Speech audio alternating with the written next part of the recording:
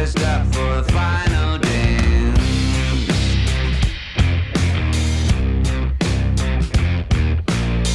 Shut down, inspire. I'm here to take your call. New soul to hire. I will despite you all.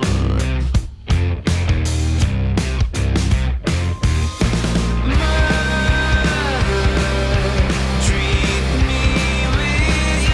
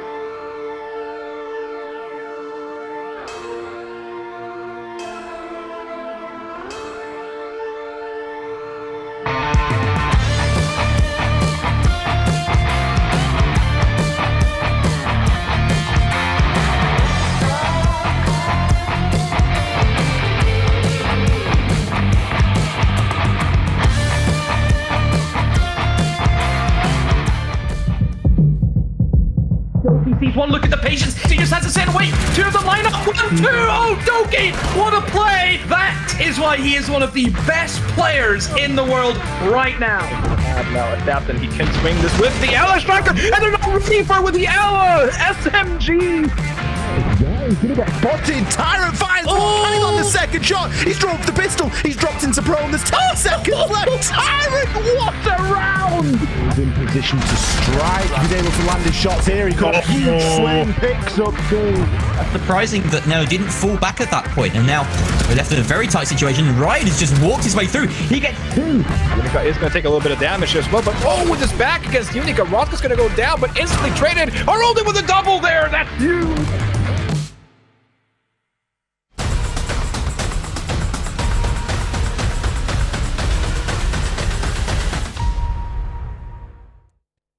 And we are back again like we never left. Hello, everybody, and welcome to the Rainbow Six Siege Northern Premier League. We are getting stuck into Playday 10. Yesterday was, of course, Playday 9, and we saw lots unfold. So there's a lot to pick apart before we even think about the series ahead of us today. Let me bring on 2 analysts to this desk that I know have a good rapport. These 2 work together a lot. So they're like yin and yang, I'm going to call them. It is Dino and Grace on the show. Guys, how are we? Dino, I think that's fair, right? Are you the yin or the yang when it comes to Grace? I'm not quite sure. I mean, you asked the question. Well, you put the idea out there. I'm going to ask you which one's which. Is that the good one or the bad one? I don't know. They're both good. They're both synergetically you just come together, unison.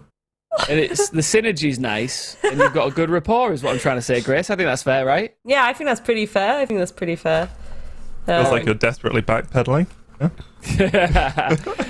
It feels like yesterday was 2 minutes ago, and we are right back here on the desk, excited to bring you some more NPL. So let's just take a look back at what went down yesterday. It was an evening of statement wins, that is for sure. We kicked things off with an absolute stomp. TENSTAR, we were talking about them leading into this play day, saying they need to come out swinging, they need to deliver, they need to say, hey, everybody, yes, we are indeed one of the top teams here in the UK, and you need to be taking notice of us. And Dino, what a way to say, hello, guys, we're back with a 7-0 stomp. Yeah, absolutely. I mean, TENSTAR, we were talking about it yesterday. They didn't come out with the same fight that we wanted from them in that first half of the season, and then they came back after the break. Just put on a clinic and decimated SSP from start to finish. We will look at some highlights in a minute, but Grace, did yesterday really set the tone for the comeback after this break here? Because it felt to me, because we've had some roster changes, etc., it did really feel like a bit of a reset button.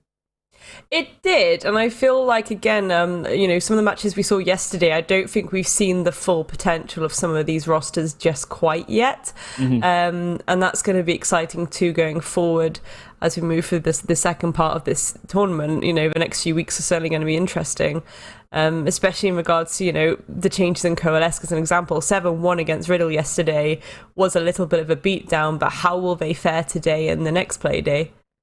Yeah, and Zenoxa, wow, what a performance from him at TENSTAR. A very worthy MVP, because he was putting in a real shift yesterday, Dino. Oh, yeah. Yeah. I wouldn't say he necessarily carried TENSTAR, because it didn't really look like anyone on SSP was putting up much of a fight, but he was doing all of the heavy lifting when it was needed, getting 4Ks and 3Ks and just winning the rounds in some instances. And it was just a beautiful clinic to watch from TENSTAR as a whole. Yeah, Grace, this was like I kept saying yesterday, this best of one was a blink and you miss it. TENSTAR wanted to get this job done so they could go and chill, right? I mean, I think they went in for a fight and they came out pretty covered in blood at the end of it. I think that they may have surprised themselves of how quick it was done. I don't know, but again, I have a distinct, little suspicion that they didn't really show their full hand here, which is very exciting when we consider who they're going to go up against in the next few weeks. Yeah, absolutely. Then we moved on to our second match of the night. Viperio 86 versus Ambush, 2 of the top contending teams here in this season. And 86 with another, we keep saying it, statement win here, Dina. Oh yeah, absolutely. I mean, Ambush, they were sitting pretty after the after the first half of the season, the first split, with that second place position nice and tidy locked away. But then 86 just came out with those new additions and really showed up and put on a very impressive performance against one of the strongest teams the NPL has. Yeah, Grace, I think Ambush will be looking to dust themselves off and think about what went wrong here.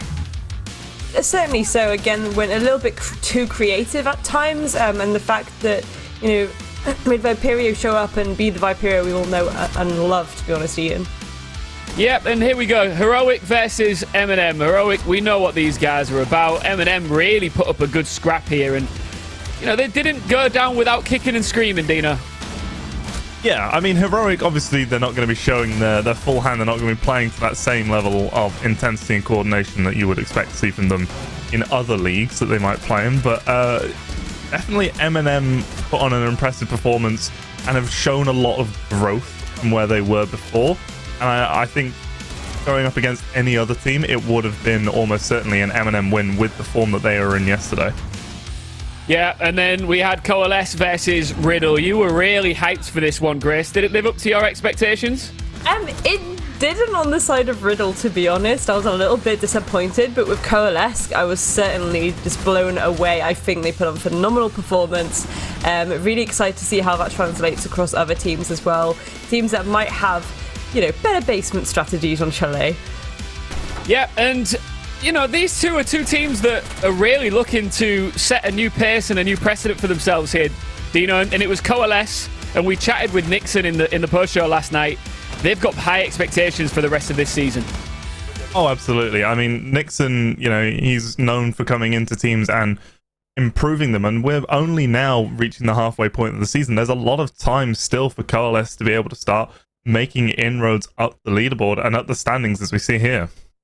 Yep, you can see there, top of the standings, Team Heroic, 8 wins, 26 points. Nice little gap between them and second place Ambush, who would have been within touching distance if they'd have picked up the dub last night. That was not to be, but like I said last night, in case you missed it, guys, Grace, you can't really deny that this is really teeing up for a nice looking table for the second half of this season.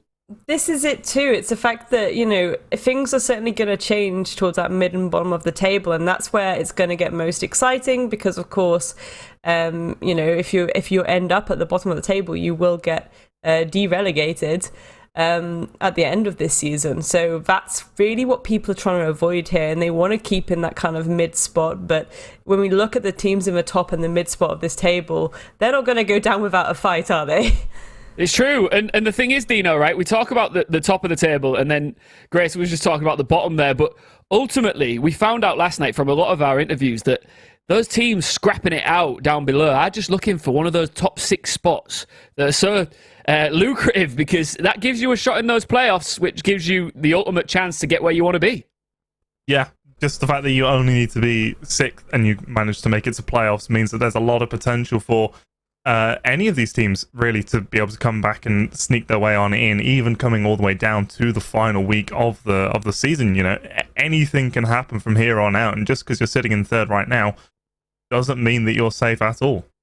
All right, you might be sitting there thinking, right, we've seen the standings, we've looked back on yesterday, what on earth, Ian, is going down today? Well, I'm going to tell you right now. Here is today's schedule, and we've got some crackers to look forward to. The top one to me is something of real intrigue. Let's start there, Grace, because 2 teams coming off the back of a win, 2 teams who made statements last night, and now they're going to be going head to head, and it should be fireworks. I'm really excited for this. The fact that it's the first, game of the night is, I feel almost spoilt by that.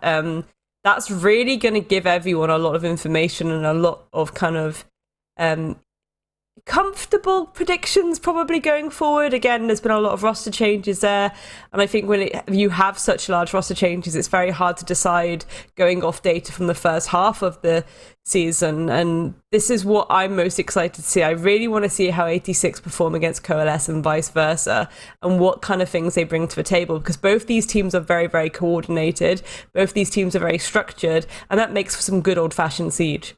On the flip side of that coin, our second matchup tonight, Dino, is 2 teams that are looking to bounce back from a rough Playday 9 there. Eminem Academy versus Ambush Esport. And now this, another one that has the real potential, because 2 teams hungry to get their first win after the break. Yeah, absolutely. These are 2 teams that I would say at this point are relatively closely matched. I think the new addition of Dyer into Eminem is really going to give them that boost that they need. And Ambush, they looked a bit rocky yesterday. Might be just, a little bit of rust getting back on into the swing of things after a long break, or whether, some of that coordination, cohesion that we're seeing from them isn't quite where it needs to be at the moment. And I think Eminem are going to be coming at it with a bit of fire, but then as our Ambush lost a game that was very winnable for them yesterday. And that one's entirely up in the air. I really can't call how that one's going to go. SSP need to pick themselves up, dust themselves off. Didn't pick up one round yesterday, so they're going to want to come out with a different approach here today. And Victus, we haven't seen in action for a while either. This is their first time playing since mid last month, and that is because they would have played yesterday, but they got the dub and they got the gimme over Navi, who are no longer part of this season. So I'm sure you're pretty interested to see those guys in action, Grace. Yeah, I'm interested to see them in action. Obviously, the last time these played, they were kind of going through on a little bit of a kind of war cry, so to speak, throughout the season of just really taking down every single team they came against, bar heroic. So, do I feel Sissi State Punks will do a good job? I think they'll do their best. I don't think they're going to make the kind of mistakes where they're allowing, hopefully, for the aggression of Victus to come through. I think that's where their focus should be, and hopefully we will see that. They're going to hopefully be quite structured and holding their ground a little bit, but we will see what happens.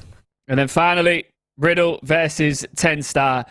Now, on paper, it might not get you that excited after yesterday's results, but, it's another opportunity for us to sort of figure out what this TENSTAR team can deliver, Dino.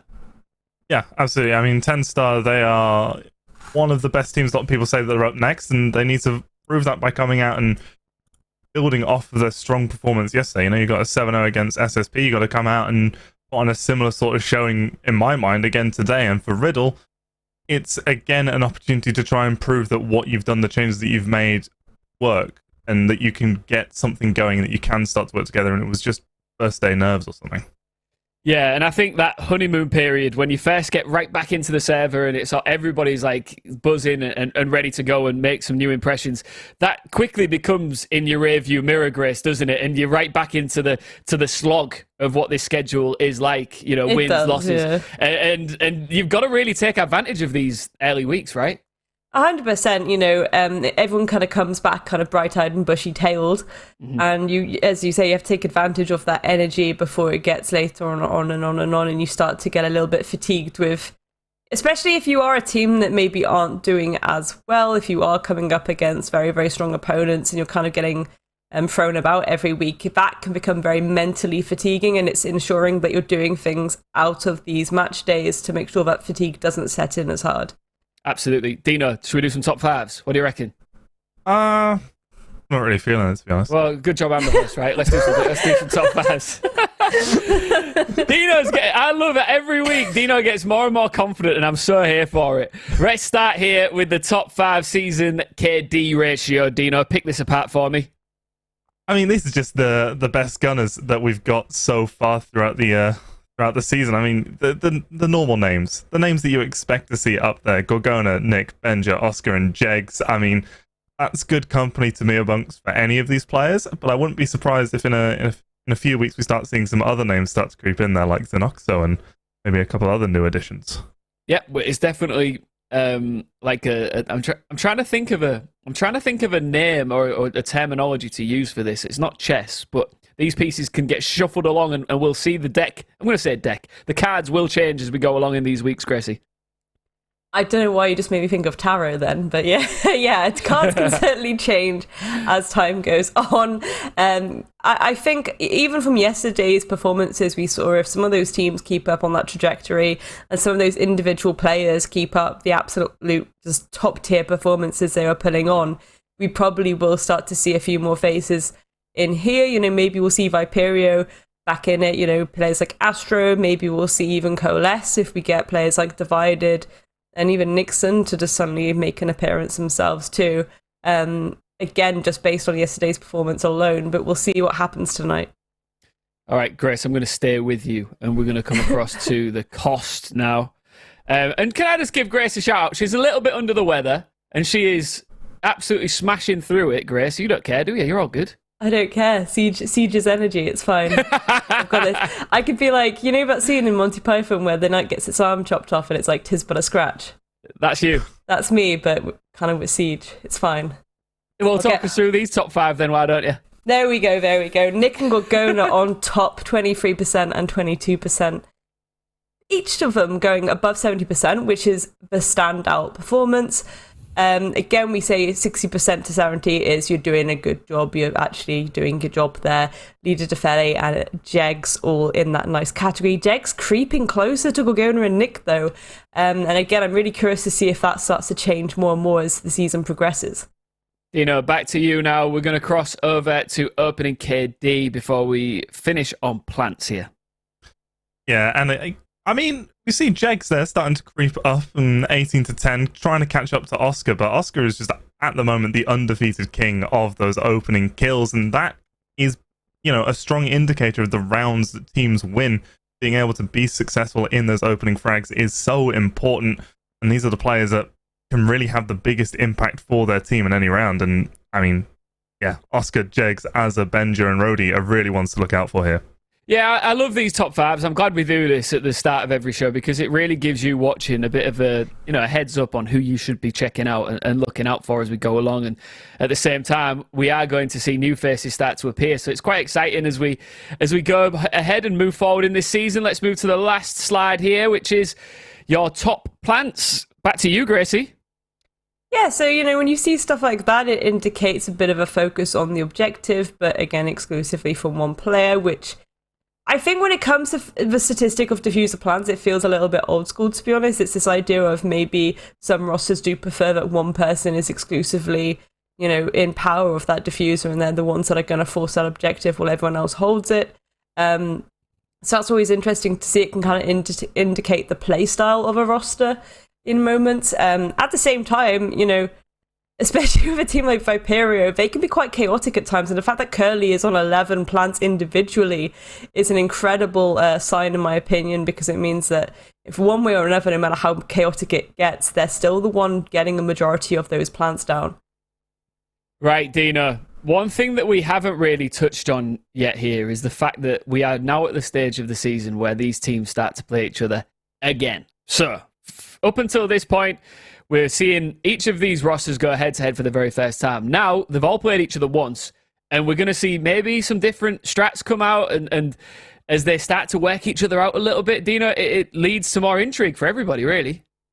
Yeah, I mean, at this point, it's almost like the teams are playing each other again for the first time because of all the roster moves that we've had. We've got a new season coming in. We just watched the major where there's a whole load of new strategies being brought out, and all the teams have had a month off to try and figure things out themselves. We're going to be seeing the same players, maybe even on the same maps, but they're just going to do potentially very different things, and that's really exciting. And just the plays and the counter plays and how all the new additions and how they're all going to fit together is a very exciting prospect. Yeah, Grace, it's interesting because one thing that we talked about yesterday was those roster changes and how they will impact the results going forward. Who, I know, just in case anybody's tuning in for the very first time here, which roster were you most excited about those changes, and who stood out to you the most yesterday?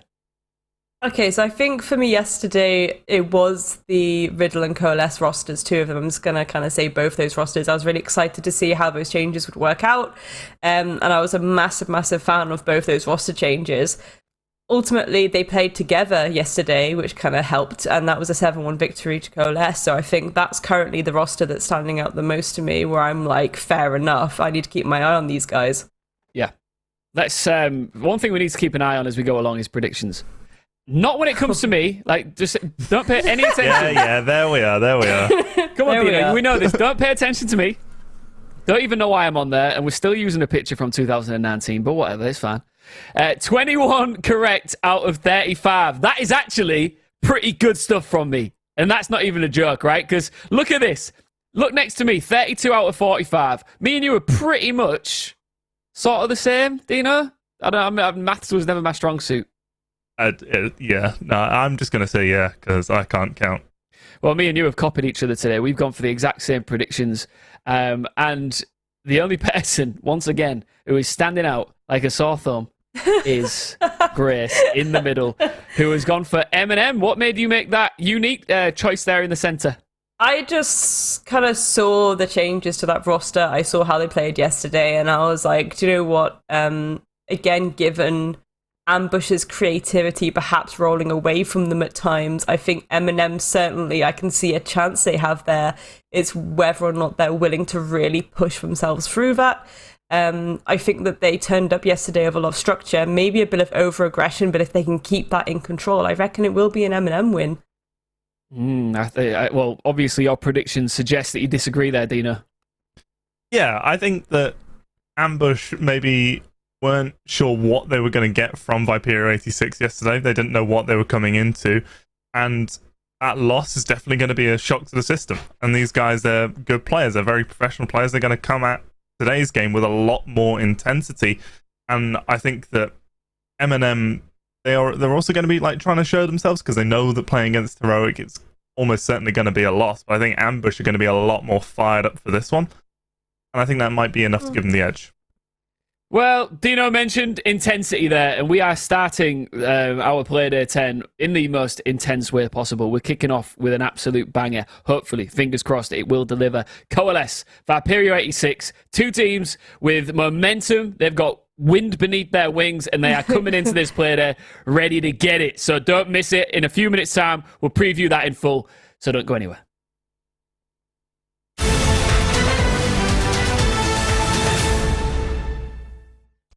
Hello everyone and welcome to the Northern Premier League Transfer Deadline Day with me, Demo, ready to break down all of the big transfers that came out of this split. Our first big story of the day, two changes coming for the side of TENSTAR. This young side who came in full of energy, ready to make a dent inside of NPL. Sadly, only finishing 6th in the first split, so changes were needed to be made. Rolo is off the roster. Savage has been picked up by Team Secret over in EUL, so that means 2 spots are up for grabs, and the 2 men who get them are 2 Germans. Jonke coming in off a free transfer after being released from G2, and Zanoxo arriving from his stint inside of GSA with ovation. Let's see how the 2 Germans will do with this young side. Our second story turns our attention to Viperio 86. They have a new transfer, and boy, it's a big one. Hungary comes into the lineup off a free transfer after being released from G2. He brings a wealth of experience to this young side. Is this what Viperio need to get the Challenger League spot? And finally, if you're a Coalesce fan, well, we have news for you. 2 new transfers, a double signing. Lurie and Pat released from the team, and it's a double transfer, both coming from the same team. 2 players from Humble, a side who compete inside of the PG Nationals. It's Nixon and Divided. Nixon we've seen inside of the UK scene before, and he's back again, and he's brought a friend. Are these 2 new signings going to be enough to break through into the top 6 for Coalesce? Let's find out. That's all we have time for today on this episode of our Transfer Deadline Day for NPL. So many transfers in this split. We'll be back on the 14th of June, ready to kick things off with our new split, where you'll see all these new transfers in action. We'll see you then.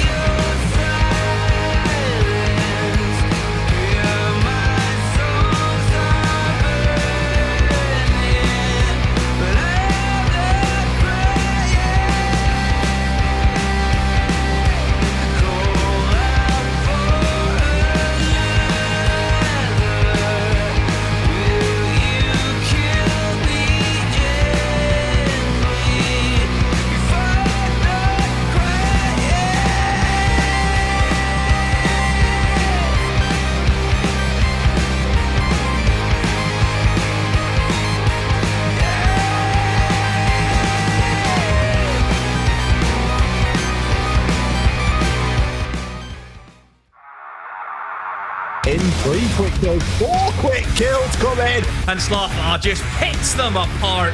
Try and put some shots on in and managing to find the last 2. Oh, but Blur just decimates. Chris steps up huge for ambush. 3 kills. All E1 DCs. What?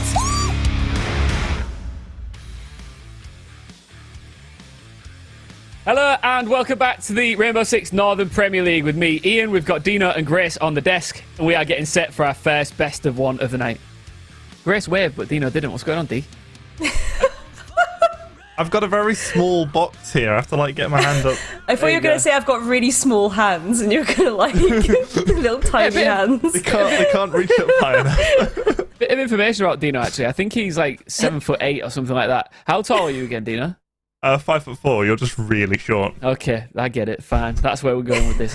You wait till the next time we're on the debrief together, brother.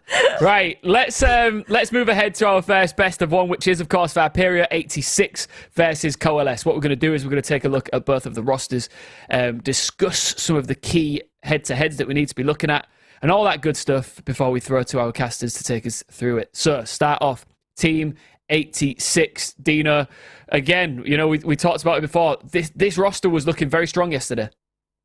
Yeah, absolutely. I mean, the addition of Hungry to the lineup, I mean... Really good.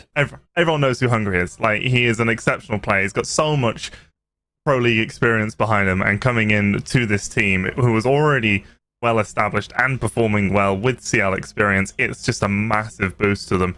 And, I mean, Curly, Astro, Vito, and Grubby to round out the lineup, it's just... I'm so excited for them. Yeah, the sky really is a ceiling for him. It is, and we gave Hungry a lot of props yesterday, Grace, and we really have to take our hat off to Curly as well. Yeah, 100%. And, you know, again, I think every iteration of this roster, it's kind of always had this weird chaotic edge. But yesterday we saw, in my opinion, a completely different 86. It was so structured and cool, calm, collected. And it did look very kind of old school Siege, and you can say that's, you know, the changes they've made and the time they've had to kind of work together outside of those changes, that's kind of starting to come to fruition now, and we're starting to see that, and I'm really excited to see how things are going to go for them now this season. Is that what would you call it that as well, Dino? Did you sense a bit of old school Siege on display yesterday? A bit, yeah. I mean, a lot more of that utility game coming through and sort of like bringing out the Capital. Any team that plays the Capital, I like. I've been obsessed with Capital for years, as Grace well knows, and Hungry played Capital, so I was happy. That's simple as. All right, let's now tuck into their opponents, Coalesce. Let's have a look at this roster. We chatted yesterday about the ambitions and the dreams that this team has in place right now. And Nixon really wants to help, you know, instill a momentum within this team that will carry them to where they want to be, which is the playoffs. And he's got a good, you know, group of lads around him to potentially make that happen, Grace. Yeah, I mean, we're already seeing the hashtag on Twitter of Nixon Revenge Tour, so that's going to be an interesting one going forward. But I was really excited to see how Divided and Nixon would fit into this lineup. And yesterday, to be honest, it was a masterclass. They just put on a really good performance. It was so on point. It was so sharp. Everything just seemed so perfect and down to the nail. Yeah, it was just great stuff from them, and this is going to be, I don't want to say barn burner because I feel like we say that too much. You say it too much. No, I think of what else could we call it? We could call it a banger. We could call it... I'm hoping it's going to be Hell in a Cell, to be honest. I hope this game is going to be to get 2 teams that have come back and they're looking absolutely on point, and we're going to get a lovely game of old-fashioned Siege with some really capable gunners in the mix. This is going to be a good one. You're right. There are plenty of experienced, capable gunners within this mixing pot, Dina. Oh yeah, absolutely. I mean, the experience and leadership that Nixon's brought to the side of Coalesce means that they're an entirely new team from the team that we were seeing through the first 8 Playdays, and so it really is up in the air as to what they can do and sort of what their limits are. Obviously, Nixon has a lot of confidence in the guys. He was talking yesterday during the debrief that he expects them to make the playoffs and to, you know, from there even potentially work their way into CL. So I think that there's a lot of confidence on both sides, and we're just going to have to see how it plays out, really. Yeah, I'll be interested to see how sluggish Nixon is today, just because he demolished a large chicken and chips last night that his dad brought him into his bedroom during our debrief. So you never know what's going to happen on the debrief, guys. So make sure after our final matchup tonight, you stick around. All right, the good thing about this play day is that we've got, statistics, figures, and previous results to reflect on when it comes to sort of analysing what we might expect to see happen here today. So let's talk about their previous matchup. The last time, 86 faced off against Coalesce. We should be able to have a look right now. Here it is. It was 7-5 to 86. Not really a surprise based on the standings at the moment, Grace, but is this does this give you any insight into the way you might see this one going down? We played out on bank. I mean, this is it. It's hard to call, really, because of the changes made and the changes in synergy as well. I think both teams, especially Coalesce are going in with some more to prove, because it's that idea where you want the revenge win as well. Do I think they'll go back to bank? Probably not. We'll probably see something else get thrown in, maybe again swing a bit more by the book. As it's the opening play days for this second half still. But, look at the costs on both sides there between Zeus and Groovy. They're both put on an absolute performance last time. So it's again wondering if we're going to see that same kind of energy from these teams, considering they're both very regenerated now, to be honest. Dino, we talked about revenge there just a moment ago in regards to Nixon. Coalesce have an opportunity to get some revenge here, and if you really want to climb up that leaderboard, it's an obvious thing to say, but it's all well and good beating the teams you beat on the first round, but this time you've got to try and take down the ones who took you down last time. Yeah, absolutely. And Viperio 86 are currently sitting in 4th, so if Coalesce want to crack that top 6, they're going to be playing the teams above them. They're going to have to be able to beat teams in 1st, 2nd, 3rd, 4th, 5th if they want to be able to get into CL. So this has to be a very strong performance coming through from them, and if they do win, it will be an absolute statement win for the rest of the season. For sure. All right, now let's take a look at our map vetoes for our first matchup of the day. Where are we going for this one? With area bans, and we're going again. We went there, I think, twice yesterday. We're going back to Clubhouse, Gracie.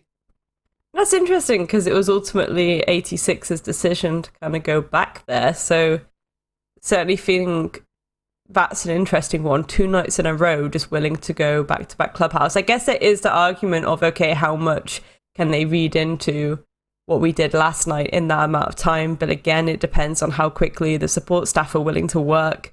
Were they getting their ready break in at 7 a.m. this morning and being like, okay, bish, bash, bosh, let's have a look. Here's what you're going to do tonight. Only time will tell. And it's this idea too that, maybe 84, 86, that's more of a comfort pit. Maybe they're trying to keep something in their pocket a little bit for those later play days. Would you agree with that, Dino? Yeah, Jerry kind of called me out a bit yesterday when I said that Clubhouse is sort of 86's. It's the map that they always go back to. It's something that they've always seemed very comfortable on throughout all the different iterations. I expect that that's going to be the same sort of mindset coming into today.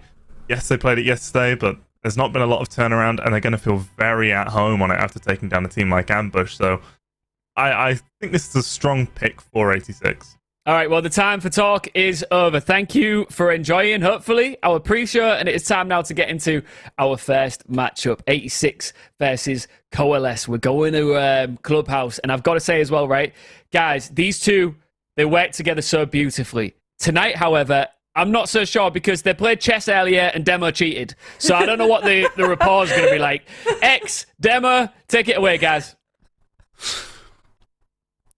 Ian, thank you very much indeed. It is in fact true. We did play a little bit of chess. We like to try and warm ourselves up, don't we, Demo? Get the neurons firing. Really get ourselves in peak performance, ready for the cast. But I was too good for you today, so you had to resort to some underhand tactics. Right. Didn't cheat.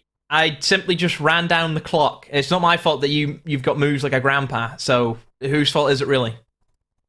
Well, we'll have to have a rematch later, and maybe we should play some chess in the debrief. I think that'd be really fun. What? Phone in. Phone in. Want to play chess in the debrief? Who wants to chat? Well, we'll take challengers in King of the Hill style. By all means. Well, the last one on the hill of chess is going to be the winner. Yes.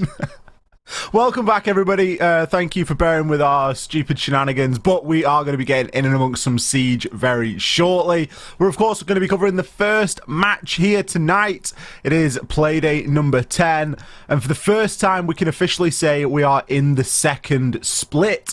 I know that we had a month off in between Playday 8 and Playday 9, but technically that was still part of the first split. Now in Playday 10, and from here on out until the end, we will be replaying all of these games. A double round robin league format is what we have, and that is what we are going to give you tonight. Kicking off with Coalesce versus 86.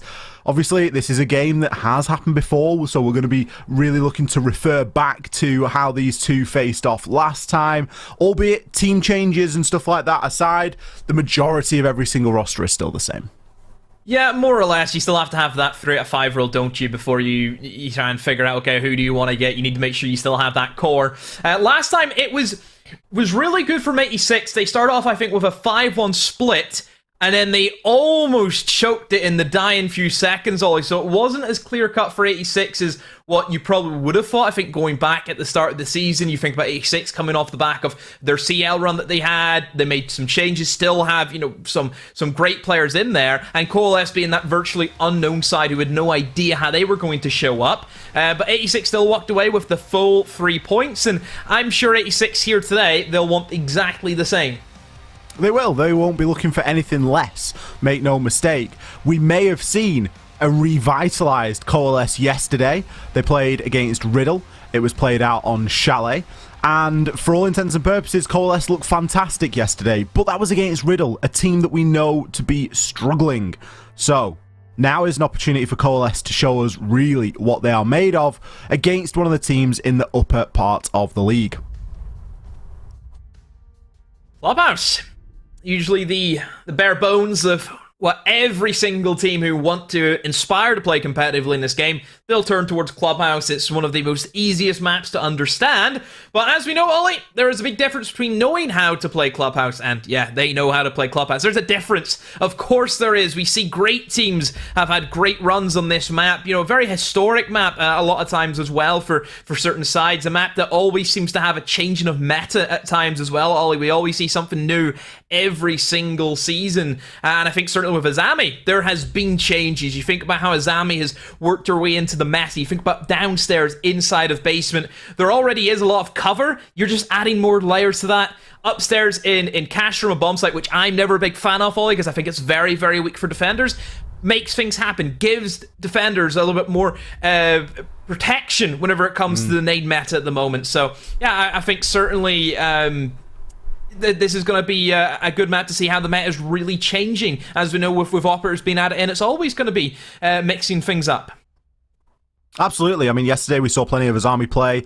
We even saw an Azami ban come in our last game. So, you know, and I talked about it at the time, and I'll continue to talk about it for as long as it is relevant. If you see a new operator being banned out, Azami, for example, it means that the rest of the defense is much more free to do what they will with real tried and tested tools. It's almost like you're playing 2 months ago and you've got a free no ban on the other side.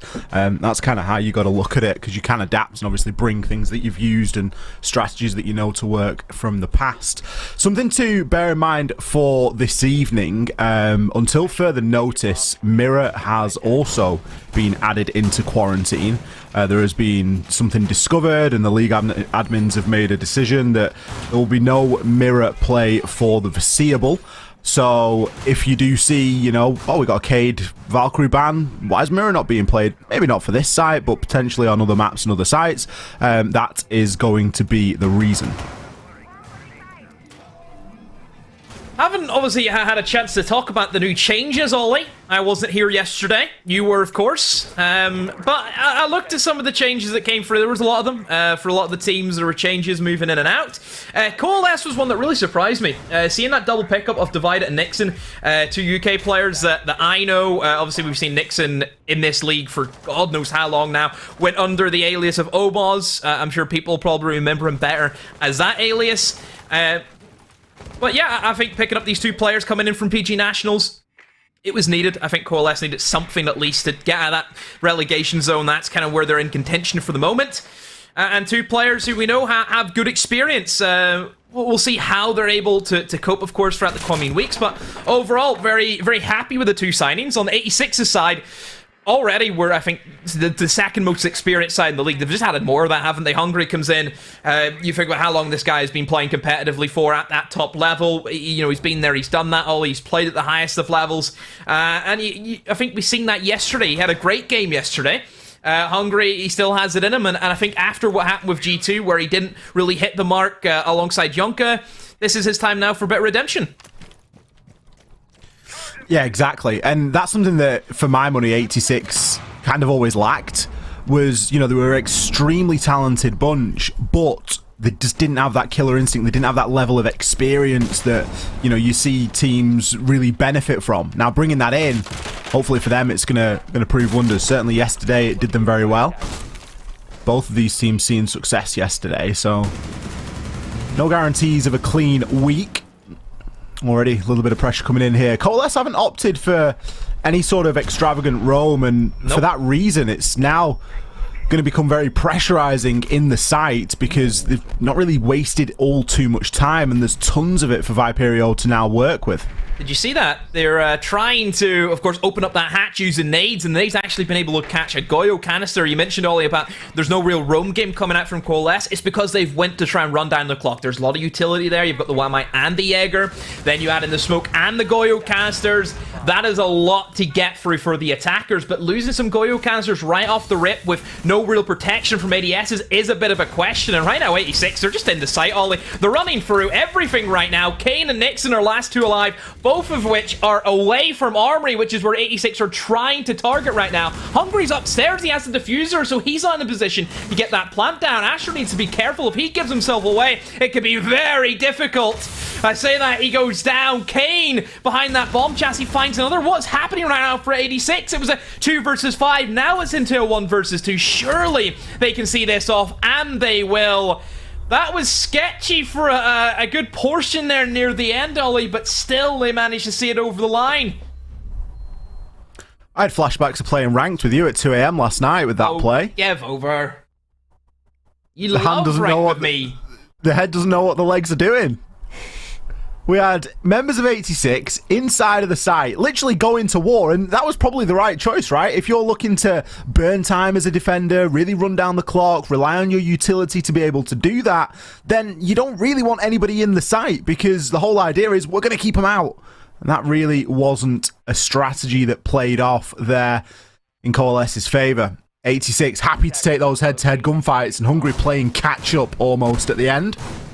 Still came down to a 2 versus 1, so you would back the 2 as opposed to the 1, but stranger things have happened.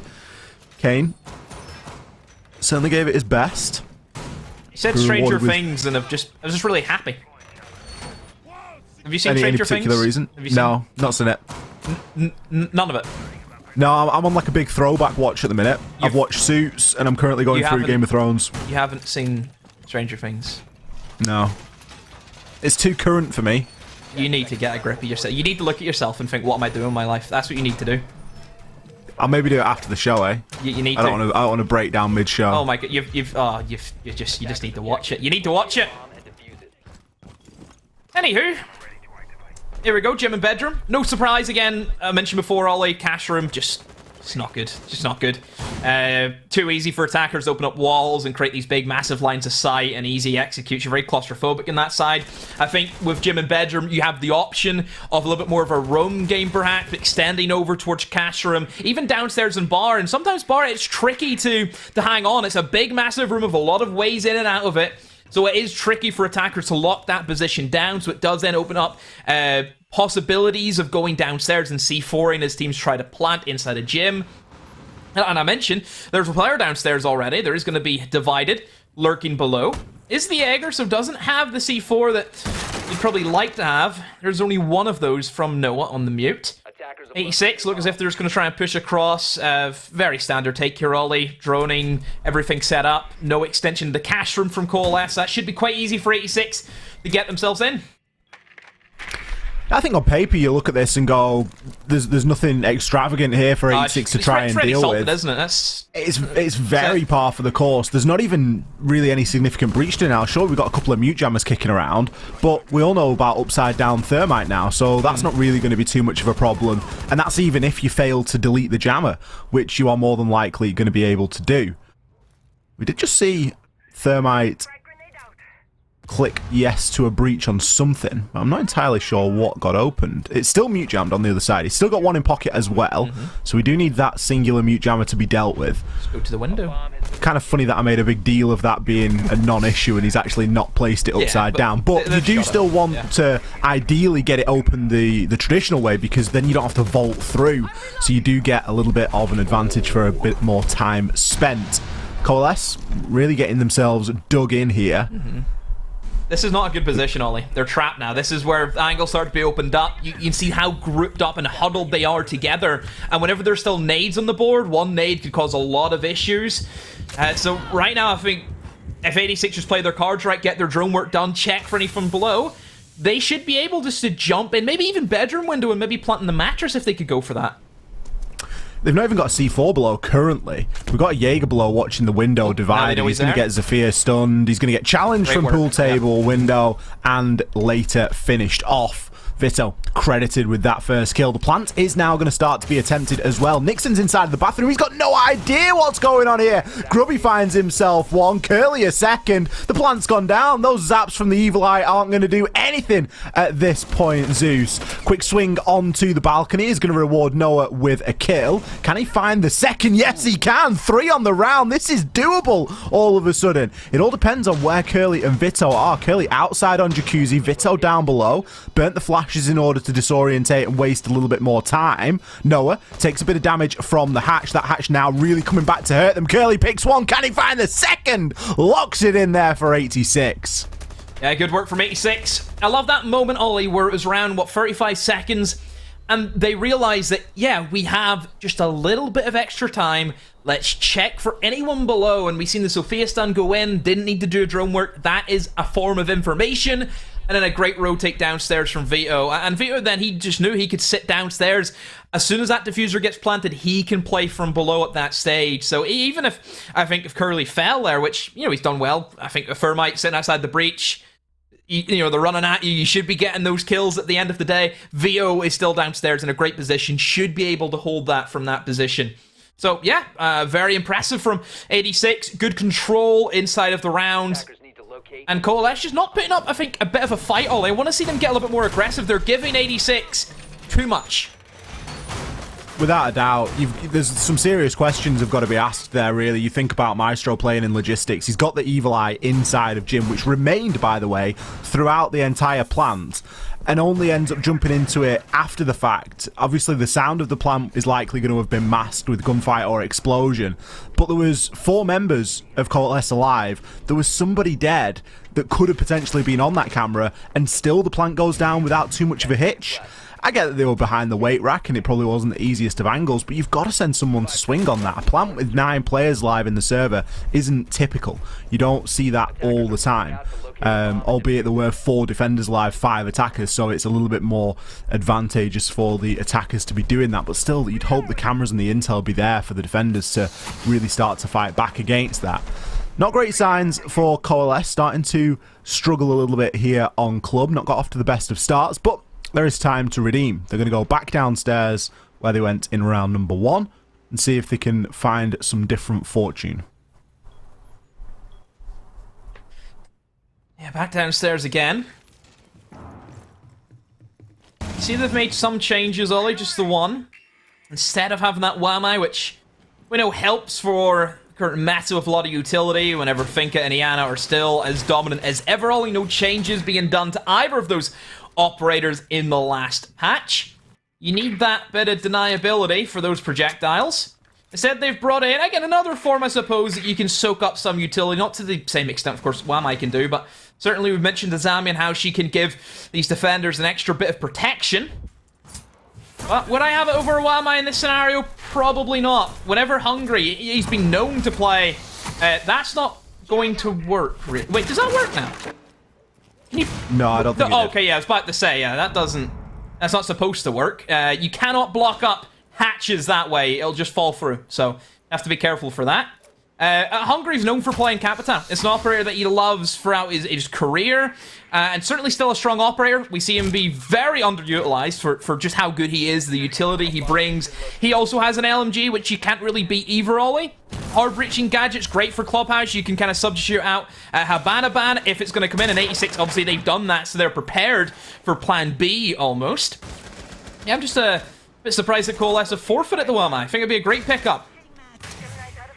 You're really hoping for a lot of value out of the Azami now that you've not brought it. You can see these sort of pockets of safety that you're trying to create with those Kiba barriers. But realistically, is it going to be enough, or 86 just going to look to focus where they are? There's a nade. Noah gets himself down there, the nade from above, and a second to finish it off. Grubby this week has been very consistent on those nade kills. Great little arrow coming in there as well from Hungary to further deny any rotation. Smoke to cover the cross, and a kill to follow on to Dividend as well. Curly, he's got a line of sight. He could look to try and push in now aggressively. It's going to be Astro instead. Gets taken down there by the Goyo pocket, but it's likely not going to mean too much as there's still 4 of the 86 members alive. Nixon all the way back. Ash Rush spot, deep church, or deep armory should I say. Picks himself one onto the player at the bottom of main, but Vito is there with the cross. The Toxic Babe canister dissipates slightly. He had the yellow ping. He knew exactly where to hit that pre-fire. Not too much of a surprise to see an early tack time out here, Demo, come from Coalesce. I think it's needed. Certainly needed. 86 right now are looking in good form, good structure to it. And there's not a single thing that what I'm watching is worrying for 86. There's no issues here, issues there. They're just playing Clubhouse where it's supposed to. We've mentioned, Ready Salt, Gareth Southgate right now of Siege. That's how they're playing. Bottle of water ready salted and ham no mayo. Yeah. It's the basic meal deal. I just think Coalesce need to put up a fight because they're not even contesting at all. Yeah, it's a little bit sad to see, isn't it? Because I would like to see them go, okay, round 1 didn't work. We tried to bunker down on site, and that really just... We just gave too much time to 86. They were too good with the nades, the vertical that they were able to get open. If you're going to play that bunker down onto site method and strat, then, bring a load of C4s. Try and be a bit of a problem. Send one person upstairs just to play rat and be a flanker. Just do something, because you can't just afford to give it all up for free. 2 times in a row really starts to send a bit of a message that, yep, this is not going to be doable. We need to come up with something a little bit different. Let's meet him in the field. They are going to change something, though, Demo. They're going to change site. Oh, dear. This site.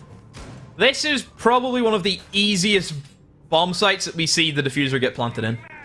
It always seems to happen. Every time I watch this bomb site, somehow diffuser always gets planted. Because it's... You think about the fundamentals of this site, specifically. Talk to me about the fundamentals, Demo. I was just about to. If... Wait till you see? Okay. So if you look at the actual structure of it, you have just a massive wall that goes in between both bomb sites. That's already going to be tricky to deal with because they're easily smoked. Smoke on double door, smoke on single door, no issues whatsoever. You may be thinking, oh, but then there's a hatch upstairs. You can go upstairs, sit in cash room. That hatch is not being played by any defender whatsoever. How do you stop the plant going down? Echo is usually a favorite that we see always come into play, which is going to happen. So no surprise to see an Echo come in. Oh, I do like that for a bit of... Nope. Never mind. Never. I thought it was, that was good, but no, it's not good because it got shot. So yeah. It's just not a fundamental, is it? No.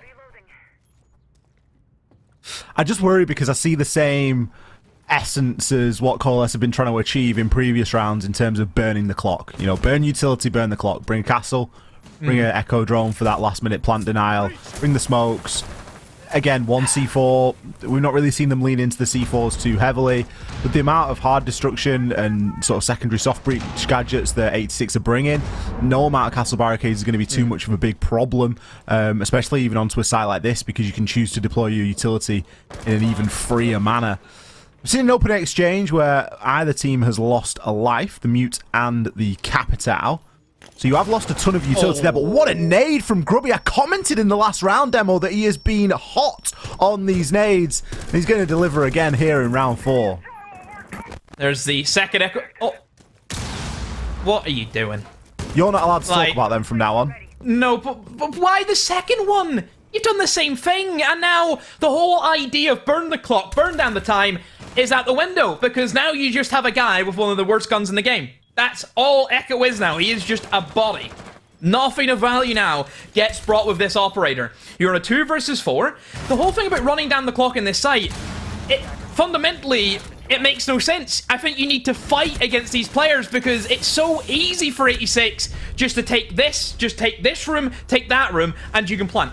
There's a whole lot of roam clear that you need to do for attacking that bomb site. You know all the defenders are either going to be inside a bar or they're going to be upstairs in gym and bedroom. That's the only places they're going to be. So all you have to do is take cash, which is very easy, and take the garage side of the map. That is it. That's all you need. There's nothing else. You don't need to go chasing roamers. You don't need to go out for the hunt. It should be the defenders getting into the faces of the attackers. We mentioned before, Coalesce are giving way too much freedom. And on the map where you should not be giving any freedom away whatsoever to the attackers, they've just done it again. It's the worst site to go to for that sort of playstyle because it's impossible to defend everywhere. It's just it's so quick to get in for the plant. It's so quick to get everything set up. You cannot defend kitchen and strip side and stock and upstairs. You just can't do it. You've got to fight and you've got to hear a barricade, run to it, pre-fire, try and get an opener, try and make something happen. We go back upstairs now into gym and bedroom. Now, we've had a conversation about this a couple of times, Demo, about how Cash and CCTV has kind of fallen off as a map, as a site a little bit. It's gone down in sort of popularity with defenders. It's got a lot easier for attackers to take control of. With Azami being brought and available, I would have thought that you would see a little bit more of Cash CCTV. If nothing else is working, at least give it a go, because you can hold things like Catwalk a little bit better. You can give yourself a couple more sort of sureties.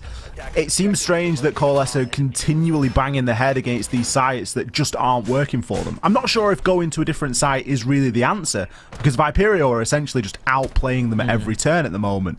But you've got to ask a question at some point where you go, what are we going to do differently? We need a different result. We've got to do something different. You just need to get in the faces. Yeah, that's all you need to do. Try and rattle 86. If 86 have this idea where they're very structured, you have to give great credit to 86 and how they're playing right now. But you just wonder, what if they lose this operator? What if they lose this player? What happens to this side? Because right now they have not been pushed. They have not been tested right now. It just feels like a warm-up. You look at the kills on the side of Coalesce. 2 players still yet to get a kill. That's where we're at. Look at Vito. Hasn't died yet. Hard support has 5 kills. The hard support has 5 kills. It's impressive stuff indeed. Vito, is he going to continue that streak? Not even going to allow the Banshee to activate. Just going to straight Gone 6 it out of existence. It's going to be a bit of an audio cue. We've got Noah playing inside of stock. He might have a bit of a clue, logistics should I say, he might have a bit of a clue as to what's going on there. We're going to see the wall open into construction. Drone work now come through. Curly should be clear to get that open as soon as the mute jammer is removed again, which will likely happen from that gym window. It's going to be Astro to make that happen as easy as you like. Almost pointless placing that utility at this point with how easy it is to remove. Yeah, it removes, 3 bullets from the LMG. Oh, here we go again. Grubby. Oh, not quite this time. Does a bit of chip damage, but doesn't get the desired result. Sends the second in as a bit of a Hail Mary, but that one too will be unsuccessful. No one looks the wrong way. I'm sure Vito's on drone. Vito is on drone. What is he doing? Noah! Nobody knows. No one's got a clue what's going on. He's going to pick up a freebie from the balcony. Vito, please, you know that he's there. Finally cleans it up, gets taken out. This is scrappy as you like, but Coalesce are standing tall.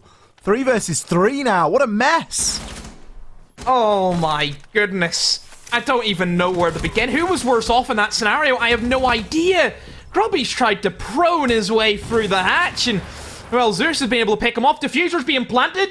Is anyone here to try and stop them? Hungry does get picked off, and Curly also gets picked off by Kane. What a mess. What an absolute mess, but that is why I was asking from Coalesce to get aggressive, to get into the faces of the attackers. They did that. Both of them just went for a little stroll out into construction, and it worked for them. Got to be slippy. You've got to make those slippy plays. If Noah had looked left as opposed to right immediately, the round would have been over even quicker. I'm gobsmacked that Noah died to Vito, because it looked as though Vito was getting out of the drone animation as soon as he realised what was going on. The call came through, and he wasn't entirely sure where it had all happened from. I can only imagine what the comms were like in that round demo. They must have been frantic. Astro must be... Astro's been sold. The thing is, in that situation, I've been Astro many times where someone has said that they are holding something or they are somewhere, and I'm like, how have I just died from that? Like, hello? Like, who's watching that window? How has this happened? Always seems to be you as well. Yeah, I do feel as if you're quite unlucky whenever you play Siege. Yeah, I'm not quite as unlucky as Tim, but I'm close. No, but no, I've actually been studying Tim. Tim asks for it sometimes. I'm telling you, he asks for it. When I see this man moving... You've been running the VODs? I have been. You've been watching the VODs? He's been streaming a lot, hasn't he? So it's just, you've been picking things up, but no, he has been. He's been moving lost a couple of times, I will say. I'm not giving that excuse to Tim. You, though, yeah, I'll give you that excuse. I appreciate that. No problem. Tim's not going to be happy Last with me. round of the defence. Let's see if Coalesce can make it a 2-4 half. Almost in a Glaz pick by Hungry. That's an operator who I want to see. I want to see Glaz in the meta. I think with the changes that he's had, where he's now free speed, and also has a bearing 9, there is a lot of options for this operator now to be brought in. A lot of options. Especially where Ying is still as strong as what she has been for the past 6 months. There are certainly options for, I think, bringing a bit of spice with that operator, but probably seeing that it is basement, going against that. I think Cash Room is where he would really excel, but for basement it can be a little bit tricky because we know there's a... You can't cover everything with the smokes. That's the biggest issue I think with downstairs, is it's so big, getting those smoke executes can be quite tricky. Still a little bit of last second sight prep going up here, as we're seeing final pockets placed from Goyo. Hungry, Mr. Utility Man. It's almost like he's got a full utility vest on knife when he brings that Capital. She's got how have we got Capital? It's got so much stuff. There's just, you know, I know that we've got other problems in the game at the moment, like LMGs and stuff like that, but Capital even has an LMG. Do you remember whenever he had nades? Remember back in the day? It's just a nightmare, isn't it? I'd actually miss Capital nades. That was actually good. As much as people say about bunk nades, at Capital, him having nades was, it just made him really viable. Well, more, I mean, he still wasn't played, even with nades. He still was. I don't know. Capital seems so good, but he's just never played. It's always been the case with Capital. I can't remember Capital ever being the man, like the operator, the guy. I don't remember a time where he ever was. Yeah. Well, Hungry may be trying to set the trend here. He's doing a pretty good job of it as well. He's maybe not setting the world on fire with kills, but that secondary hard breach gadget is crucial for opening up the hatches. We've seen the asphyxiating firebolts do a lot of damage in terms of zoning players out, and the smokes for the cover as well. Dividend taking a little bit of damage here. He's getting pinched on both sides. We've got Astro walking down Oil Pit. We've got Vito bottom of blue stairs as well. He's got somebody in his sights inside of Dirt Tunnel and picks himself up a freebie. Still a player on the AKs as well, so potentially a second chance for him here in a second. Dividend just desperately trying to pre-fire his way through this. This is the time we could do with some of that Capital utility. Vito lines up a second, takes Zeus down. That's going to give the opportunity for Astro to push on through. Noah, he's going to find himself one, but Grubby's there with the refrag. 3 kills for Vito inside of blue, as Kane is left as the last alive. The plant's going down. You've got a red ping. You need to pre-fire, but you are out of ammo. The plant goes down. Not quite without a hitch, but almost 4 versus 1.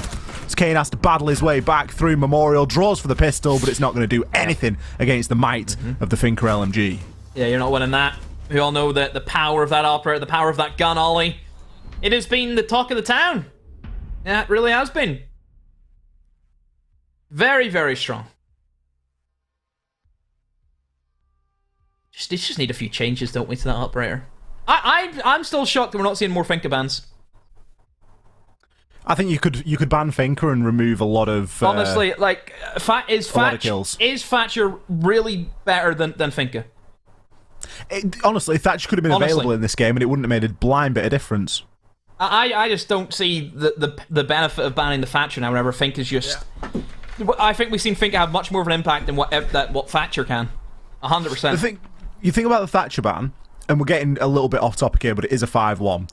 But Thatcher ban, for me, actually increases the nade usage from the attackers, because all of a sudden you've gone from throwing an EMP, which is going to do no damage to you, but it will disable your electronics, to people throwing nades in now to remove gadgets. And we do occasionally see people actually die to a nade that was destined for a gadget, for a mute jammer, for a bandit, for a bulletproof, whatever it might be. But equally, you're then bringing other nades, because you're not just bringing one, you're bringing two, and you're bringing a couple of operators that can use them. In most cases, 3, so you're bringing 6 that have got not only gadgets on the mind, but also kills on the mind. Upnades have become so much more popular in this last 6 months that, you know, it's no surprise that the reason for that is because of Thatcher bans, because people have been forced to develop and advance their nade usage. So the two really have just gone hand in hand, and it's made it, you know, it's almost like, yeah, ban Thatcher just because that's what we always do, and we kind of like bringing the nades, so what? And more nades is on the table, Ollie, as Maverick makes an appearance. Usually seen as the sub to Thatcher in many instances, especially for Clubhouse. But what does that give you now, Ollie? More nades. What have we just talked about?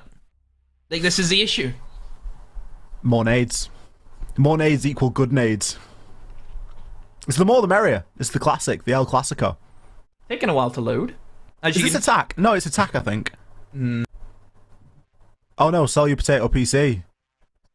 The tack is finished. We're actually trying to get in. Nixon needs to feed the hamster that's running the PC. He needs to get a move on. It's the wheel. Maybe the hamster's having a tea break. This is taking quite a while. This is new levels of long. Wow. 5-1 demo. Are we going to make a wager? Is it going to be a 7-1? 7-2? Probably after this round, I think we'll find out how it's going to go. 7-5? It was last time. It was, wasn't it? He's scared if he tabs out, the PC will blow up. That would be quite unfortunate. Well, as we get this technical problem sorted... Has there ever been a rehost been called? You know, because... there we go. There we go. Okay. There we go. So, quick, take a mental screenshot of the scoreboard. The only one that really stands out to me there, well, not the only one, but the biggest one is going to be Vito. 11-2 so far. Really popping off. I think you look at, you know, good performances from 86 and you think they have just been not quite flawless, but they've been so good in every single round. They came into this map demo screaming out the gate. Yeah, just come in 4-0, not even a contest in a lot of those rounds for me personally, and even the round that Coalesce managed to win was a bit of a mess. At best, it wasn't clean from Coalesce.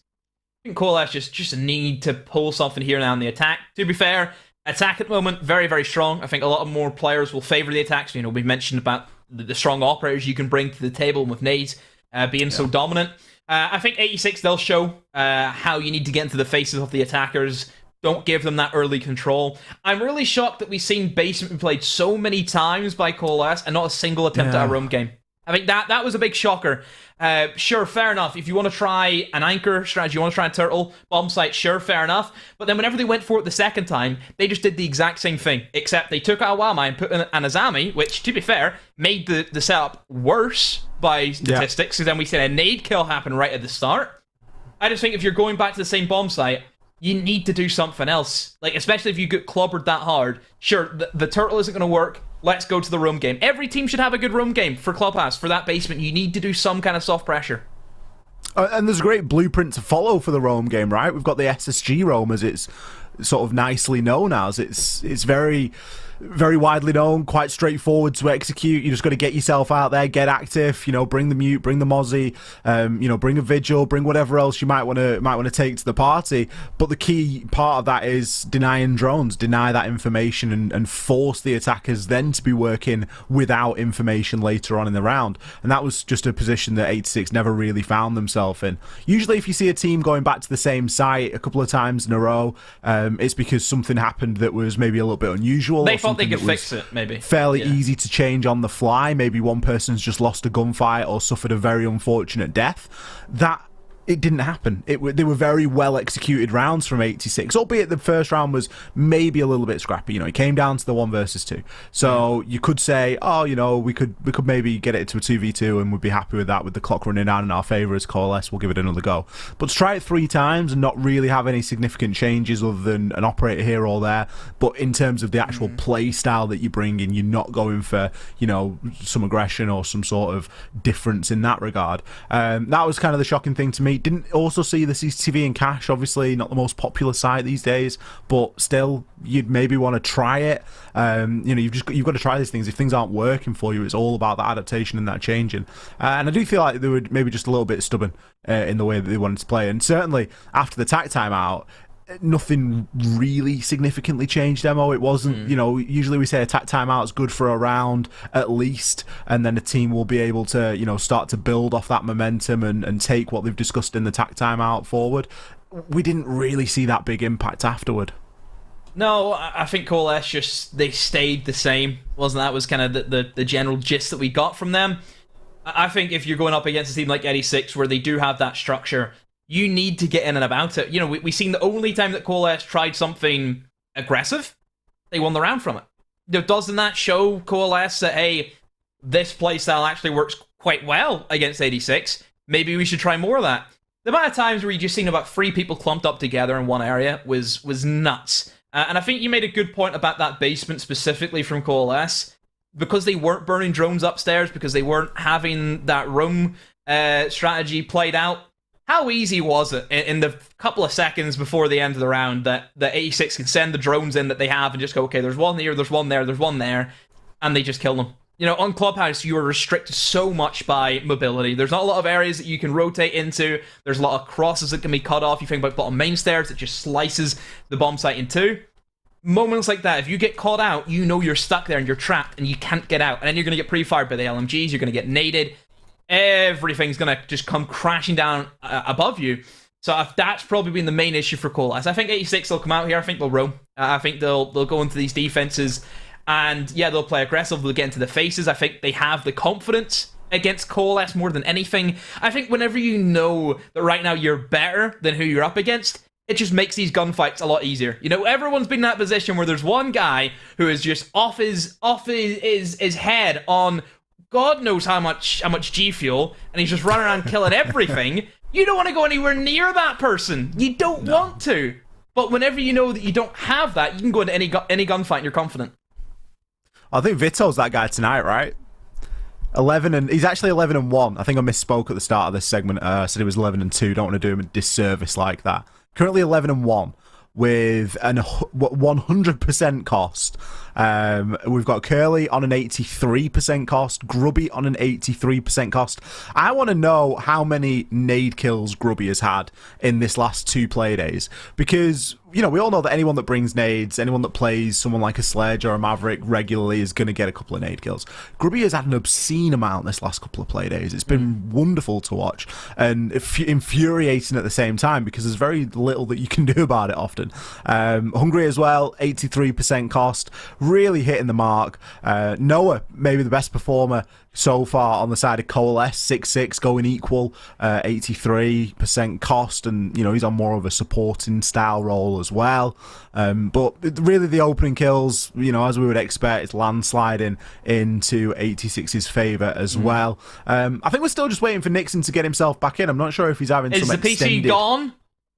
I think he's maybe got some extended PC problems. He's had to run down to PC World, buy a new one to get ready for the game. I'm not sure. I mean, no, maybe he's like firing up the old 4-year-old laptop and dusting it off. He's got the Dell out. The Dell's back out. I think what we're going to do is, we're going to take a bit of pressure off Nixon. We're going to throw to a very short break. Hopefully help him get this problem sorted, whatever it is, and we'll be back very shortly. You're not going to miss any action. We're just going to cut to a very short break. There are many finite resources attackers have to manage in Rainbow Six Siege, yet arguably the most valuable resource is time. If the clock hits 0 and the diffuser hasn't been planted, the attackers lose the round. However, deciding on an attacking strategy isn't so simple. Each round, attackers are faced with a plethora of ever-changing variables. There are multiple bomb sites, over 30 potential defending operators, and destructible surfaces that can be manipulated by the defenders ahead of time. All of these variables create uncertainty, and uncertainty creates risk. Attacking teams can take steps to mitigate risk, but doing so will cost them time. Let's take a look at two contrasting strategies attacking Villa's trophy and statuary bomb site. First up, we've got an attack from Arctic in their Playday 1 matchup against Victus. Arctic's plan is to simultaneously sweep across both floors from the south side of the map to the north side, clearing the area of roamers. By gaining significant map control, Arctic can reduce the risk of a sneaky late round flank from behind. Fast forward, and Arctic has successfully pushed all 4 remaining Victus members back onto site. However, they barely have any time left to effectively set up their execute. Without the time to use their utility to open up angles onto site, Arctic are forced into a haphazard push through a chokehold within the last 25 seconds of the round. More of an execution than an execute. On the contrary, Viperio 86 had a very different approach against Eminem Academy. They completely disregard the south side of the map, instead focusing all their efforts immediately onto the objectives. Using the windows in their utility, they can force the defenders to rotate back or, unfortunately for Skiddy, eliminate them entirely. They've chosen to ignore a lot of Eminem Academy's setup, which could leave them vulnerable to nitro cells from beneath. But the risk pays off, and V86 are able to seize control of Master Bedroom and Astro before the halfway point in the round. This fast, risky strategy attempts to make up for a lack of map control and options through speed and aggression. But a good strategy will only get you so far. Small decisions can swing rounds in an instant, and sometimes you'll just get outplayed.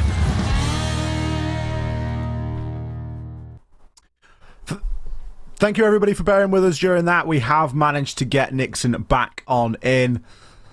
5-1 is where you rejoin us here. Viperio storming ahead on Clubhouse in our opening fixture tonight here in the NPL. Coalesce. Wasn't their attack timeout demo. It was I think it was a timeout that was called by 86, which extended into a technical pause due to almost Nixon, should I say, eventually dropping out. Now, is this going to be part 2 to the saga? We haven't got into game yet. Not again. So I'm pretty sure they can't repush again, can they? So they will have to just play it through. Yeah, I'm pretty unsure as to what's actually going to go on with this. Maybe We could just blame the Observer. Maybe That we always blame works. the Observer. Mhm. It's actually medics tonight. Silence. We can't blame medics. We can't. No, If it was Schreikel, we could have blamed him. he's But in a medics, happy we can't mood. blame Medic's in a happy mood because finally Croatia's done something in the world of football. Finally, Did they get a win? they did. Oh, congratulations, medics! Big win. as well. Medics comes in with the sweet. Beat France, as a didn't they? thank you. Beat France on Monday night. Hey, we're in. Hey, we're in. Is Nixon gonna leave? Please. Yes. Right. Patience pays off here. Let's hope that no one's gotten too cold. Watch this. Vito just comes out now and's opening death every single round. Just can't get it going. It's a 7-5 for Coalesce. He's lost his mojo. He's moved his chair or something like that, and all of the perfect alignment has gone out the chair. window. Get the tape out. We'll use this. I actually spirit leveled my desk last night. Did you? Yep. It's perfectly plumb. You're knackered. I'm pretty sure my setup changes every day. I'm not even kidding. Oh yeah, mine does. Like keyboard position and stuff. No, it's mostly my monitors I think changes. My distance. I'm not sure. It's weird. So, 86. I assume a roam game. Usually what I would pitch them to be is a team who's not afraid to get aggressive when they need to. But there's only really one player who isn't really roaming either. It's only Grubby who can see lurking around inside a lounge, but it's not as if he's upstairs. That extension that we see up in towards office sometimes, it's not coming into fruition at the moment. But Grubby just, you know, he's taking some time, seeing what he can get up to. Coalesce. They're actually kind of sweeping the entire map, all as if there is an upstairs extension. It's one of the worrying things, isn't it, when you've not got a good handle as to where these roamers are. You can burn a little bit of time if you've not got good pre-placed drones. We saw how quickly Viperio recognised. Hatches were open at this stage from 86. Everyone's on site. We've watched a minute so far, and, you know, whilst you've got to take that belt and braces approach, it will slow you down a little bit later on. Yeah, taking their time, which isn't always a good thing for Clubhouse Basement. Yes, it is one of the bomb sites that you get a lot of time to experiment with. You usually do have a good period of actual site destruction before you get forced into going for the plant. You still want to make sure you give yourself as much time as you can, because things can go wrong. I think usually blue is where things go wrong the most in this bomb site. If you don't have blue control, a lot of things go wrong for the attackers that we see a lot of the time. Blue just gives a valuable amount of rotation room for 86. You know, you can cross in from church into armory or vice versa. I think blue control is a necessity for many attacking sides, and as you can see, Zeus over on the Sophia, he's recognized that alongside Kane, and those two members are going to try and take control of blue. I say that, Zeus goes down, Grubby just swings oil pit, wins the fight, and nobody is there with a refrag. Not a good start for Coalesce. Not ideal at all, especially given that they've now got 50 seconds to try and work with. Still got 6 nades up. Noah at the bottom of main stairs. Picks himself up a freebie onto Hungry. Gets out of the way of the Toxic Babe canister, but that is going to take a little bit of time away from him. Kane maybe looking for a bit of an approach now through blue. Grubby catches the drone. Drop now into oil pit.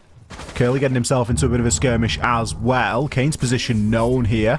Hits the Thinker Stim in an attempt to give his teammates a fighting chance in the gunfights that are certainly going to ensue as we enter the 15-second mark.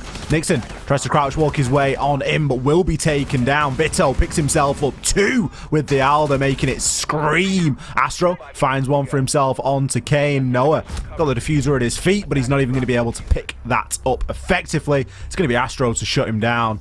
Well, Vito was only just around the corner as well. Just too slow. And things went wrong. We talked about blue, Ollie. You need to have that double pincer. You just cannot send one player down blue and hope something's going to happen. You need to have one pushing down the stairs or dropping the hatch, and then one coming from oil pit. And the fact that they lost Zeus just from a quick peek from Grubby, yeah, it's going to be difficult to recover from that stage. Then you start to get stunned a little bit. You start to stagger because you think, that's not good, and that's whenever your time starts to get eaten up, because you have to start thinking, okay, what do we do now? And we know that some players, you can't just think as quickly as saying it. It can take a while to really figure out what you want to do, and that's where you start losing time, and that's where defenders start to take advantage. Advantage Viperio, 6-1. Match point here. Fortunately, we didn't have to wait too long to get ourselves into game that time. Nixon's problems seem to be ironing themselves out, at least technically, but there are a lot of problems that Coalesce face now as a team. That being that they need 5 rounds on the bounce to try and drag this one into an overtime, and that is looking fairly unlikely at the moment. 86 have showed no signs of slowing down, and I doubt that they are going to start now that they're on a match point.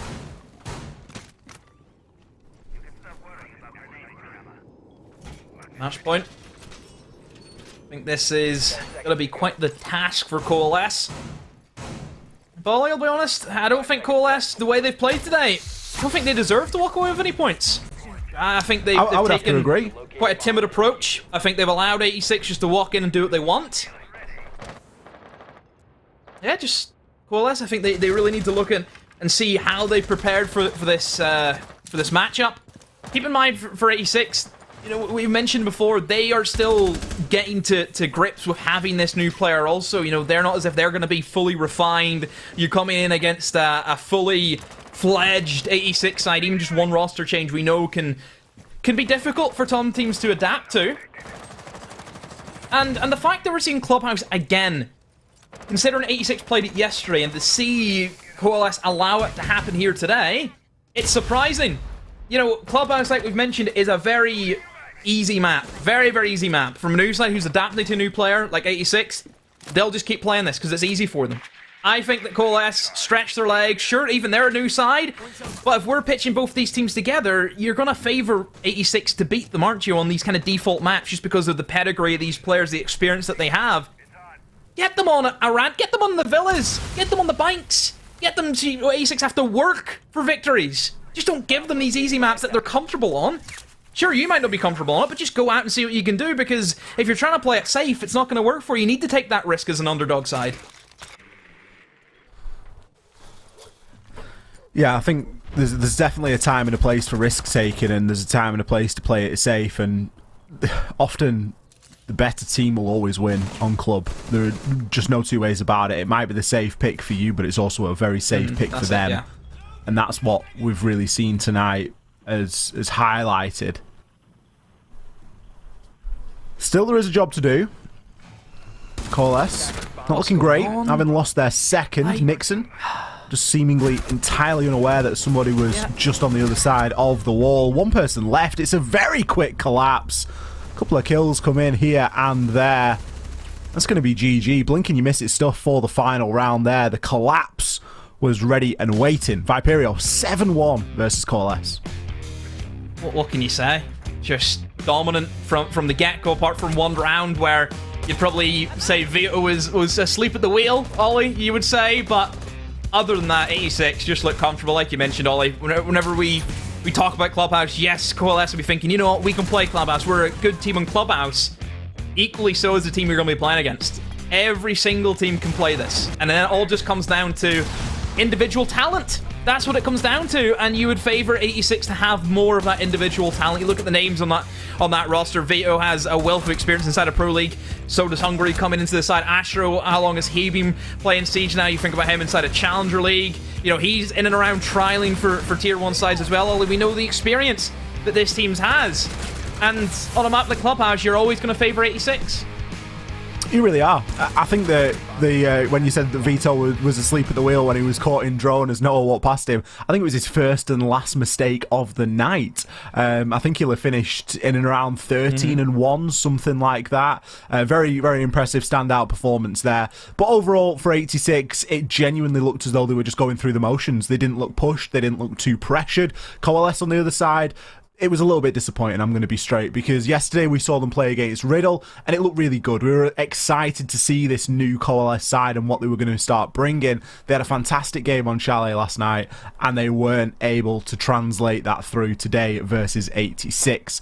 That's going to do it for Demo and myself for this first game. We're going to send it back over to our wonderful desk, and they're going to break this one down for you. Tons of Demo and X, the most underrated duo in all of esports. Welcome back to Analyst Desk, the virtual one. Dina and Grace. Well, I'll tell you what, those guys summed it up really nicely there. Dina, really smooth sailing. It's like maybe Viperio didn't even get out of third gear there. Yeah, I mean, it was just another day at the office for Viperio. They showed up, they played Clubhouse textbook, the way you're supposed to play Clubhouse, and there wasn't really much that they did wrong, you know, and that's just how that goes when you're going up against a team of that caliber. Yeah, it's really strong stuff. And back-to-back wins coming up off the back of this break, Grace. 100%, and that's a really good sign for them. And they're very comfortable wins as well.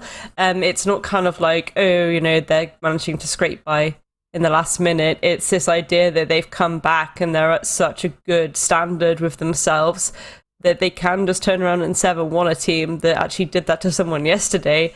It's, again, you've got to think about it in that kind of step progression, and that's a really phenomenal performance from them, and it makes me very excited. 86 back on form. Yeah, that's exactly right, and I want to talk about the Coalesce performance in just a minute, but first, let's cross over to Hungary from 86, who joins us on the show right now. A bit dark over there, but looks like you've got a wonderful view out that window of a bit of green shrubbery. How are you doing? Hello, Ian. I'm doing fine. What about you? Yeah, I'm good. Thank you for joining us. I mean, before we go anywhere, how does it feel to play for this roster? It seems like everybody's very excited about you. It's a really talented roster, and I think we're doing a good job at the moment. We can definitely do better. A little bit more discipline, I think we need in some cases, but overall, it's fun to play and it's nice. Yeah, back-to-back wins here in the NPL. I think it's pretty cool that you're still willing to say that there's a lot of work to be done. I mean, you still must be pretty delighted with the resumption of this season that you guys are enjoying at the moment.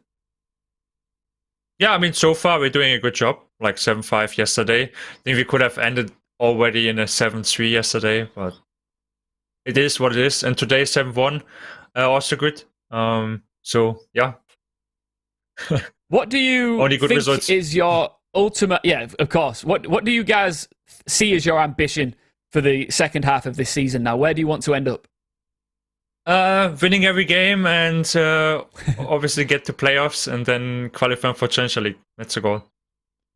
Sounds good. How does this roster compare to previous rosters you've been a part of? And does it feel like there's a real nice energy between you guys at the moment? I like the synergy in the team. It could be better, and obviously we have problems. I think every team has problems. But it feels natural. Yeah, it feels really good. Yeah. And the synergy is definitely there. Yeah. All right. Well, Hungary, what are you going to do for the rest of your night? Playing ranked, I guess. New season drop, so grind up to champion. That sounds like a wonderful idea. Best of luck with that, and I'm sure I'll catch up with you very soon. Nice to chat with you here, brother. Yeah. Thank you for the talk, and have a nice day. Yeah. Bye, guys. Thanks, man. Take care. Enjoy ranked. Get the grind on. Guys, he has been a wonderful addition, hasn't he, Dina? Oh yeah, absolutely. I mean, he's just, when you get players of that quality, that experience coming in, it's always going to be a big boost to the team, and just the leadership that he's been able to provide and performance that he's put on just in these first two games has really been something very enjoyable to watch. It'll be frustrating for Coalesce, Grace. You know, they come out of the gates after that break and they're all systems go, pushing forward, and then they immediately find a hurdle after a decent win last week. Well, yesterday, sorry. Yeah, definitely. I mean, I don't think they're going to be too set back by that hurdle based on what we have seen from them. Again, like a massive victory and then a massive loss. It kind of evens itself out almost. Ironic that you mentioned yin and yang at the start of the night. Yin and yang for them probably. It's the fact that they now have a little bit more information as to look at and be like, okay, where did we go wrong here? Because that was Clubhouse. It should have been relatively straightforward, but we can at least work out where our gaps and errors were, and we can go forward and make sure that doesn't happen again. Well, this train will keep on moving forward, and these guys are going to be jumping into their casting positions very shortly as we get set for our second matchup of the night. We're excited about this one. Eminem Academy versus Ambush is up next, so we'll be back in a few minutes' time. With the first ever season of Northern Premier League underway, we have 3 new maps added to the competitive pool. But what can we expect to see? Let's take a quick dive into Skyscraper, Border and Theme Park. First off, let's head to Japan. We'll see plenty of Skyscraper's beautiful exterior in pro play, as the balconies and windows grant a lot of potential for attackers, whether it be on entry, flank watch or post plants, though they'll need to tread carefully. With extra claymores now in attackers' pockets, defenders will have to think twice about going for the many jump out options around the map. Tea Room Karaoke and Office Exhibition are the most popular sites, with the external breach playing a big part in any office attack. Both of these objectives are on the top floor, and the map is heavily destructible, so expect explosions galore with C4 and upnade plays as teams experiment with this new battleground. There are 3 rules when it comes to attacking Border. Rule 1, watch each stairs. Rule 2, clear CCTV. And Rule 3, Do not attempt to board the helicopter. this is a small map with only 2 staircases, making it the toughest of the 3 for defenders. Pros will stack their utility on defense and won't give up ground easily, because there isn't much of it. Catchers like Jaeger, Wamai and Aruni are pivotal. Attackers can save time with ops like Ossa and Nomad, who gain and maintain map control easily. Entering site is but a formality here, so expect to see lots of throwables to burn through those ADSs, support plants and blow enemies sky high. You thought this theme park was abandoned? Well, think again. It's back into competitive rotation. Defenders just love this large map, where they can roam freely, or better yet, extend the site. Initiation and office are usually contested no matter the site choice. From there, defenders can reinforce walls, shoot drones and retreat, or go for early kills. Once those walls are blown down, expect long-range gunfights across these open rooms and sprawling corridors. Hard breaching and wall denial are essential here, so operators like Maverick, Thatcher and Kaid, as well as Mirror, will have a big impact if left unbanned. There's so much more to uncover about these fresh maps, so tune into NPL to see what our teams can cook up. In 3 quick kills, 4 quick kills come in. And Sloth just picks them apart. Let's try and put some shots on in and managing to find the last 2. Oh, but Blur just decimates. Prince steps up huge for ambush. 3 kills. All E1 DCs. What?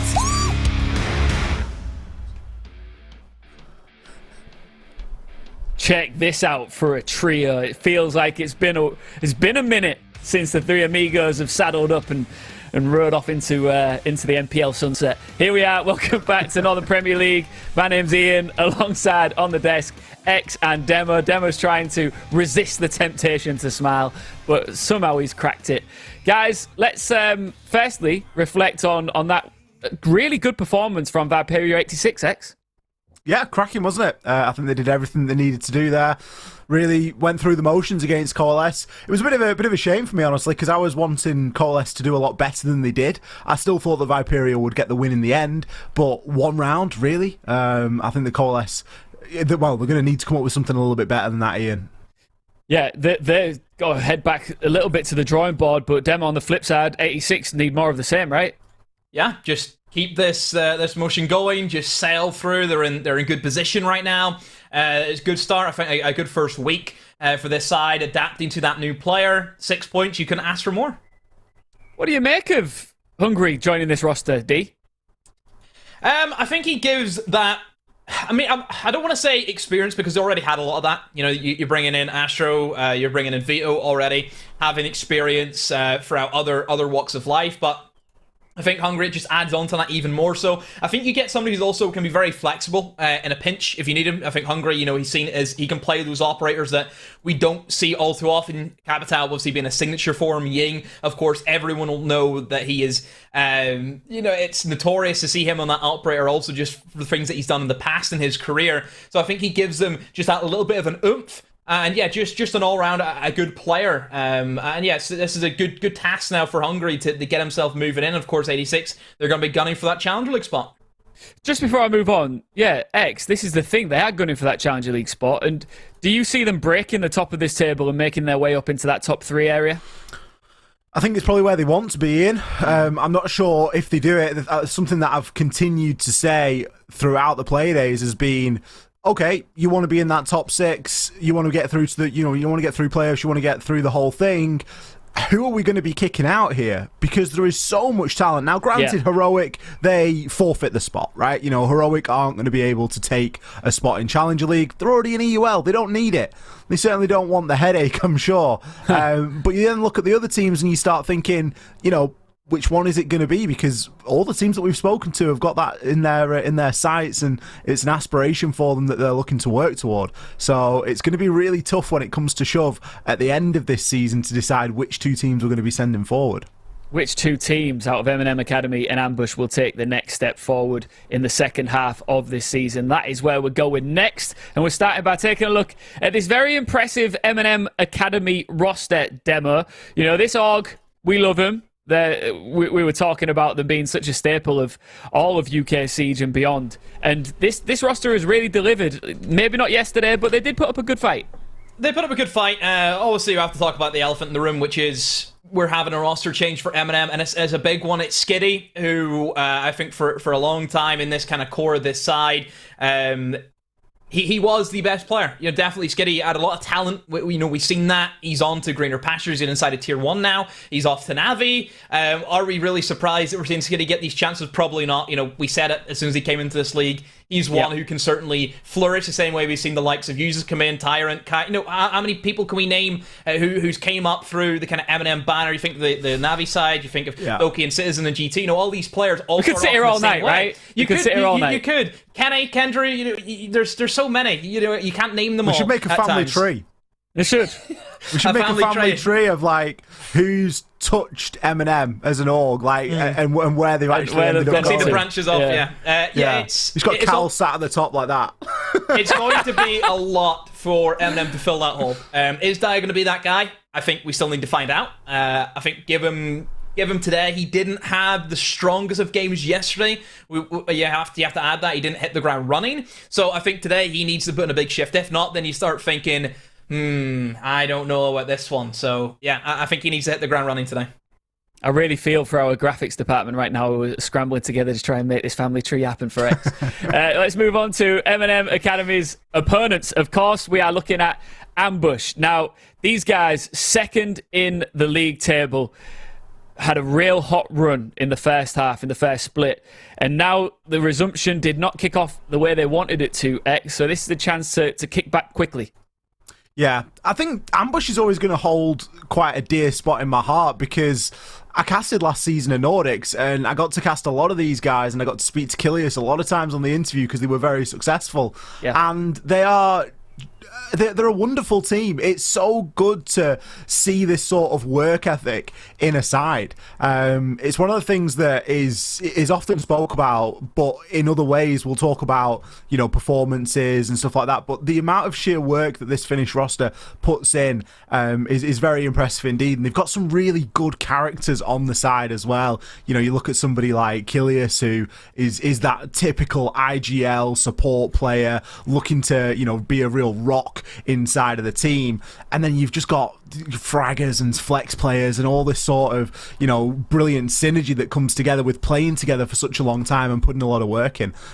Nick is someone that I'll always enjoy watching play. I think he's a fantastic guy. Defele, Rody, Rastin, you can name them all. I'm really, really fond of this side, and it often pains me to pick against them. Tonight I think I actually picked them, and it was only Grace that picked Eminem. Last night I didn't have full faith, although I think tonight it's going to be a redemption arc, isn't it? You rarely see Ambush have a bad week. You'll see him have a bad game, you'll see him have a bad night, but you don't see them usually have back-to-back bad games. Yeah, I think what we like to call players like this and rosters like this here in the UK demo is grafters. Grafters. Yeah, grafters. They work hard. Ambush are the team that I've gotten wrong.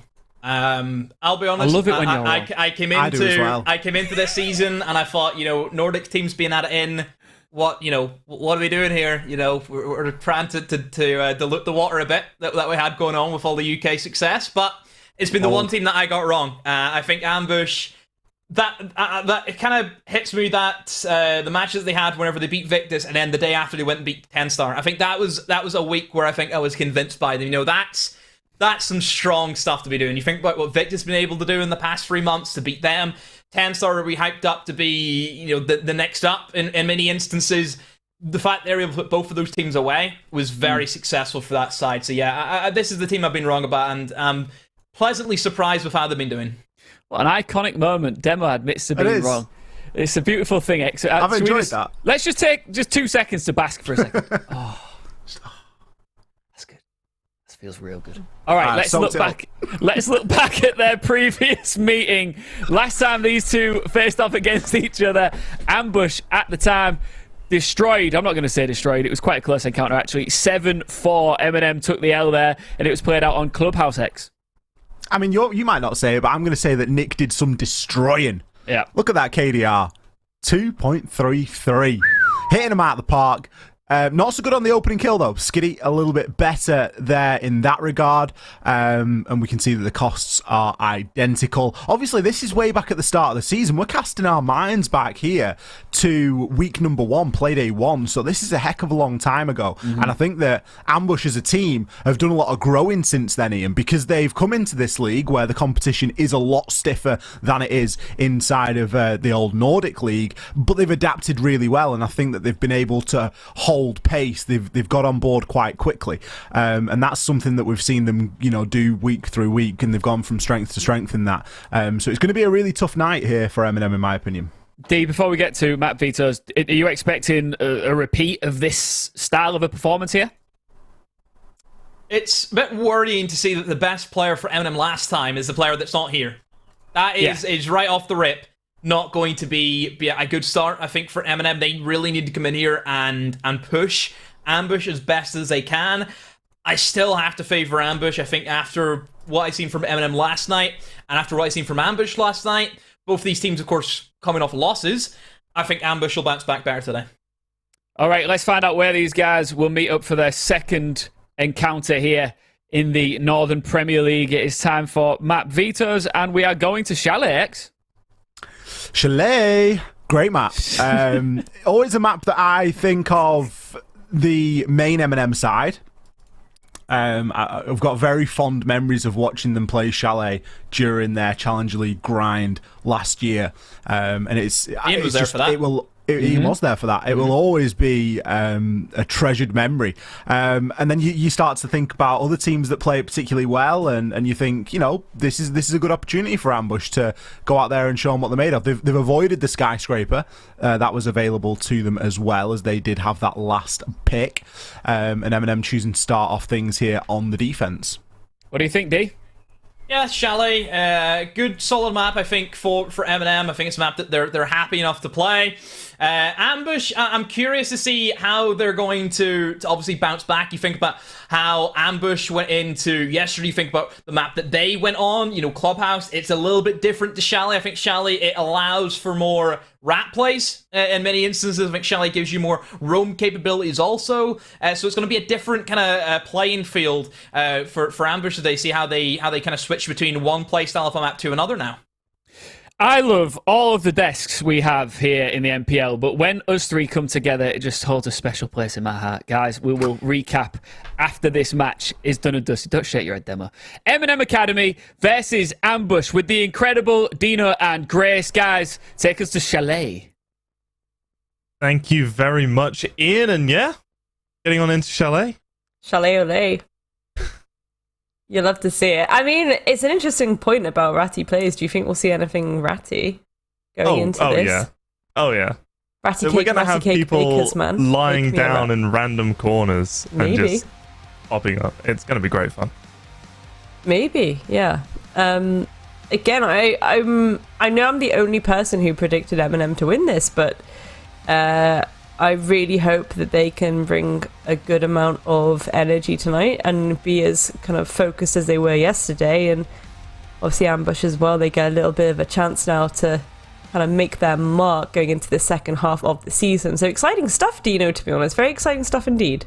Flores getting banned out as the initial pick for the side of Eminem. I mean, not too surprising given how Chalet can be played now. Again, a lot of utility needs to be cleared. Yeah, I mean, Flores he's great. And Thatcher as well.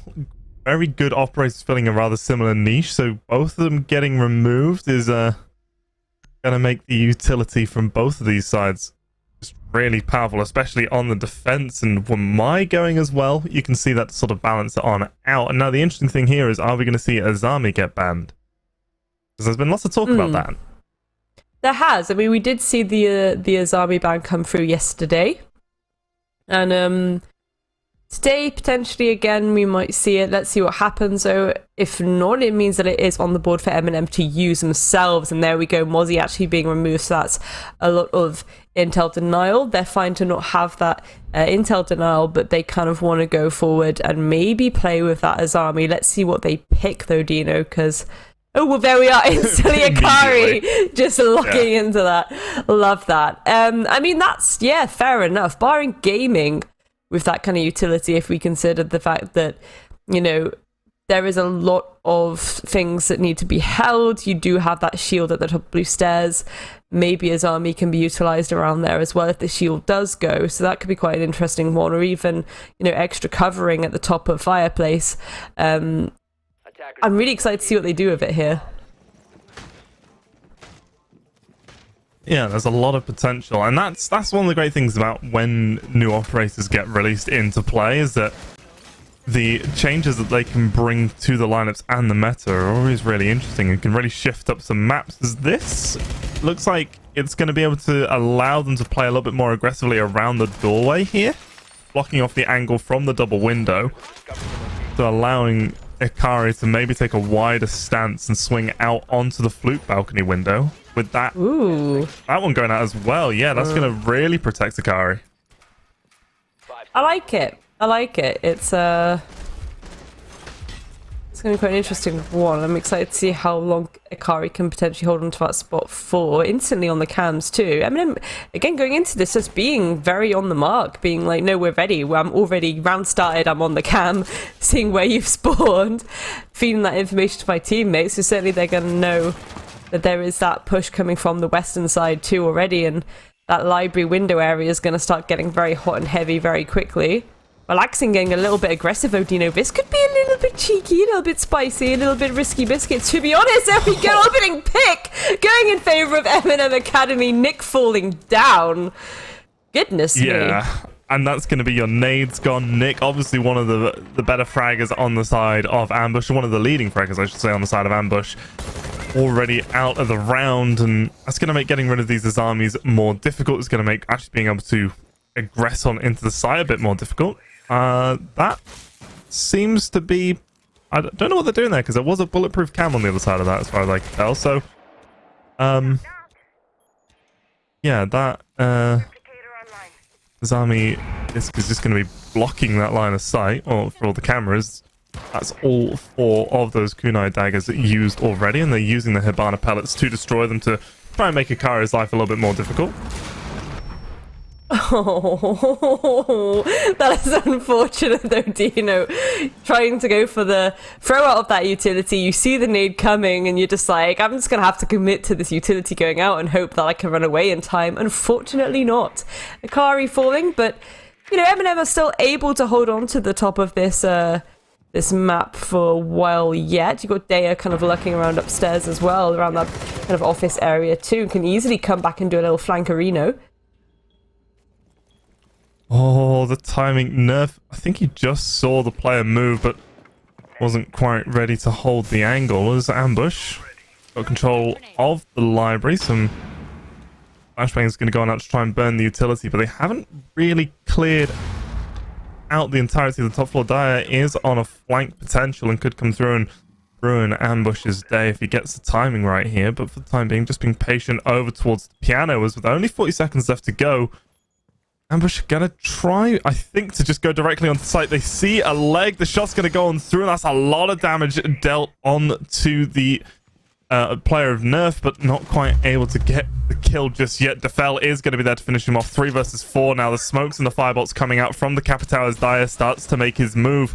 Coalesce is going to drop on down, but has to get rid of this barricade and the Aruni gate behind it as Dyer with the timing is good for 1. Eco gets the other, and now it's a 2 versus 3. They need to try and stick the plant, but the time is running out. Coalesce is going to get the kill onto Relaxing. They could go for the plant, but it has to happen right this second. Coalesce gets it down just before the time expires, and Eco is aware of this. The swing, the timing! Eco does stay alive and secures the kill onto the planter. It's now just Rhodey left in a 1 versus 1 after he cleaned up that kill onto Dyer. He's aware of the angle, and he gets it! How? How? That was too close for comfort. That was way too close for comfort. Do you know, I think we have a serious game on our hands here, man. Like, that, way too close there. To be honest, like, Daya's little flank into the library, I thought that was going to have a little bit more oomph to it, but of course a lot of the players had already dropped at that point, so there was only 1 player available for the picking. At least they got their 1 there, but goodness me, that really came down to the nail, and if that round's anything to go by, this is going to be a fruity game. I'm excited. Yeah, but I mean, that was a, what, 2 versus 4? That Eminem lost, which, you know, isn't the best sign. Obviously, you know, it's just round 1. There's a lot of time to turn it around. It's not you know, going to define the round, the entire game right there. But that is an important round to lose, especially when you had that much of an advantage in it. Yeah. It's yeah, not looking ideal to start off. I mean, let's see how they go on. Ambush there as well, you know, they had the right idea to try and move their plants, but after getting caught a little bit off guard the first time round, and I think that's a very sensible thing. They acknowledged the fact that they had a little bit of time to work with and they took that gamble. They did actually end up working out a bit better for them. Oh, Ambush just kind of letting Nick go stampeding through on the Nook though. We love a little bit of Nook action. Allows you to go for a little bit of a quiet entry, sometimes a little bit dangerous though. Again, if you are spotted out, often when you see people on the Nook, they're usually doing a solo entry, and it's usually taking an entire section of control by themselves. So if that player 9 times out of 10 does get caught out or is hunted down, there's not really anyone there for the refrag, and that can be the main risk to an approach like this. But if it works and it plays off because you're able to take all that control with just one person, or even get yourself a little bit of a freebie, it's glorious stuff. So really nice to see that the Nook is being brought there by Ambush. I do see it a lot on Chalet, to be honest, and I do quite like it.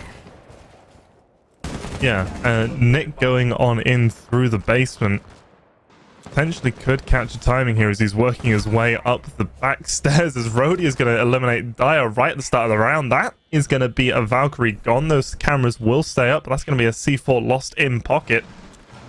It's going to be less than ideal for the side of Eminem Academy, as those C4s obviously so good at getting kills and denying plants, and that is going to be a little bit of extra utility lost. They do still have one left remaining on Eco. Not quite the same as having 2. Oh! Well, Eco coming through, nice little pick there onto Nick, SMG11 in hand. We do love to see it. No refrag coming through just yet, so again a little bit of a cheeky one for the side of Eminem. Bringing this back to a 4 versus 4 though. It's like Ambush trying to make their way for an extra additional bit of pressure there. We've got Rhodey trying to find a way in, but I think they're conscious of the kind of library pressure that might come through, but there isn't actually anything there. So pressure from Solar coming in thick and fast, so Dino. I mean, utility being utilized, double repel. It's going to get a little bit spicy here potentially, but it's up to Ambush to try and make that move. If they can't nade relaxing out of the way, they're going to have to take some kind of gunfight from below, or even just jump in like that and give relaxing a freebie. Nerf is also going to fall though, because Raston's going to be able to refrag in retaliation. Eco's also going to take down Rhodey. So Eminem currently looking very strong. Khalees also falling. All left down to Raston here now, left alone in trophy. Not really a lot of time to work with, and there we go. Eco is gonna finish things off the side of Eminem, getting their first round on the table, and they're gonna feel pretty happy about that because it was very comfortable for them. Yeah, I mean, second round in a row that Nick's been the opening death, really not been able to have any impact so far in this game, but the big thing was relaxing over on those solar stairs. They used their util and they just couldn't dislodge him. He was able to remain there and got two kills off of that on both the players that were repelling in. The coordination and timing wasn't quite there. They didn't have well, they left it too late, so they couldn't have anyone else rotate from any other angles. They just had to try and aggress like that and hope that they can kill him on the repel. That's not going to happen at this level. You know, this isn't ranked. They're going to shoot back, and yeah, good job from relaxing, being able to hold onto those angles and win his ones. And Ambush just... I feel like they need Nick to do more in these rounds, and because he is such an impactful player. The fact that he's been the opening pick in both of these rounds is definitely going to be hurting a lot of their momentum and a lot of their utility, because he's brought nades both times, and none of those nades have been used. I'm slightly concerned, Dino, because I'm looking on the side of Ambush right now, and I'm seeing a Blitz and a Lion repick. With the Jackal and the Thinker. This is going to be a quick round. Yeah, will it though? Sometimes these things go absolutely pear-shaped though. You know, some people get these operators, they're like ready to go gung-ho, and then when they do, the defense are able to deal with it really well because they acknowledge that they're coming in such a cheeky, naughty way, and they're just able to kind of hold their own and get the gunfights where it matters. It is pretty decent, though, to see that Ambush are going to try and utilize that blitz to go in the double games window. Yeah, are indeed, Dino. Just missing the head slightly of relaxing, but at least it's going to keep all players on the board for now. No immediate injuries or deaths, so it's really curious to see the setup by Ambush. It does look like they're going to try and get top floor control and then maybe jump in using the blitz, or it might even be that they kind of get fed up and just jump in anyway. Let's see what happens. Yeah, with just being able to hold that window, you can stop players from being able to aggress onto the hatch. So as long as you get this kill and this pressure onto the player in the hallway, which is what we're going to see here, the flash comes on out, and so does the knife.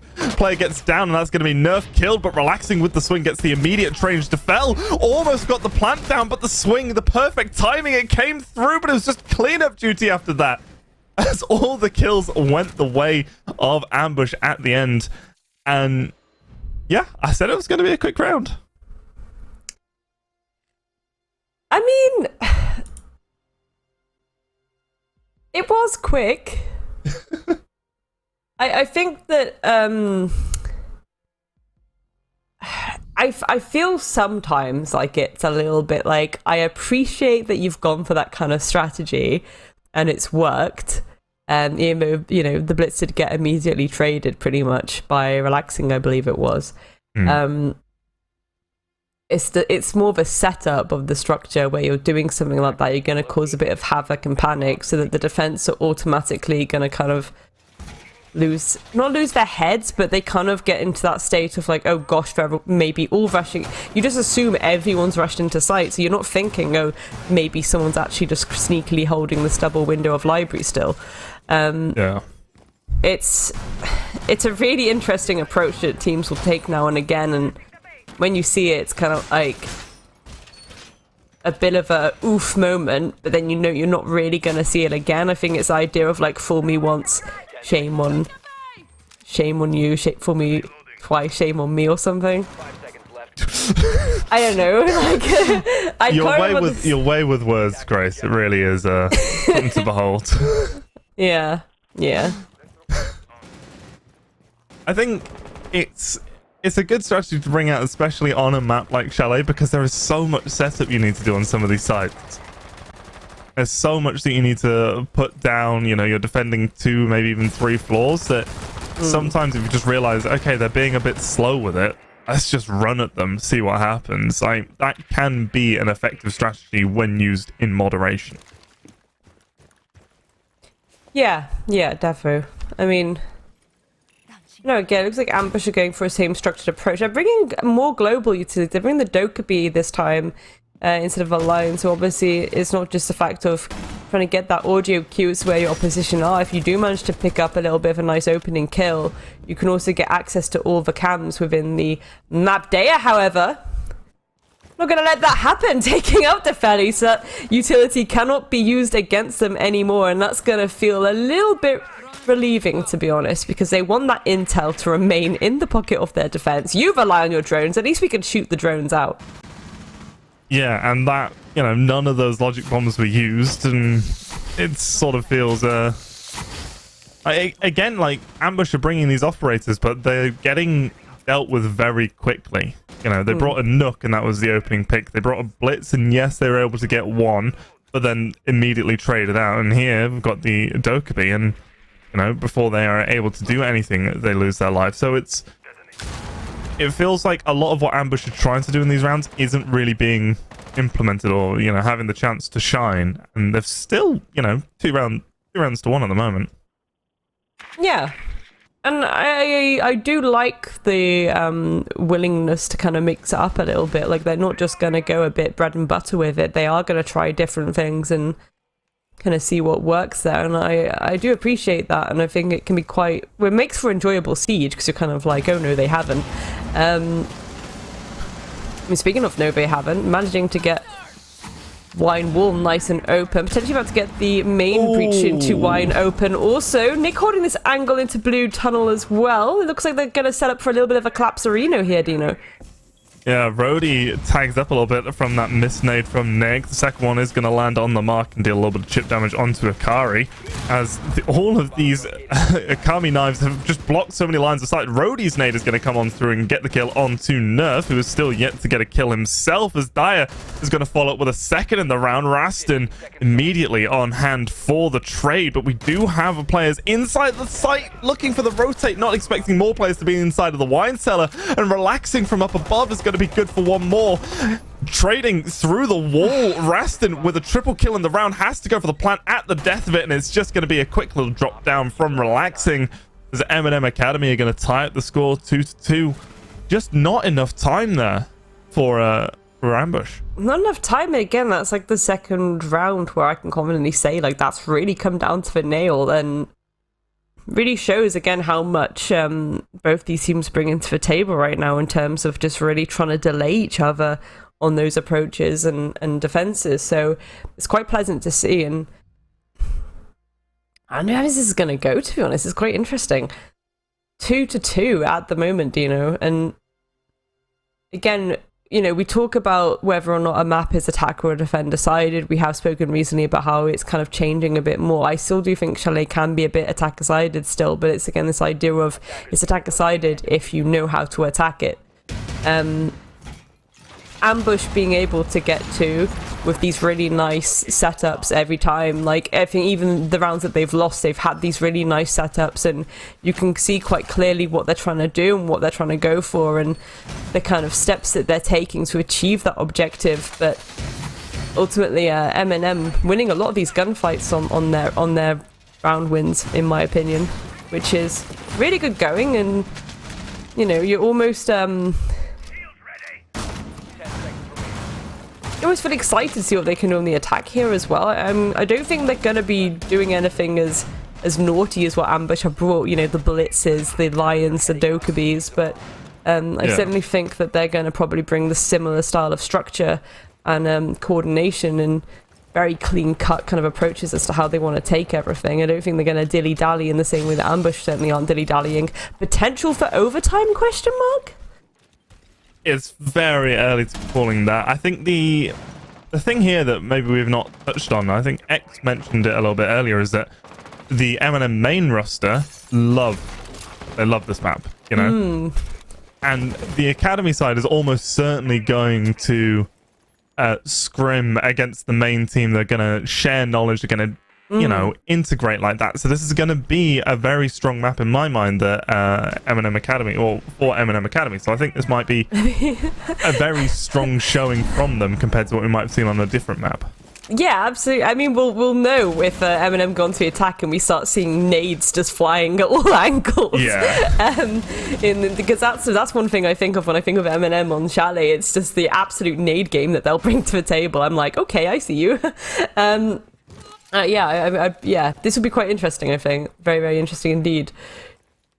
For now, though, I'm just working out the kind of approach that they want to go for, Dino. Looks like they're going to try and go in through Library, maybe get a bit of pressure there from the southwest, move their way across that top floor from Solar, towards Solar, rather, and Bedroom, and then maybe collapse downwards. But we'll see what happens. For now, a little bit of utility clear from Raston. Their Twitch action.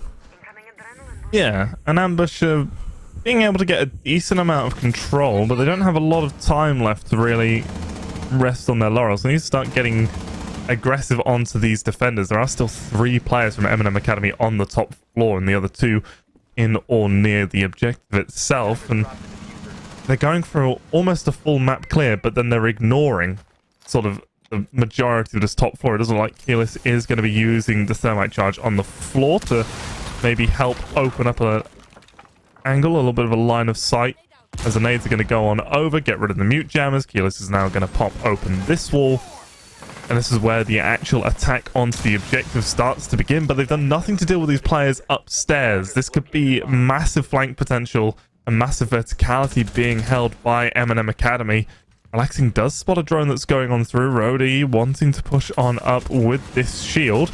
Going to create a nice line of sight, but the C4 is going to go on out and destroy the shield, but he's able to trade the kill onto Dyer immediately. Nick follows up with one more. The nade goes into clear. Util as now a lot of control being held by Ambush. Relaxing is the next to fall. Another C4 is going to come on out as Akari is going to get his first kill of the game before being immediately traded out. Rhodey and Rastin cleaning things up at the end there. And another delayed but good attack from Ambush. I think that's it as well. Like, Eminem seemed to be in really good position to kind of hold off that execute for a lot longer. And it just, again, came down to gunfights. Ambush taking those fights and winning them. Just leaving a lot of openness to attack as well from that corridor area. So I don't think the timer was too much of an issue there, really, if you are just going to go in and win your ones. Well, you got to have time to win your ones, you know? You do. And I think that's the issue they had the round before. Maybe that's why they kind of went a little bit more aggressive into that execute. They didn't really want it to come down to the nail again. They didn't really want to let a round slip away from them. So they just thought, like, you know what, we're just going to have to go for it. We're just going to have to get a little bit aggressive and go a bit gung-ho. And I think that's the right thing to make, the right call to make at that point. Eminem choosing to kind of stay there. Again, this will be interesting. I'm wondering if they're going to think, like, we'll just change it up a little bit, or maybe that flank needs to come through sooner. Again, maybe we need to make sure that we are going to take the approach and go to the top of fireplace and maybe cause a little bit of mischief from behind. In that late round, certainly so as well. Maybe it's Eminem that need the confidence to go a little bit gung-ho with it. Yeah. But we are going to see switch-ups from both teams here, as it looks like Eminem Academy, they've gone for more of that extension over towards Library, and Ambush have gone, aha, joke's on you, we're not doing the same take as last time, we're coming from the other side of the map. And I mean, yeah, it's going to be interesting to say the least, as we do have Nick already coming on in through the basement. Last time he did this, he was on the Nook, but this time going to play the Iana and doesn't have a drone clearing out things ahead of him. Oh, it's just caught up to him now, but previously he was the opening death for his team when he did this.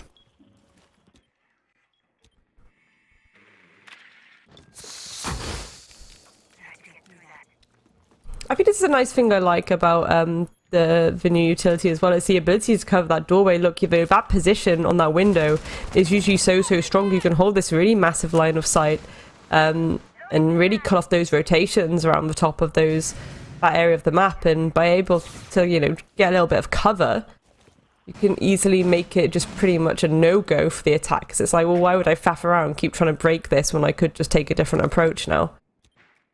It's quite interesting how things are going to develop now that, you know, we're going to have this on the board, to be honest, Dino.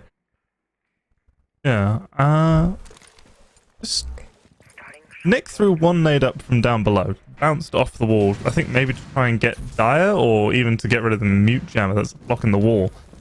And it got caught by an ADS, and then he didn't follow up with the second nade afterwards. So now the ADS has recovered, and they would need to bring in a flashbang or something to burn that utility if they want to throw a nade in the same spot. So, a bit confusing how that one's worked out, but Nick has just decided to completely ignore everything that I've said, goes to the other end of the map and get a kill onto Eco. So, you know, swings and roundabouts. Swings and roundabouts, indeed. I mean, for now, again, look at the timer ticking down, and Ambush needs to start. Well, there we go, starting to get a jolly on. Defele taking it down day. And Nerf actually able to get those toxic babes to work their magic against Rastin as Coalesce also falls as well. Defele, though, trading it back onto Nerf. Only 2 members of Eminem Academy left, and Ambush can quickly try and go and achieve grabbing that diffuser. But again, the timer is ticking, Dino. This is going to come really down to the nail. Yeah, he's going to have to jump on in through that trophy window and try and work his way on into sight with these last 2 players up above, able to hold the angles. He's just going to have to stick it and hope that his teammates get the cover. Akari with this hatch is just blindly spraying on through, trying to see what he can find as Relaxing is getting caught out on these stairs. Akari does get the kill onto Defel, but the diffuser was planted beforehand. So those kunai daggers are going to go on out and close some of these angles, allowing for a drop, but I don't know if this is going to be enough for them to be able to secure the disable on the diffuser here. It's like Relaxing is going to be the one to cover as Ikari wants to stick it. These walls are soft and Relaxing. Good shots. Gets the kill onto Rudy. The swing as well. Nick falls. And that's going to be Eminem Academy with a round they've really had no business in winning. Getting that one.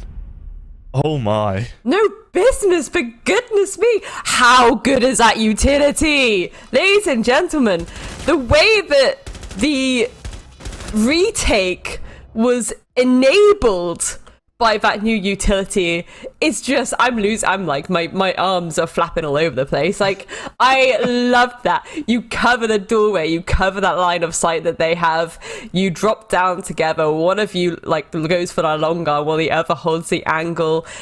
Actually able to get those picks as well at the end, certainly like that was really obviously did help, but it was just a fact that you don't have to worry about that entire left side. You don't have to worry about that cross angle or that approach being used against you, because they don't really they're not gonna, you know, waste their time or try and faff about trying to break out that barrier. They're just gonna try and have to go through that main door, which you're already holding, and then it's the case of winning your ones. I love it so much. Chef's kiss. Chef's kiss. There was a bit of a gamble on the fact that they were banking on no one being inside of Trophy. If there had been one player inside of Trophy, that whole thing falls apart. But, I mean, we saw it work to perfection right there. Completely blocking off all of those angles. And yeah, just, as you say, chef's kiss. That's like...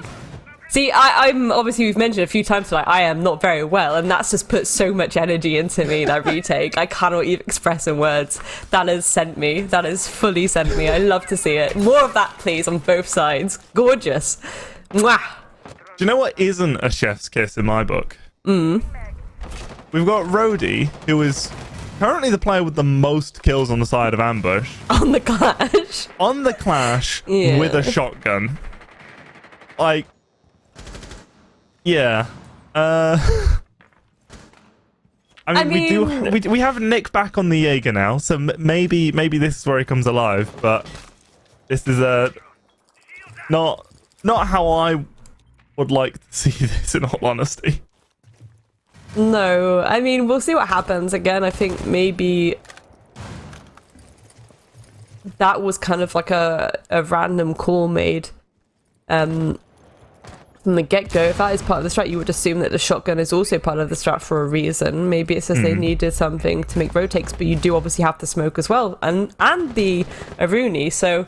And the Frost. And the Frost, yeah, with the secondary shotty, so a little bit...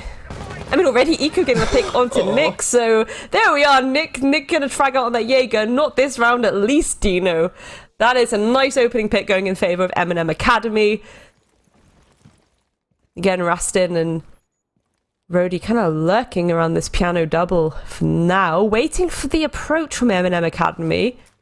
We're just going to try and get a little bit more information, see what they're going up against, see what Ambush are working with, and well, now they're certainly going to be aware of the Clash. So again, it's how are Eminem Academy going to approach this operator? It can be a little bit annoying to go against those shields sometimes. Rastin taking down Relaxing though, Dino. It's going to even it out for the side of Ambush. And the player count is tied up as Relaxing, who has been one of the most pivotal players from the side of Eminem Academy, has been eliminated, but Ikari's had a second wind come his way as he's started to pick up the kills and started to pick up the momentum, as the plan is going to be going on down from Nerf, and now it's a retake. The last two players from Ambush trying to force their way on into the site. The Clash is going to help out a little bit, but Ikari with the pistol and the knife, a 3k from him there to get the round. As I just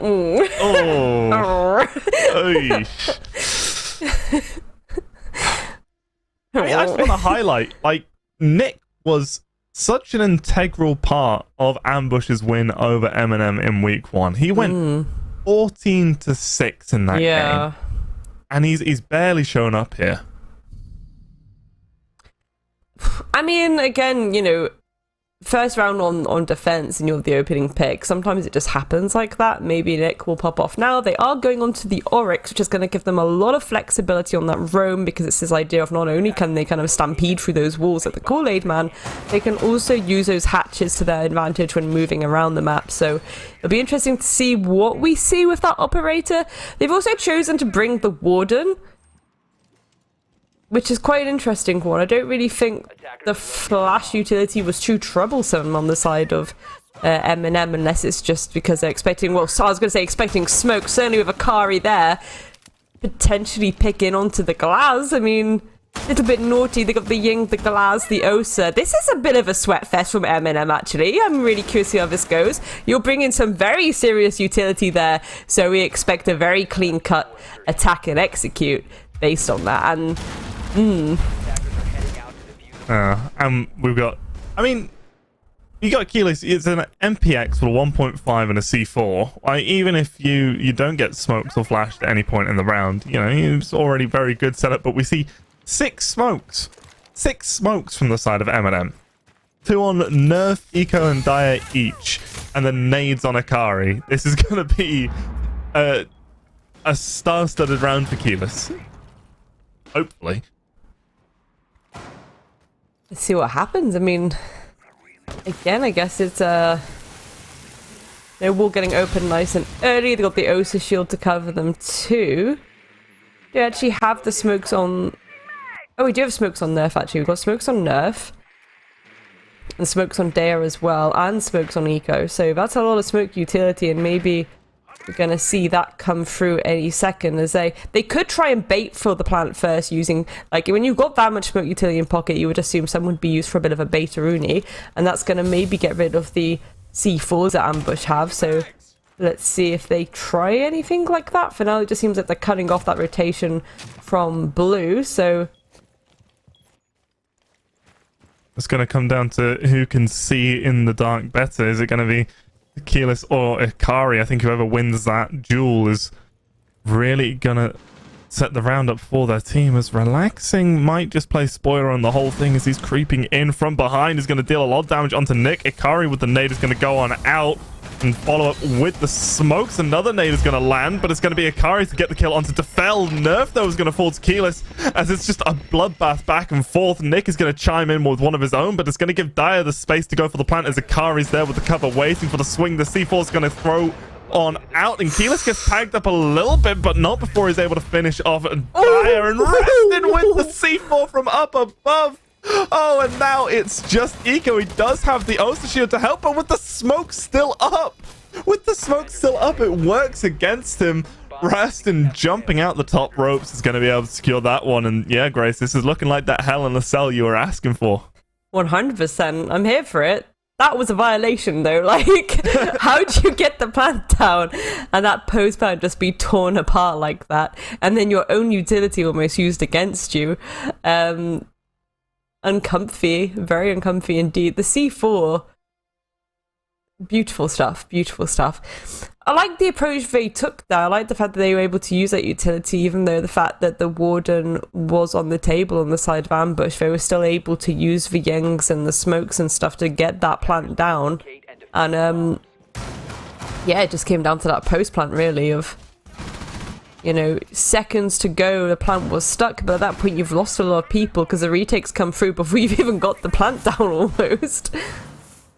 Yeah, I mean, Relaxing had the opportunity to just control that round entirely for Eminem Academy, but not able to secure the gunfight onto Nick as he was flanking from behind, and that really was what gave Ambush the opportunity to get back in when they only have to worry about that one breach, that one angle of attack. It gives you a lot of ways that you can deal with it. If you're even having to be concerned about just one player behind you, it can completely throw off how you're able to set up, how you're able to rotate throughout the site. And yeah, just a good retake coming through from Ambush. Yeah, definitely. I'm just so excited to see how this is going to continue to go. So I think, again, like, it is coming down to a nail, but the rounds where it is a bit more of a stompy stomp, it's mostly quite entertaining. And again, when you start to see teams utility being used against them, you start to wonder, like, okay, does this need to be a little bit tighter on their side? But no, I'm taking a pretty standard approach, and as a result, you know, we are going to see a standard hold from Ambush here, holding that top floor and awaiting the approach from Eminem. No immediate push into sight, no blitzes here for Eminem. Not yet, as Defel's already under a considerable amount of pressure, as all these windows around him are being held, and actually Dai's been able to work his way on into Office, and he's going to swing on a round catch of timing, and there goes Defel, and that is a big anchor on the top floor loss. It's going to give Eminem the ability to apply a lot of pressure from Office and Master Bedroom onto these players at the top of Fireplace. A bomb has been located. Absolutely. There's a little bit of the barrier as well, still keeping Rustin a little bit alive, but going to replace this barrier in Trophy just to give them that extra curve from the line of sight from Double. Eminem again having to get a little bit of a move on now, because they do have a lot of this control up to the piano point, but they need to start trying to take some of these gunfights against Rastin, or they need to go for the pinch now. And Rhodey on the flank though, Dino. Yeah, Rhodey's able to secure relaxing on the flank as Rastin just holds his own. Gets a peek onto Dyer as they were trying to aggress on in from the balcony. And now it's a 4 versus 3 in favor of Ambush, and time is really starting to wear down. They don't have any real control of this top floor anymore. They're going to jump on in, and that's a frost mat there, taking down Ikari. The drone's not calling that one out, as it's now just effectively a 2 versus 4. They need to find a way to get on in, get these final kills, and get the diffuser down all within the next 35 seconds. And Nerf is going on an adventure. He's running all the way around into the basement, maybe trying to work his way on in through lobby, but without control of the top floor or any really part of the map, this is going to be difficult. But if they're all focused somewhere else, it could work out for him, but it's not going to. As there's Rhodey there to hold down the flanks, get that kill onto Nerf, and now it's just Eco on a desperate mission and maybe just trying to catch some exit frags here, as this isn't going to work out for him. No, I don't think it is, but it was an admirable attempt nonetheless when you're in a 2vx like that. Very unfortunate indeed. Eminem started so strong. It was just, I really think that was such a strong flank coming through from Ambush then, because that essentially like deraveled the approach. It deraveled all that control they had. Remember, ladies and gentlemen, yes, the map control is very important, but you have to maintain that map control. You have to have your flank drones up. You have to have some form of flank watch, and you have to be checking that consistently. Otherwise, stuff like that can happen. It's all very well being like, oh, we've taken the entirety of top floor. But if you're just going to let someone waltz up Trophy stairs like that and get their one, and then, you know, someone else on that frontal approach gets their one, that starts to rock the boat a little bit, and it all kind of, it's like watching cotton unfold. Yeah, that's one I've not heard from you before, but I'll go with it. Cotton unfold. It's new to me. I'll give it that. You know, you've got a little like nub on your t-shirt, and then nub. Yeah, I know exactly what you mean. That's not what I'm saying. What I'm saying is I've not heard it before. You know? We've all experienced the injustice that is your cotton just unfolding. Have we? Everyone's experienced that at least once. I'm pretty sure. Because you cannot not pull it as well. This is the thing. It's there. It's existing. You have to grab it and like pull it slightly, and then you just make it worse, and you're like, ugh, and then eventually you have to wrap it around your finger and like pull it off.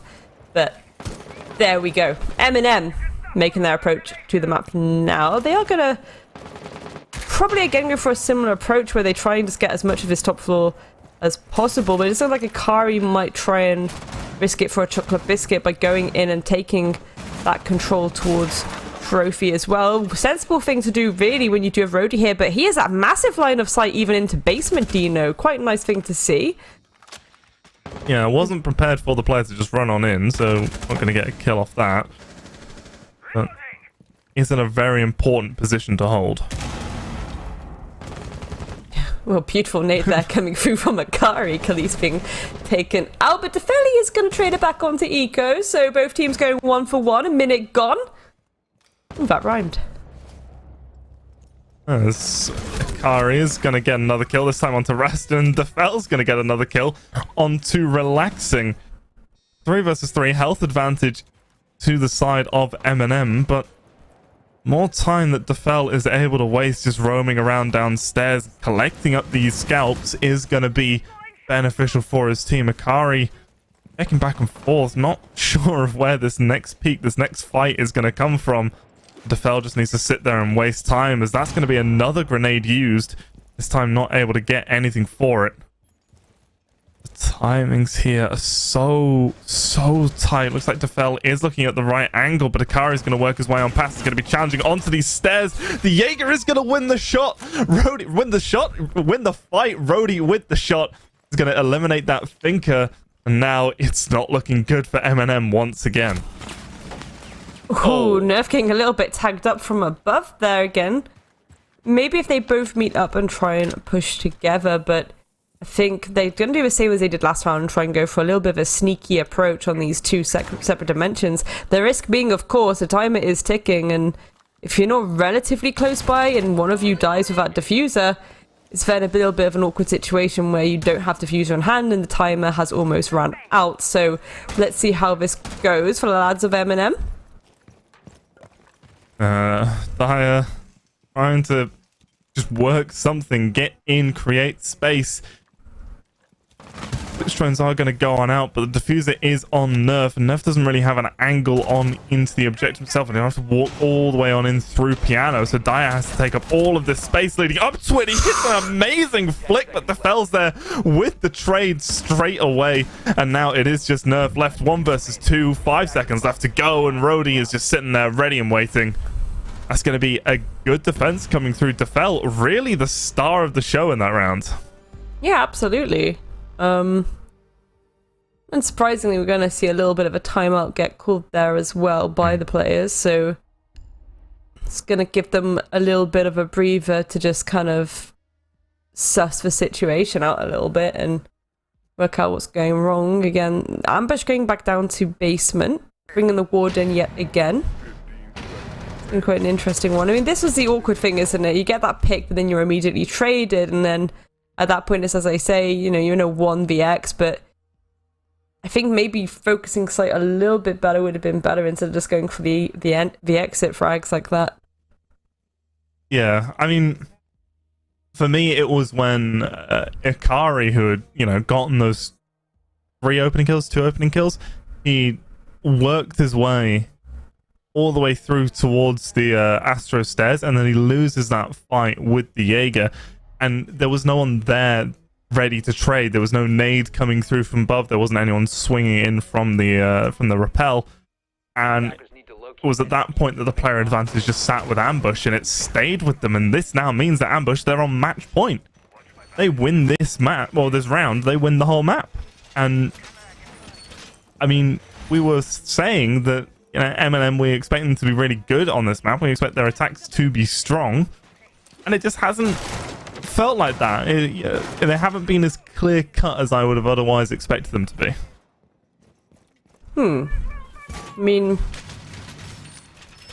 never say never. We are seeing the Lion get 6 onto the A, so it does feel like they're going to be focusing the objective, in my opinion, maybe a little bit more than some of these engagements. So this should be quite an interesting one from Eminem, I think, judging on the fact that they were able to get that breach wall open so early and go for the execute so early. I think they know that last time it just came down to, you know, covering for that execute as the plant was going down, and also then the post plant, of course. Ambush cleaned that up so quickly, so let's see how they fared this time. Once again, wall being opened nice and quick, wasting no time there. They do have the Aruni's to deal with, but they do have a sprinkling of utility if they need it. 4 smokes on the table this time, but I'm sure 1 or 2 can be used.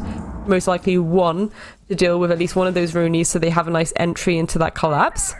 They are, however, able to have waltzed their way up like this and is just very aware of the player there. There we go. Nick falling. Can they get a second one into the player in Dining Kitchen? Not quite yet, but at least that's been called out. And the players are very aware of the fact that there is this massive roaming presence on the side of Ambush right now. They are taking down Achilles. Dino, ooh, looking a little bit good for Eminem right now. Yeah, that's the big one. They didn't have anything who could, or any operators who could see through the smokes on the side of Eminem, and Coalesce would have been the ace in the hole for Ambush in that situation. But being able to get that kill and now being able to apply a lot of pressure onto this middle floor, it's making things very difficult for Ambush. Here is Defel is going to lose so much HP just trying to hold on to these main stairs. Rhodey as well getting tagged up, and it's going to be relaxing to just walk on in, sweep things up. Rastin though, and Rhodey getting a kill apiece, keeping it competitive for the time being, as Rastin is still playing around inside that main lobby. But with the plant going down from Eco, they're just going to be able to run outside that main breach and hide and wait, and this is almost certainly going to be an Eminem round. And never say never, like you said before, as Rastin and Rhodey slowly starting to work the way back on in. Rhodey, if he's careful, could get something, but it's not going to be the case. Eco's going to get that one. Rastin, though, good for one, good for two. He's aware of where the Eco was, but in an attempt to secure the kill, got caught out on the timing. And that is going to be Eminem staying alive in this one. Certainly so, and they're going to be super stoked on that. They finally got their win on that basement site. They got the plant down, and they didn't faff up the post plant. They had so much freedom to work with then. Both those players were upstairs, long away from where that diffuser was. They were able to position themselves very comfortably, hold those angles, and yes, the gunfights did start to go in the favor of Ambush, but ultimately, you're setting yourself up for anything at that point. You're spread out really nicely, and by that, they were able to then secure that win at the end through that final kill, and that's what we want to see. That's exactly what we want to see. Eminem again, creeping closer. Can now I say potential for overtime, do you know?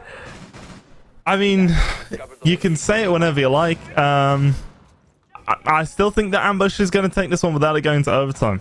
I think they'll get it here. Only time can tell. Only time can tell. You didn't have to say that you disagreed with me there, but I could hear it. I think this is a really exciting game. I'm having a great time, watching it, and I'm sure the viewers at home feel the same. Outside, of course, of the support staff of both these teams, I'm sure they're having a slight aneurysm right now, and I do apologise, peeps, for that. So, but everyone else is having a whale of a time watching this, and I don't want it to end just yet. I want it to go to overtime. Hell in a Cell has been delivered, and I don't want it to go. I don't want it to finish now. This can't be the end. I refuse. I mean, there's lots more action still to come tonight. We could get this is true. An even closer game later on. Still very early on in the Playday, very early on in the split, as Aston very early on in the round is going to get rid of that drone. Is just going to be holding down this angle. Okay, that did land where it was supposed to. I thought it maybe didn't fall quite. Oh no, it didn't. He missed the... And again! Oh no, Rastin's just missed 2 of those kunai knives. And that's going to make things quite difficult for him. He's not going to be able to hold this angle as well as he would want to. But for the time being, no one's forcing him out. The nade utility is being used, but isn't getting any kills just yet, as Dyer is going to walk on in and get Rastin, and Relaxing is going to get Nick, and Eco's going to chime in as well, and Dyer's going to get another, and this is falling apart so quickly for Ambush, and yeah, it looks like we're going to be going to overtime here, unless Rhodey can pull off an absolute masterclass of a 1 versus 5 here. He is going to get the first. Is aware of Dyer's position, but trying to work his way on through is going to be difficult. Goes to the outside, run around, secures that kill, but Akari's there for the cover. Oh, Grace. I think the barn's on fire. The barn is Hades itself right now, Dino. I am Oh, yes. This is what we want to see. Overtime, Hell in a Cell, barn burner aplenty. I'm so here for it. I think Eminem are putting on a fantastic performance. I think Ambush are putting on a fantastic performance. And I really hope that the viewers at home are so stoked that this is indeed going to overtime, because this has been some really nice Siege. I'm really stoked on what I'm seeing. And especially again with some of the things we've seen with the Azami utility, that's been really exciting. And Locate and defuse bombs. Eminem being on that defense as well going into this could be quite an interesting one. They were doing pretty well on their own defense.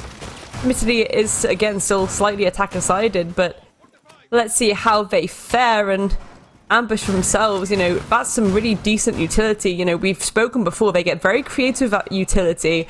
They're choosing to bring, you know, one of your problematic faves for Capitao. Oh, what's problematic about him? Nothing's problematic about him, to be honest. Good. Keep it that way. It's, I mean, that's problematic. They're switching off him. So. Oh, come on. Oh. Actually, I will say, the one thing that is problematic about Capitao is sometimes the fire gets a little bit out of control. That's the way it's supposed to be. I see. Infinite chaos. Look at these statistics for Rhodey, though. Goodness gracious me. 83% cost and a 2KD. Rhodey putting in some work for this matchup, ladies and gentlemen. 14-7. Gorgeous stuff there from the gunner of Ambush. Absolutely gorgeous. Gorgeous. Nerf, on the other hand, not having such a good performance here, as Relax is going to get one, get two. Oh, they both lined up, and then the impact was there to finish him off. Nick is ready to catch the trade, but a 2 for 1. Oh, 2 for 2, actually, as Raston's going to chime on in and eliminate Eco, and that's two of the main fraggers from the side of Eminem Academy going down. Yes, we have just lost Brody on the side of Ambush, who's been the key player in a lot of these rounds, but keeping it even in the man count for now, and with Nick still alive, anything can happen. Yeah, 3 versus 3 within a minute. That's got me, you know. Whew. That's a pretty spicy one, if you ask me, to be honest. I think that was a really nice roam game from Relaxing. Ultimately, yes, getting shut down, but you're taking out, you know, Rhodey, as we say. They got an absolute performance this match, and that's a good person to kind of stay away if you are trying to win out this overtime. But Ambush being able to take these gunfights and win it out and, you know, keep their heads held up high for now. 3 versus 3. Lots of time to work with if you're Ambush too, so they can just get that intel that they need. Nick, however, getting downed. That's a little bit awkward. Do not have that thinker anymore. Don't think Eminem are fully aware of the fact that that down has happened. And I think because of that, there we go. Nick can get picked up nice and safe. Again, 50 seconds on the clock. Looks like we might see a little bit of a change up of what they want to do. Coalesce seems pretty committed on this wine wall, but it looks like Nick was going on a little bit of a wander there. Rotating externally almost. Was that right? Or are my eyes deceiving me? Yeah, looks like he, in an attempt to not cross the door, went all the way around. Now, this has given them the ability to open up a lot of these walls. They've got 2 sides of the wine cellar wall from Trench opened up, and 1 angle on the main wine cellar wall lined up, as Coalesce is the one with defusing. He's going to need to work his way on through and go for the plant here, as Dyer coming up big once again, gets another kill for his team. Coalesce is good for 1, but the time's running out. He needs to swing and get the pistol kill, but it's going to be Nerf to save the round for Eminem Academy. Oh, fighting from behind. It was 6-4 at one point. It was 6-4 in favor of Ambush, and Eminem 3 rounds on the trot, sitting poised and ready to take this one now. Overtime match point. Non-surprisingly, timeout has been called for the side of Ambush, but those timeouts work both ways, Dino. Those timeouts work both ways. Ambush really having to have a chat with themselves. Where are we going to take this fight? Which bomb site should we go to in order to try and succeed? Don't think it's going to be basement, to be honest. given how vulnerable that can make them, they won it once, they lost it once, but again, that plant was coming through, that execute came through so thick and fast, they probably want to delay that timer as much as possible. There we go, master bedroom office. The approach they're going to take, pretty by the book, bar that Ella. We don't see Ella really played as much outside of a comfort pick, but I do think that utility is going to be really useful, because if Eminem don't use their time well, actually no, never mind, it's being picked onto a Valkyrie. Never mind. Of course. But no, that intel is still going to be useful. Getting that information. Where are Eminem approaching? Yes, they've got this control. Do we have the opportunity to go for a flank here if they're coming in here, or they've been spotted here? Do we have that info to know that the plant is going down? Again, Eminem seem really good at trying to force the plant, and that seems to be their approach a lot of the time. They're very objective focused, so having that intel utility is going to be beneficial, because they'll know when that plant is coming through, and they'll know that, okay, if we keep some of the C4s in pockets, there's only one on Nick right now. So again, not really anything for denying that plant just yet when you are against a team that are quite objective focused. But again, given how much ambush can just come out on top of these gunfights, maybe they're just thinking, we can just win this on gunfights. If they start, executing into sight, that collapse starts coming through, we can just win it on gunfights alone. Let's see what happens though. It's a big risk to take when Eminem, especially in the last few rounds, have started to show up. I mean, Dyer had a very rough start and has started to come through absolutely massive for his team. As already some of those nades starting to be used by Eco, essentially trying to clear out some utility or catch Defel while he's on cams, but it's not going to be the case here, as Relaxing already coming on in through the basement is going to get that opening kill, and that's going to be Nick gone. Those cameras probably already set up, but that is that one C4 now off the board already for ambush.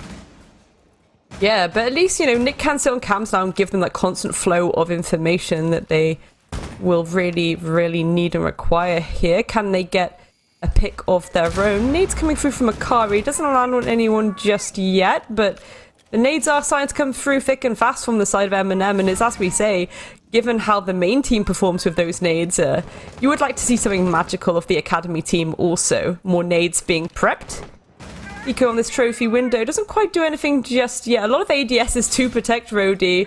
Of course, that Jaeger on the all-important solar stairs. Defeli actually taken down Relaxing in retaliation, so no more nades on the side of that sledge, but there are still some flashes that can be used as well on Nerf. It just means that nade game can't work anymore. Oh, Ikari is getting tagged up. I believe that was through the wall from the Jaeger. He's going to get himself up using the finger boost, but the crossfire set up. Rhodey is going to be the one to secure the kill, and now it's a 3 versus 4. Less than a minute 15 to go. Eminem Academy, they have somewhat control of this middle floor. Defel hasn't fully left, and Rhodey just has this angle. They're not treating this angle seriously. They're not respecting it, and Dyer is just sitting here waiting for someone to run on out towards him. It's not going to happen.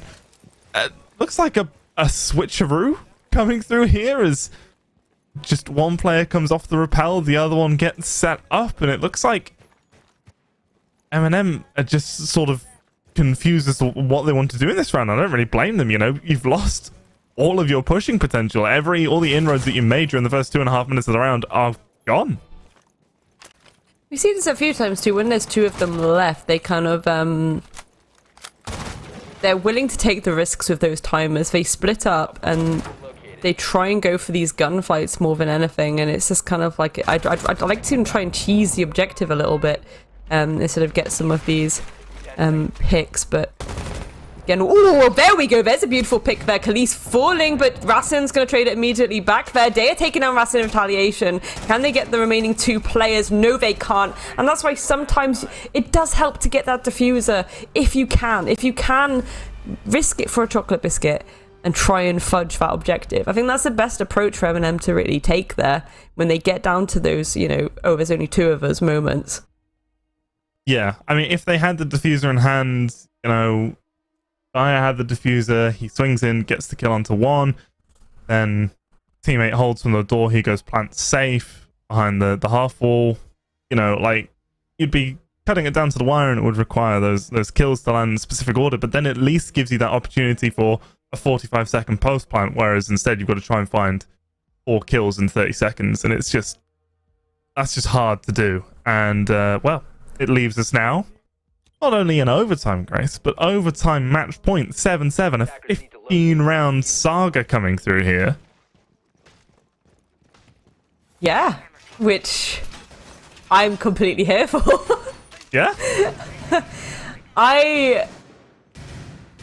See, this is why, like, I predicted for Eminem to come out on top of this, because I know yesterday I was seeing a lot of things that I was like, this is definitely a change here. Yes, they lost a really good player, but they've also, you know, imported some really nice players from Germany, and it's going to be a case of the synergy, and the team just felt a lot nicer yesterday than what it previously had, and I think that they are a lot more structured.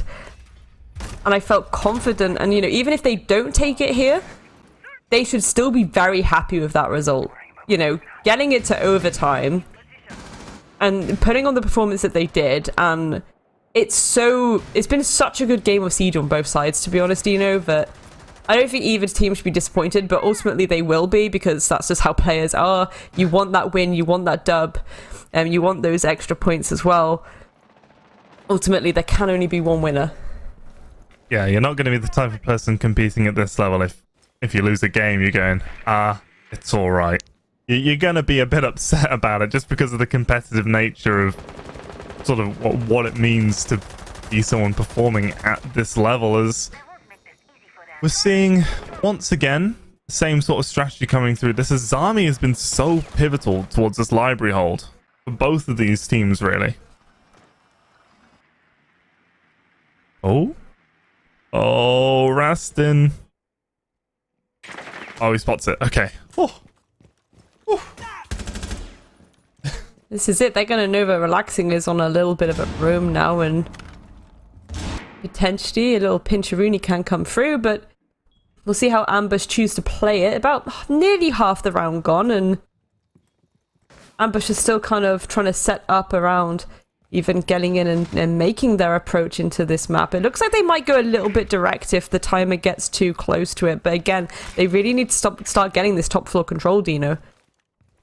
Yeah, they've not done anything to force Akari out of his position by top library. He's just able to sit there. Instead, looks like we are going to see a very late rotation coming through from Rastin to potentially apply pressure upstairs, as the rest of these players are all sort of stacked up around the middle floor looking like they want to go laterally, but you can't do that if there's a player still sitting outside on the library balcony. So it's getting very dangerous here for Ambush, as there is going to be one kill going the way of Ambush, as Nerf is going to trade out. Nick getting stuck on the wall is Keyless, and he's the one with Diffuse. He's going to have to spend even more time opening up that rotate so we can get on in and get on up to his teammates, as Eco's going to be holding the top of these library stairs, and the flick! Rastin goes down. DeFell's immediately prepared for the trade, as Akari, realizing that that library position is untenable, pushes on even further. Well, the balcony position is untenable. The library itself is still a strong point that he can use, as the rest of Ambush's push is happening over towards the main lobby, and Eco's managed to find a little bit of a gap. DeFell, though, a huge kill there. Eliminating Akari is going to provide so much space, but Eco is in the prime position here to save the game for Eminem.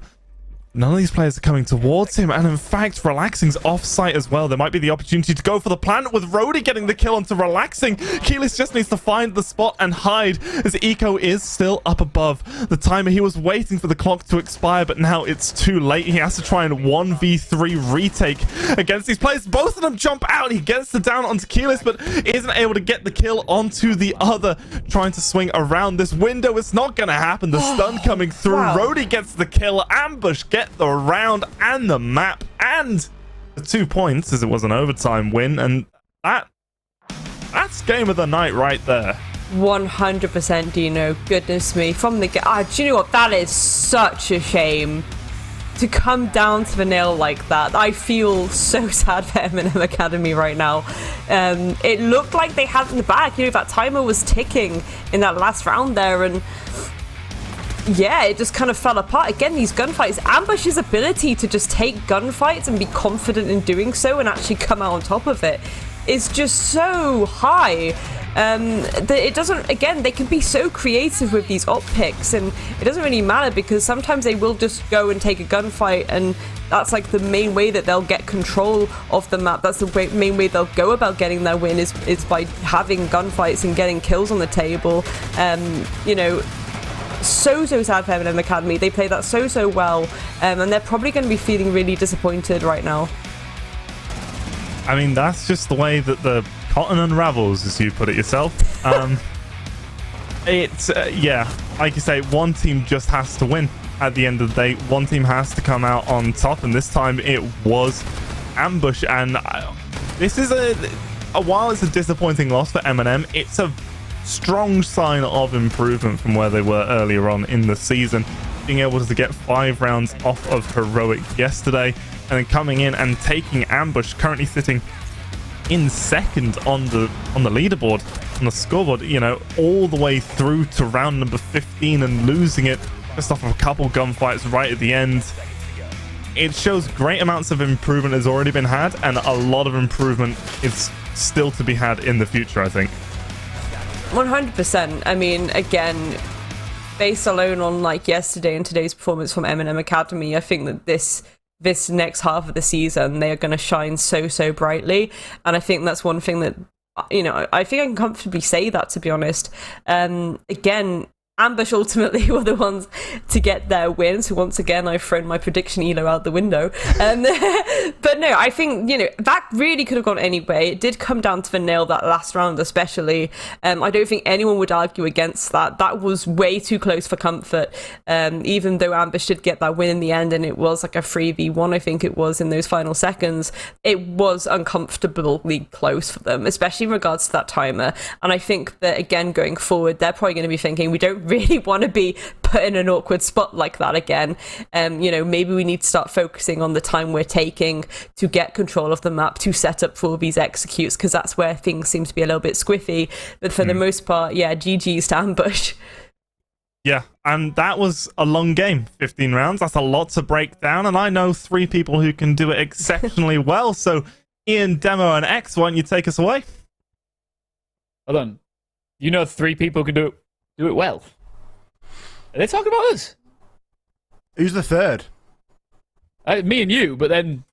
welcome back to... I'm not speaking. So that's right, you don't need third person. That's right, I'm not speaking then. That's fine. We need you. Welcome back to the Analyst Desk. That was quite a series. Well, yeah, a best of one, sorry. It went all the way. Eminem Academy really kicked back. They clawed their way back into a position where they could have taken the dub there, Demo, but Ambush just proving too strong in the dying moments there. It was really close in the first half. We come off an even split, and then we have another even split, but it didn't feel like that in the kind of second half of the match. Ambush, I think they were 4-3 down, then they went to 6-4. I thought after those 3 rounds in a row, I thought Eminem were done, they were dead, and then they pull it back. They then take the lead 7-6, and then they get dragged away from them again, and Ambush win. All over the place, up and down, great game. I think both teams have stuff that they can walk away with that they should be quite happy with, and then others that I think still need to be worked on. I think there's a couple of rounds where we've seen Eminem where they were trying to force, you know, the yings and the glazes and get that working, so I think stuff like that needs to be refined before they bring it out again. Yeah, it was an exhausting game for every single player involved there, X, and we do love to see it go all the way, don't we? And it's for us as viewers, it's exactly what we want. But for Ambush, do you think there's part of them that maybe was a little bit disappointed with the fight that Eminem gave them, or is it down to the fact that, hey, we got to show these guys some serious respect now? I think there's probably an argument to be made for both sides there, and you could look at this and say Ambush needs to be a bit more mindful when the game isn't going in their favour. Eminem took a really effective timeout there. We often say timeouts are good for a round or two, and Eminem really proved that. I think it was 6-4 when they ended up taking that tack timeout. And from there on, we're obviously able to bring it up to 6-6. So it really worked for him. It did something to sort of throw Ambush a little bit onto the back foot. So, you know, on another day, this is a result that would have gone Eminem's way. And Ambush needs to certainly be mindful of choking a big lead like that in the future, and not be so sort of lackadaisical, I guess, after they've had, you know, a good game up until that point. Points back on the board, Demo, for these guys ambush and they're right back in the mix at the top of the table. They already were in second, but climbing right back up there. They needed that, right? Especially after yesterday. Yeah, good bounce back after the loss yesterday. You need to come out, you need to get some points, and I'm sure they probably thought, you know what, we should have had all three. I think whenever you're a 6-4 position, you should be closing that out. I think you should be closing that out, but it's better than walking away with 1 or 0, I suppose, so still always look on the bright side. Yeah, and what do you think Eminem can take from this play day week, I guess, the last 2 play days, X? They played well, put up a good fight in both of those games, but they couldn't get the biscuit. No, it's got to be a journey now for this Eminem roster, hasn't it? You know, it's not all going to be plain sailing from here on out. I'm not sure what that's exactly going to do to the standings or not, if they'll remain in 6th place or not. Obviously, we'll have to wait for the other games to finish later on tonight to find that out. But there's good elements that they can take from it. I think that certainly they've got that traditional Eminem fighting spirit, which is something that we see and often talk about with the main roster, that they are, you know, never really down and out, if you will. So I think, yeah, for me, Eminem, they can take some positive from this, but still, you know, it's a developing roster. They've had a couple of changes, so they're going to have to make put some work in. All right, guys, you two sit tight. We've got an interview lined up and ready to go. Coalesce joins us now on the show. How's it going? Let's go. Oh, look. Let's go. Hold on a minute. I really want to take a moment here, right? Please, just do that one more time. Yeah. Celebrate. Let's all celebrate together. Yeah. Let's go. Let's go. Man, it was a hard game. That was a long, hard-fought victory for you guys. And after yesterday, I can see that you're buzzing about it. Talk us through how you're feeling after that. A very impressive win there. I mean, we should have closed it out 6-4. We were so down in dirt when it went to 6-7 when we lost the 3 rounds. But then Rando came in clutch. We took a timeout, and then he said, go in, and then we did. So it was, you know, very, very, you know, very good, yes.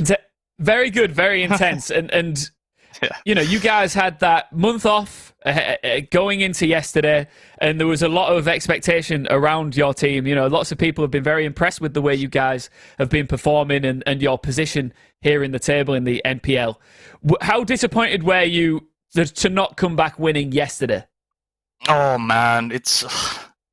Last night when I went to sleep, all I could think of, I mean, just one round that we are on points. So many rounds, so close, so tight-knitted, like different plant position. We get 1 kill more, and, you know, like, that's the most annoying thing, because you know you had it, but then you lose that one thing, and, you know, that, well, they played well, and we didn't, so, I mean, it happens. We move. Yeah. You do move, and do you know what? I just want one more celebration from you before we wrap this up, because I'm really enjoying your exuberant excitement. It's good fun. So congratulations, Coalesce. Hey, there it is. The man. This guy needs to come on debrief at some point. Coalesce, you're a lovely man. Congratulations on your win tonight. Thank you. Have a good one. See ya. Thank you. Cheers. Do you know what? If we could sprinkle a bit of that Coalesce energy onto demo, we would be rocking and rolling. What a guy, though, D, and what a win. Yeah, good win. Obviously happy to get that one over the line. Would have been a bad week for Amp. Well, probably the worst week that they've had throughout their conquest currently in NPL. You're having 2 losses, but the fact that they've managed to at least get 1, it's, you know, it's good. It gives them something to uplift, I think, the rest of their week, of course, going into practice over the course of the next few days as well and prepping for next week. All right, well, can SSP bounce back from what was a brutal defeat yesterday when they take on Victus, who we haven't seen play for quite some time now? That is our next matchup after the break. See you soon.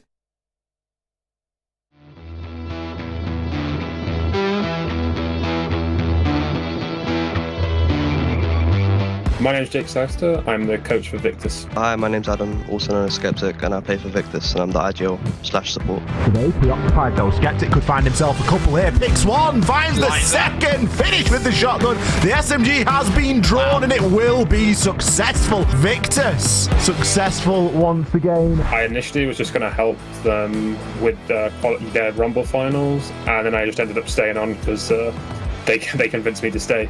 I joined Victus after they offered me a trial, and when I trialed, it just kind of clicked, like it worked. The chemistry was there already, and yeah, that was it. When we made the changes before the season, we knew that we'd have a lot of like very strong individuals and we'd be able to win rounds off that. And I think that's sort of shown through in the first half of the split that, you know, we can win a lot of rounds just off individual players making plays. However, that isn't something that we want to just be the definition of the team. It's something that, you know, we're happy to have, but we don't want it to be us as, you know, we do want to be a team first and then individual second. I think that's the big thing, you know, like in terms of our goal for this next half of the split is making sure we fulfill that as well as obviously get Challenge League. I know sometimes in the team we joke about how the casters and how everyone says like TENSTAR's the biggest UK team coming up, and it's like, yeah, okay, sure. When I got kicked or left or whatever, I beat them on J-Links and then I beat them here as well, and I'm still ain't lost to them, so that feels good. I try to avoid like falling into the trap of like believing your own hype, but I do think we have quite a high ceiling if we can get everyone on the same page and working together. I don't think we're at anywhere where we want to be right now in terms of the consistency and level that we want to be, but we can be there. So it's just about making sure we work hard in the next like upcoming break to make sure we're there. If we can win against, you know, some of these teams off the basis of individual play, then really, you know, if we become more of a team and we add other sort of weapons to our arsenal, where is the sort of ceiling for us as a team?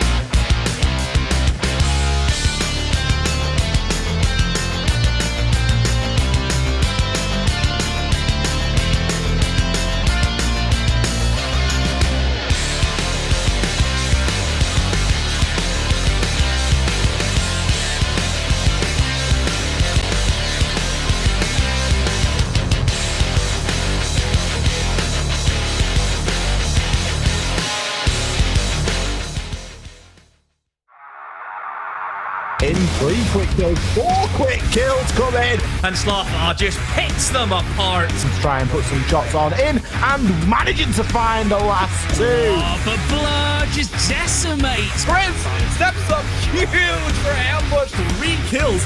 All E1 DCs. What?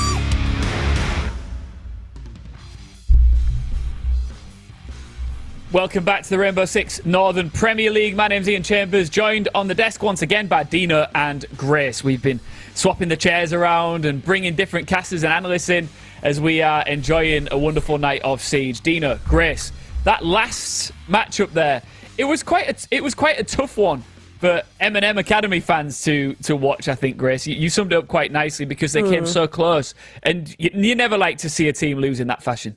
You don't, and again, I really think they've put in a lot of hard work over this break, and you can see that by the last 2 days. Again, it's these really tiny moments that you're seeing, and it's like, oh, something's clicking here. That's why it went to overtime here, and I think, again, going forward, we're going to see a lot more from them, and they're going to keep fine-tuning this, and it gives you a little bit of sadness almost that it was coming down so close for nail. I think if either team there'd be sadness for whoever lost in that moment, in my opinion. It was a great performance on both sides. I think that for Eminem Academy, Dino, they can really take positives from this week and push themselves forward into the next Playday, right? Oh, absolutely. I mean, you know, you've changed your roster a little bit. You've come in and you've had to play 2 of the toughest opponents in the league, and you've put up good showings in both of those games. I mean, it's a very strong sign for how the rest of the season is going to go for them. But them losing today does mean they are still in that danger zone. They are sitting right at I believe, 6th position right now. Yeah. So, you know, if they let any more games slip, then there's the risk of Coalesce or one of the other teams being able to sneak on up and steal their playoff spot. So, yes, it's good signs, but now the pressure is really going to be on them to carry through the rest of the season. That being said, on the flip side, Grace, Ambush, once again, establishing themselves as a really strong team in this league. They are. Yeah, they are. Again, it's interesting because they are allowed to get creative with it and still win. This is the interesting thing I find about that team. They will mix it up round to round and just try different things and see what happens, and they're still getting those wins in their belt. And I think that's a really good sign in terms of the individual skill within that roster. And this is, again, something that we see a lot when it comes to the gunfights that they're taking and their confidence taking those gunfights, and 9 times out of 10 they are coming out on top. And it's not because, you know, they've gone for any kind of crazy pinch together or anything like that. They've just gone straight in and won that gunfight. And I think you have to take your hats off to them in that regard. It's a lot of raw individual skill there. That's going to be really gorgeous to see develop also. Gorgeous, great words. All right, let's move on to our next game. SSP versus Victus.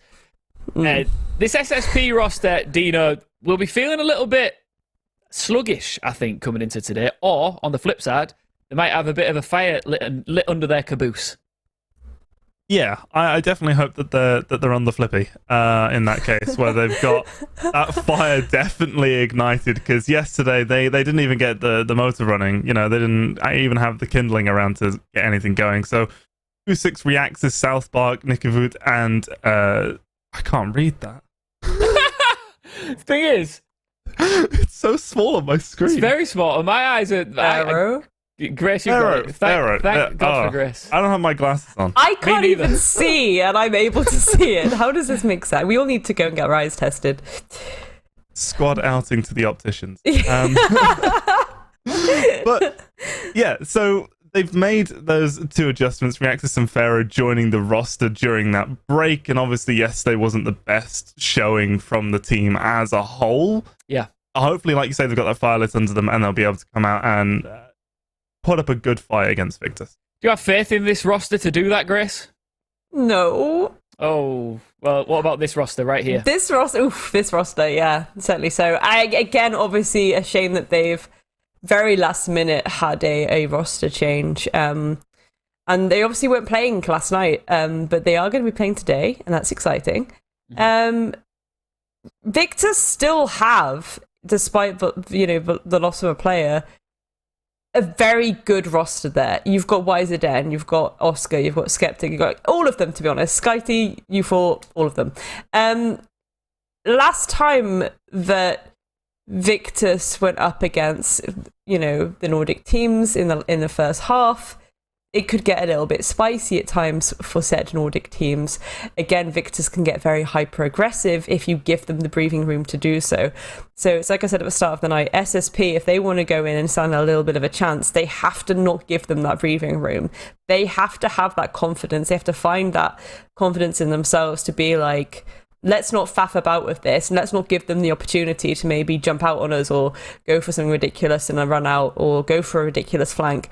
They need to cut off rotation points. They need to be very aware of the fact that the external boundaries of the map is not safe.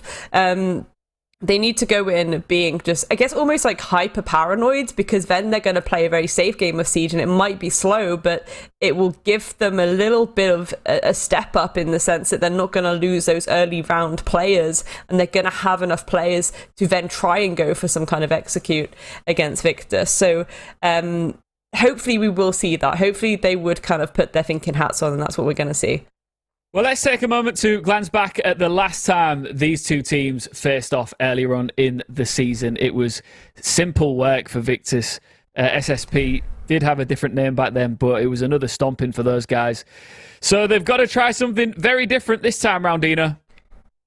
Yeah, they do. And, I mean, so does Victus, in all honesty, because they don't have Flexi anymore, and that's going to put even more pressure on players like YZN to show up and be important, because Flexi was one of those fraggers on the team, and now that he's retired and has been replaced by Europort, they're gonna have to step up as a whole squad and have a positive impact, as well as the players on SSP, because with those changes that have come in, this is now the time where you have to get these changes, these players all working together and starting to see some improvement coming through.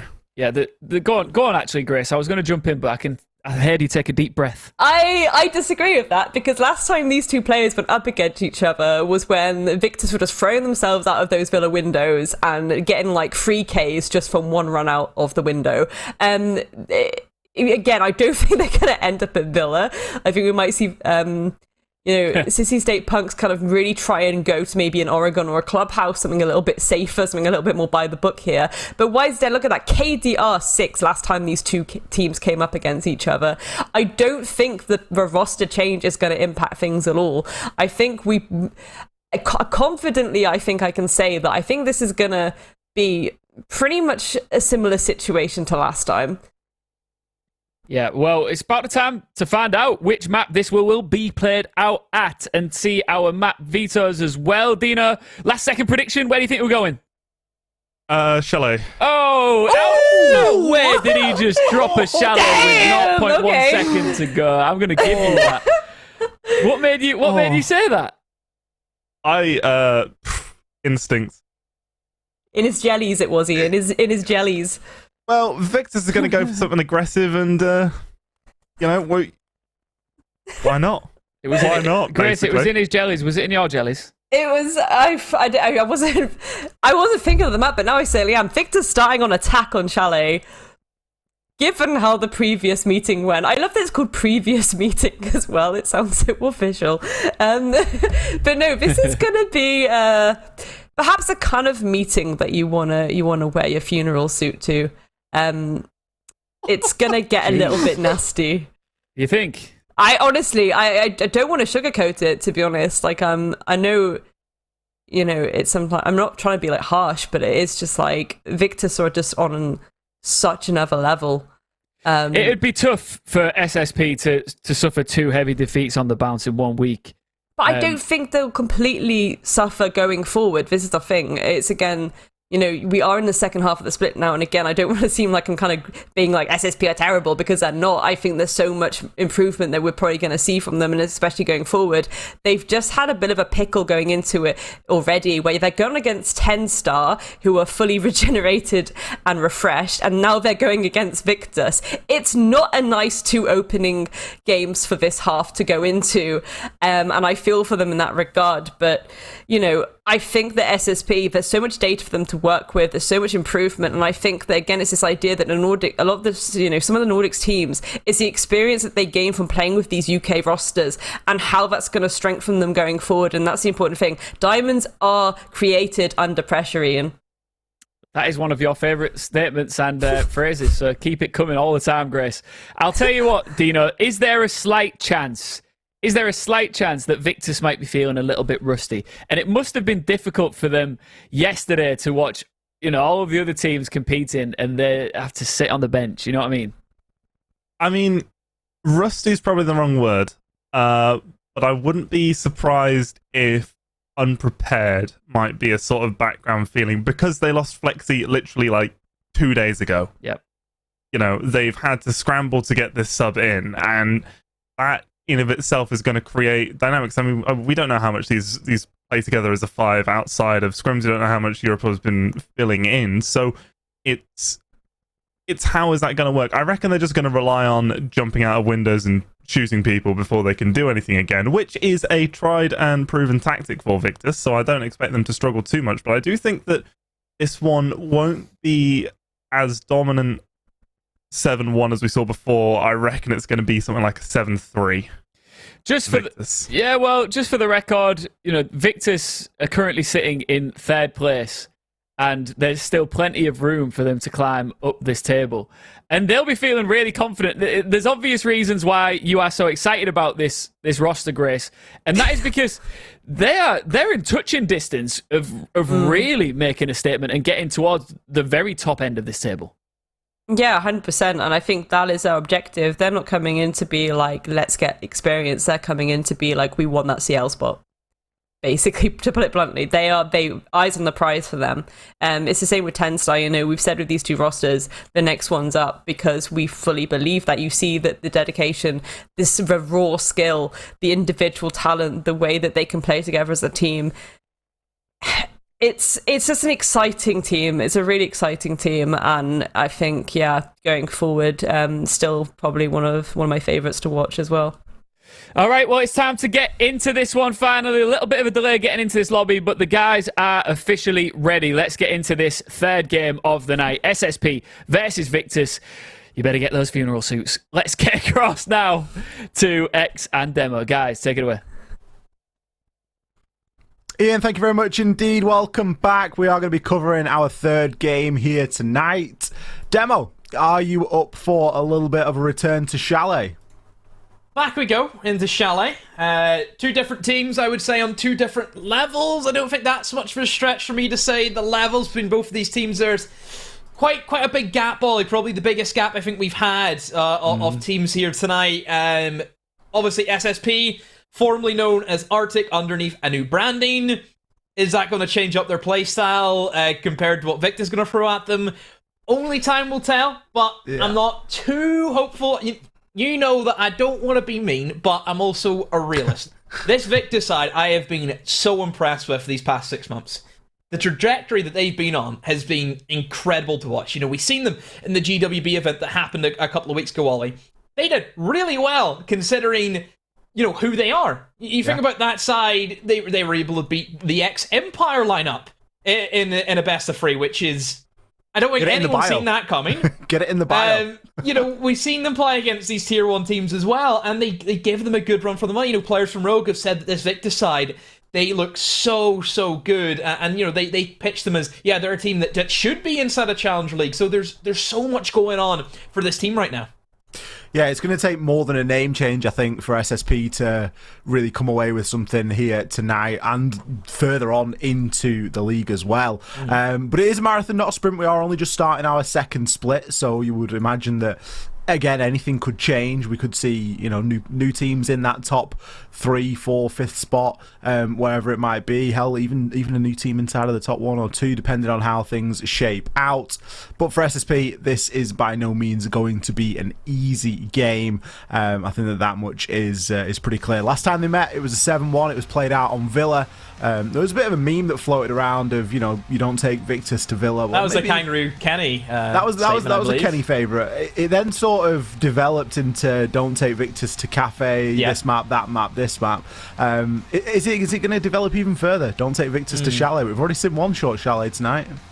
Yeah, we do have one minor change that we have to talk about, Ollie, from Victus, and that they've had a roster change. It came in very last minute, but Flexi has moved on from the side, and in his place we have a new player. We have Upor coming in to the lineup. No, you poor. I'm poor. Why are you calling me poor? I'm... Who's poor? Not Ian Chambers, I'll tell you that much. There's going to be endless jokes with Upor, I think. I think it's a great name. Yeah, so Upor, I think he's been around the kind of tier 4 community for a while. I know that him and Skeptic, they go way back, so there is kind of some links there. So obviously being able to get a trial, and well, Victus is who Victus have selected to fill in as their 5th player. So yeah, we'll see how he does in his debut. A lot of pressure have to be said for Upor coming into this lineup. Think about how Victus have been playing. He needs to be able to fit right in and keep that momentum going. Oh, you're joining a team that's second place in the league, and you've got to be thinking and looking at the stats and having obviously figured out what's happened in previous Playdays, that you're not only joining a team that's currently second, but you fill in some pretty big shoes in that team as well. For all that Flexi was able to get kills, we saw him playing everything. We saw him playing Nomad, we saw him playing Thermite, we saw him on all sorts of different operators, very flexible side, and that's a very difficult sort of role to just fall into. We're getting stuck into the first round now. At least it's been selected. We're going to be going down to the basement. Some choice bans there, Demo. We've actually seen the Azami ban. I kind of commented on this at the start of the first game that we did this evening, saying, you know, if if as army is going to be removed, then you've kind of just got to treat it like the defenders have got the run of their teeth, -1 ban like they would have done 2 months ago, because that's essentially the situation you find yourself in. So a lot more flexibility here for these defenders. Finka up again, which I still just wonder, why are we not seeing Finka bans? I'm really curious to see what EUL, how their approach is going to be to Finka whenever the big boys start, you know, getting into their games, which of course we know will be starting very soon, Ollie. But I suppose the thing with Finka is everybody has a Finka crutch in their team, don't they? Isn't that like the main issue? You've got somebody there who's already trained in that operator. But once upon a time, they will have been trained on somebody else. You know, players don't just jump onto the scene and immediately be Finka crutches. Maybe some players that start, you know, very recently do, but you look at some players that have been knocking around for a while, as most of these have, and you know, you didn't really see them struggle too badly pre-Finka.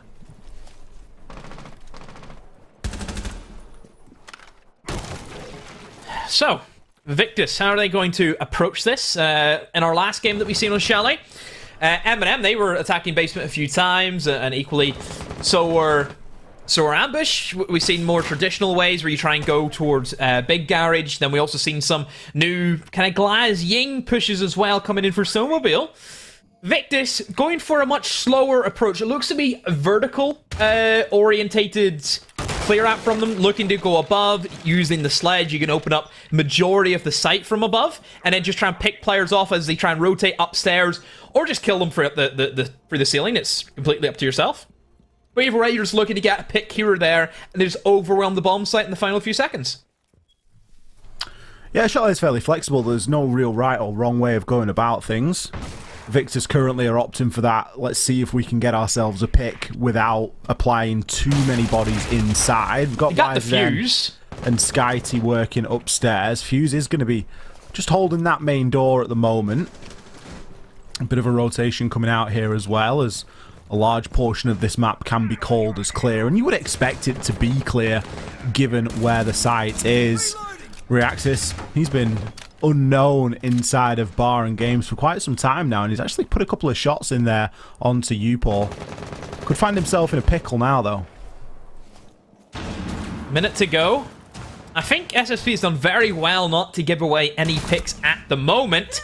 There's a Caster's Curse. Apologies, I'll say that much, but still, the kill will go in favor of Victus. That's what they wanted. They wanted to have that extra man, and now they can start rotating players towards backsides now, maybe in towards Big Garage, or even maybe look for this main wall to be opened over towards Snowmobile. Utilizing the Fuse to clear out of Connector right now. Satbark's really the only person who is in a position to maybe put up a bit of a challenge on towards main stairs, and will get himself in an engagement, but Oscar is ready for him with that PDW, and this is just how Victus are playing it. Nice and slow, slowly but surely, edging their way through the bomb site, getting the picks as they come. A plant's gonna be going down beside the locker, and Victus are happy enough to slaughter everyone in their path. Pharaoh's trying his best, but he also will fall. I hope he should, because he's still alive somehow, and there we go, finally the LMGs do the work. It's very plain and simple from Victus, taking their time, getting the picks. No surprise, good start for Victus. There's so many different ways to take care of that bomb site. You can really just, you know, pick your poison almost, and Victus went for a bit of a main stairs push in the end. Getting themselves down there, obviously, in conjunction with breaches being opened and a bit of pressure from inside of Blue. Not worth another attempt down there for SSP. Their sort of miniature roam game wasn't very successful at all, and despite the fact that Victus were hell-bent on clearing the whole map, they had tons of time left, Demo. Yeah, it still gives them enough time just to get that diffuser down. That's all they need. Even 10 seconds is enough for Victus. Obviously, then you're banking that C4s aren't going to be an issue. And to be fair, I think how the meta has kind of developed over the past couple of months, we are starting to see more operators that don't come equipped with a C4. That's one thing I've noticed. We're seeing a lot more bulletproofs, impact, shields, not as many C4s. I suppose a perfect example is look at the lineup we're having right now. Not a single C4. And that feels like a blunder, doesn't it? It feels wrong. I mean, who are the heavy hitters with C4s that you'd bring? Well, I'd say mute is always the go-to. I mean, if a stack's not got a mute, are they really a stack? I think mute is such a good pick at the moment. Like, it's so it solidifies so many things. Drone denial, destructibility with a shotgun, obviously ability just to frag out with the SMG and then the C4 to boot. Yeah, great combination. Mozzie would be another one I'd say is pretty common. Thunderbird would maybe be number 3. Who else? This is already my mind's coming to a blank. You've got Valkyrie and Mirror, but Valkyrie's typically Valkyrie's not getting through. Mirror's usually banned as well. Yeah. And even still usually banned anyway. What, you maybe see Kaid, but only in select sites sometimes. And then are you really going to bring a Mozzie to go up against Finker LMG? Yeah. Really, mute would be the lone soldier that you could definitely justify bringing every single time, couldn't you? I would certainly say so. Opening kill this time at least goes SSP's way. Good pick. Wiserdeng gets taken out. I think he had full nade utility in pocket as well when that happened. So, gonna miss out on a little bit of that.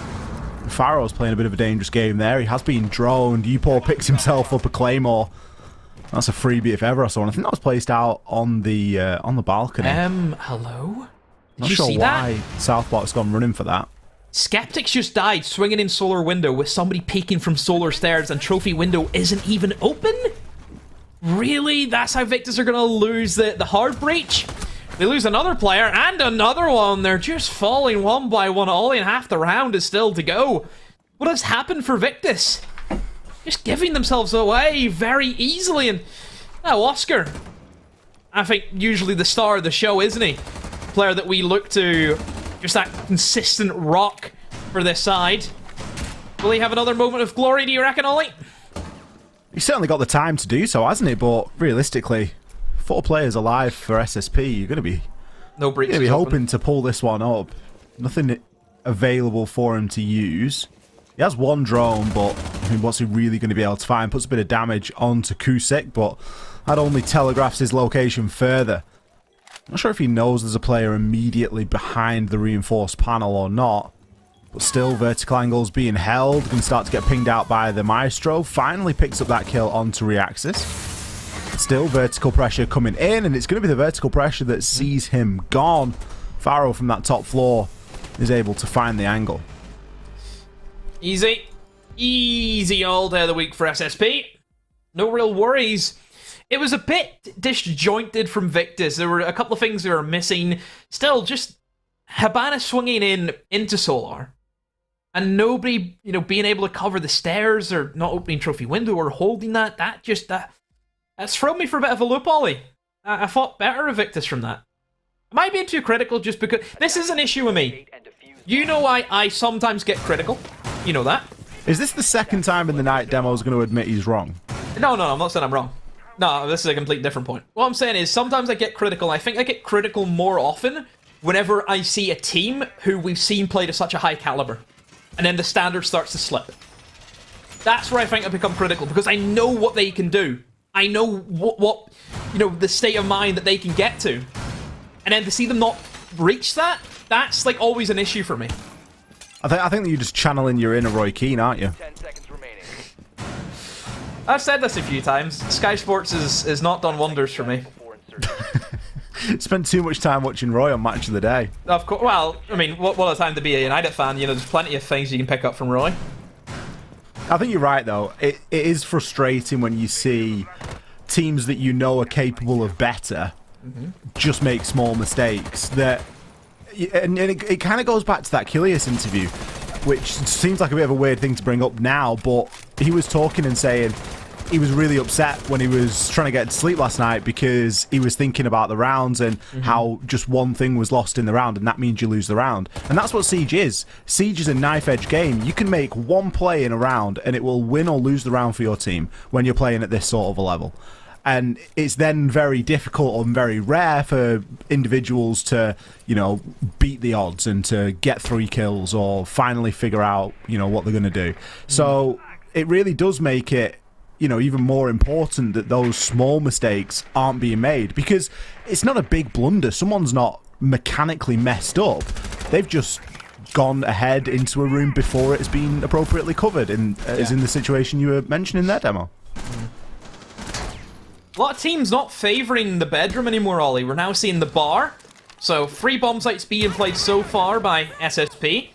I think just bedroom not being favoured because you can have much more of a commanding hold on a roam game, I feel, from bar and games compared to bedroom. You know, you can extend over towards fireplace a lot easier.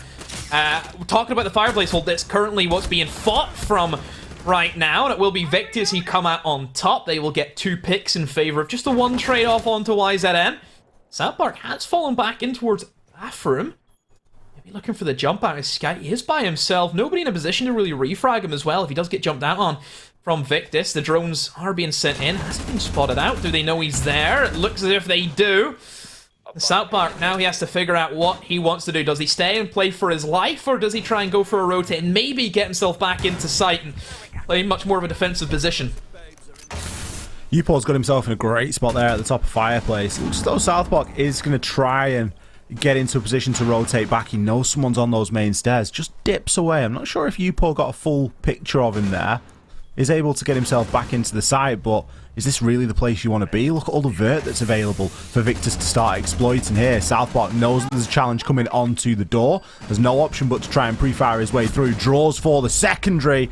Skeptic and Upor pick up those final 2 kills. Little hop in there from double window and finishing off the player inside a connector. Yeah, better round from Victus. Good way to bounce back. Being able to use their utility well, clear out that top fireplace. That's always the main issue that attackers will suffer from, is making sure you have a good clear out. And for Victus, like I mentioned with a high standard, you expect them to do that in their sleep, Ollie. If you know exactly how to push that time and time again, it will be no issue whatsoever for you. So, yeah, Victus, good round from them. And again, SSP not looking to play in towards that bedroom. We go downstairs once more. Last time from Victus, it was very slow. Very, very slow. Looking for that thorough roam clear in towards the top floor. Moving in, they brought the Fuse in, which is an operator that certainly has seen a bit more play. Still, I think has ways to go yet before he is a mainstay operator, but still niche by all accords. I expect probably the same from Victus. Again, that roam clear out. You see the Jackal being brought by Oscar. Great pickup, I think, for Chalet. Big map. Locks down the roamers really well.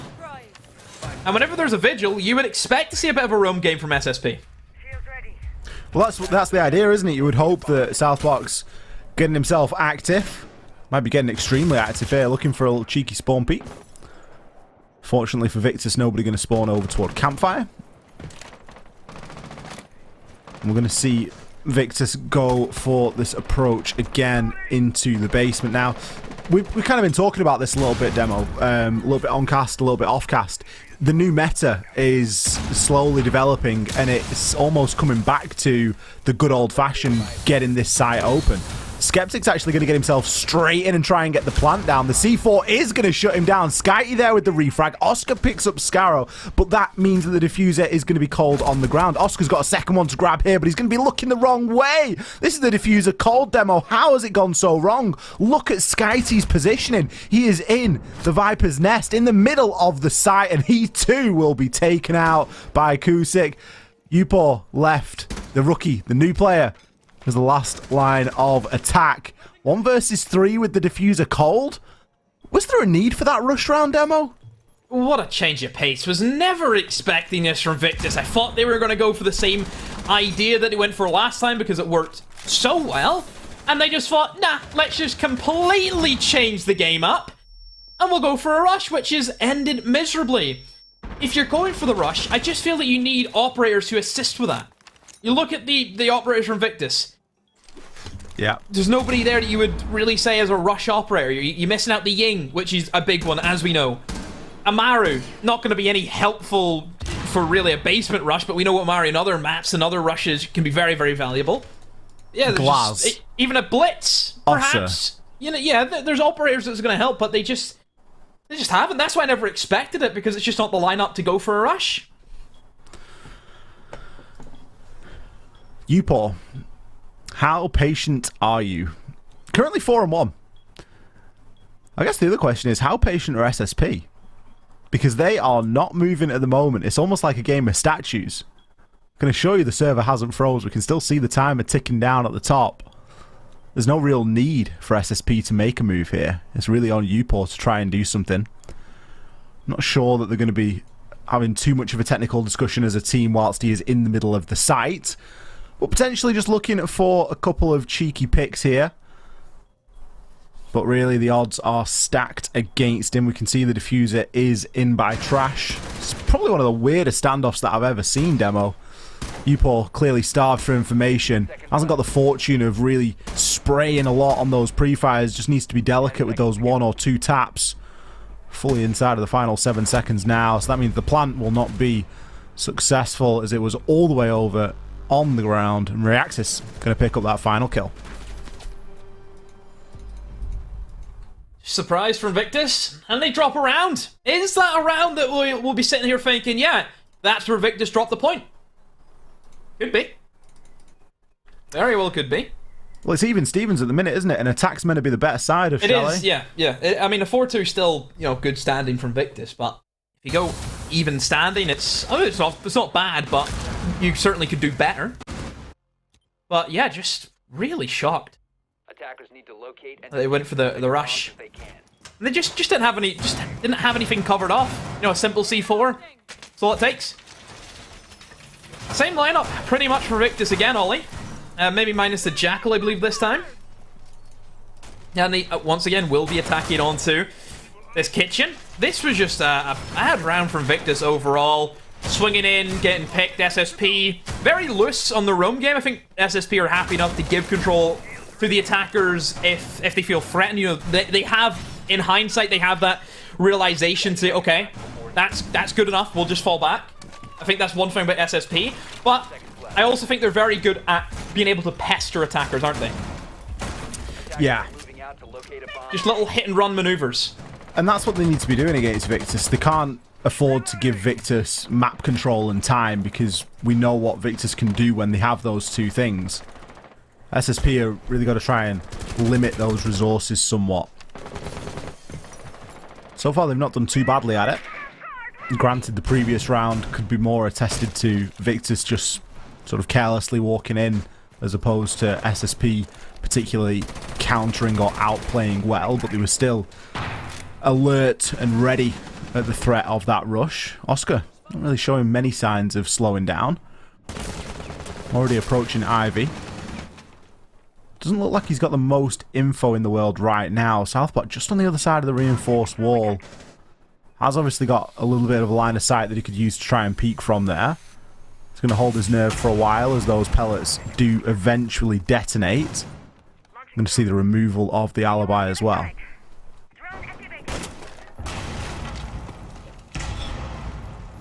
So, Mark, playing a dangerous game, Ollie. That peek onto that office door. Oh, it's just a gunfight, and well, South Park will win it against YZN. I mean, YZN should be ready for that. Yeah, that's everyone who's played Chalet has been in that engagement at one point or another. Just common. YZN's having a bit of a stinker at the minute. He's regularly finding himself his first death. 1 on 5. Not playing fantastically at all, but fortunately, Skeptic and Skyty are there to back up the team. They eventually deal with this top floor presence. You can now see the 3 remaining defenders are all going to be occupying this first floor. Nicky Woot playing in West Main, right next to the window. A little bit of a risky one. Typically, that's a window you would expect to get opened at some point. There is a limit to the vertical destruction now that Victus are going to be capable of, given that they've lost YZN on the sledge. They're maybe not going to have the desired effect. And the minute left, they're going to have to start looking to move further in to develop this a bit more. Usyk, happy enough to play passive again. That trophy window not being opened up, Ollie, does worry me just a bit. I think you need to apply some kind of pressure. Anything you can, just open up just a simple window. Would mean that Usyk can't play there because he's just threatened by somebody being outside. Oh, actually, it will be opened up. My mistake. But even still, Usyk playing that manner is so risky. That's why I thought it might have been closed.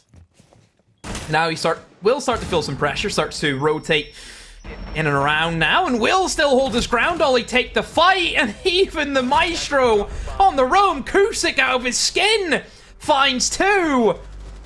Victus, they done well to gain that top floor control, have that man advantage. And then they just walk around like headless chickens, Ollie. For me, it really comes down to that opening engagement. It comes down to YZN. Again, I hate to pin around on one player, but we haven't seen this sledgehammer swung really to any great effect. YZN has been taken out in every single round. He's got 1 kill to his name. But where we need YZN the most is going to be attacking that kitchen site. You think about all of those vertical angles that you want to try and exploit. You want to rip that floor open, send the nades down through, stun out any utility, you know, really start to get these defenders shifting and moving, and then take advantage of the cross from things like trophy window, west main window, wherever it might be. And Victus didn't have that luxury. They got the top floor controlled. They had the time to work with, but they didn't have that extra layer of pressure forcing those defenders to move.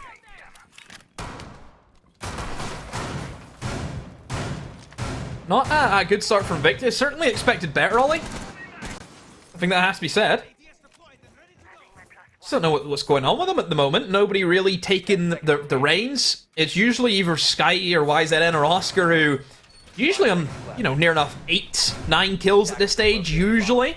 Oscar's close at 6, but you see that they're not having the greatest of games. I mean, certainly we have to mention SSP and what they've been able to do so far. Yeah. All credit to them. Everyone really, apart from South Park, who I would say was probably their best player, I think, that they've had throughout the last split. And he's actually been the worst player statistically at the moment. Yeah, I mean, the best player in the last split certainly wasn't Nicky Root, but so far he's setting the world on fire. We just had a little pop-up there for him. 7 kills, 3 deaths, 80% cost, really putting a shift in compared to his usual 50. It's quite significant, and if the rest of the team can follow in that fashion, Victus might need to give themselves a bit of a wake-up call here at some point. They're staring down the barrel of a 3-3 half, which, you know, while it's not the end of the world, you would expect the attackers to do a little bit better than that on Chalet. And even that isn't guaranteed at the moment.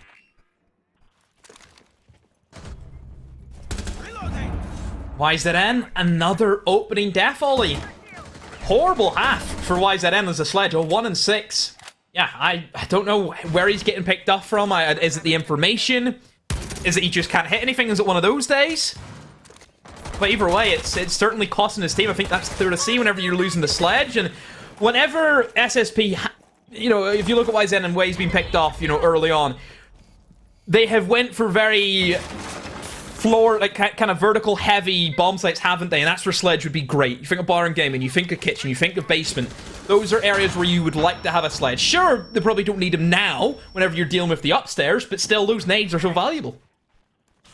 YZN's been the opening death 4 times, I think, for Victus, which is pretty shocking given we've seen 6 rounds played, and you're playing on the sledge. So, as you say, is the support not quite there? I'm not sure. The plant has gone down in this round, though, as Victus are looking to make a little bit of an amend for their previous lackluster performances. Skyty, he's picked himself up 3. Reactis and Pharaoh. We've got a lot of work to do here, and it's all down to poor old Pharaoh dueling at this main door. It's not the place to be, especially when the sharks are circling from above. Skyty going to be the one credited with that final kill. Victor's taking a much more no-nonsense approach there to round number 6. Where was that performance in the rest of their attacking half? Yeah, they needed that. Certainly needed that. Now we see the side switch. I mean, Victus, even with losing that first man, has done very well to pull it back, and I think that just shows why Bedroom is not favoured at the moment, Ollie. Doesn't that kind of showcase it? Yeah. Very easy for attackers to plant, just because of that blind spot. You can open up a wall very easily. Rotating roamers is tricky also. Yeah, it's... I think a big reason why upstairs is also quite difficult is you think of piano, you can't see for it from below, which is tricky for, I think, defenders to try and hold that, because as soon as you lose that guy behind the piano, usually with a shield, that's it, you've lost piano control entirely. Whereas you can forfeit that and then have a pre-play C4, you know, like we see with other sites that would have, you know, certain positions you want to hold. Different things like that. Located a bomb. Develops. Round number 7. Coming in hot on a 3-3 split. SSP now have the chance, Demo, to level the things up here and take things to the next level. Gain an advantage. Gain a small advantage for themselves here in this game.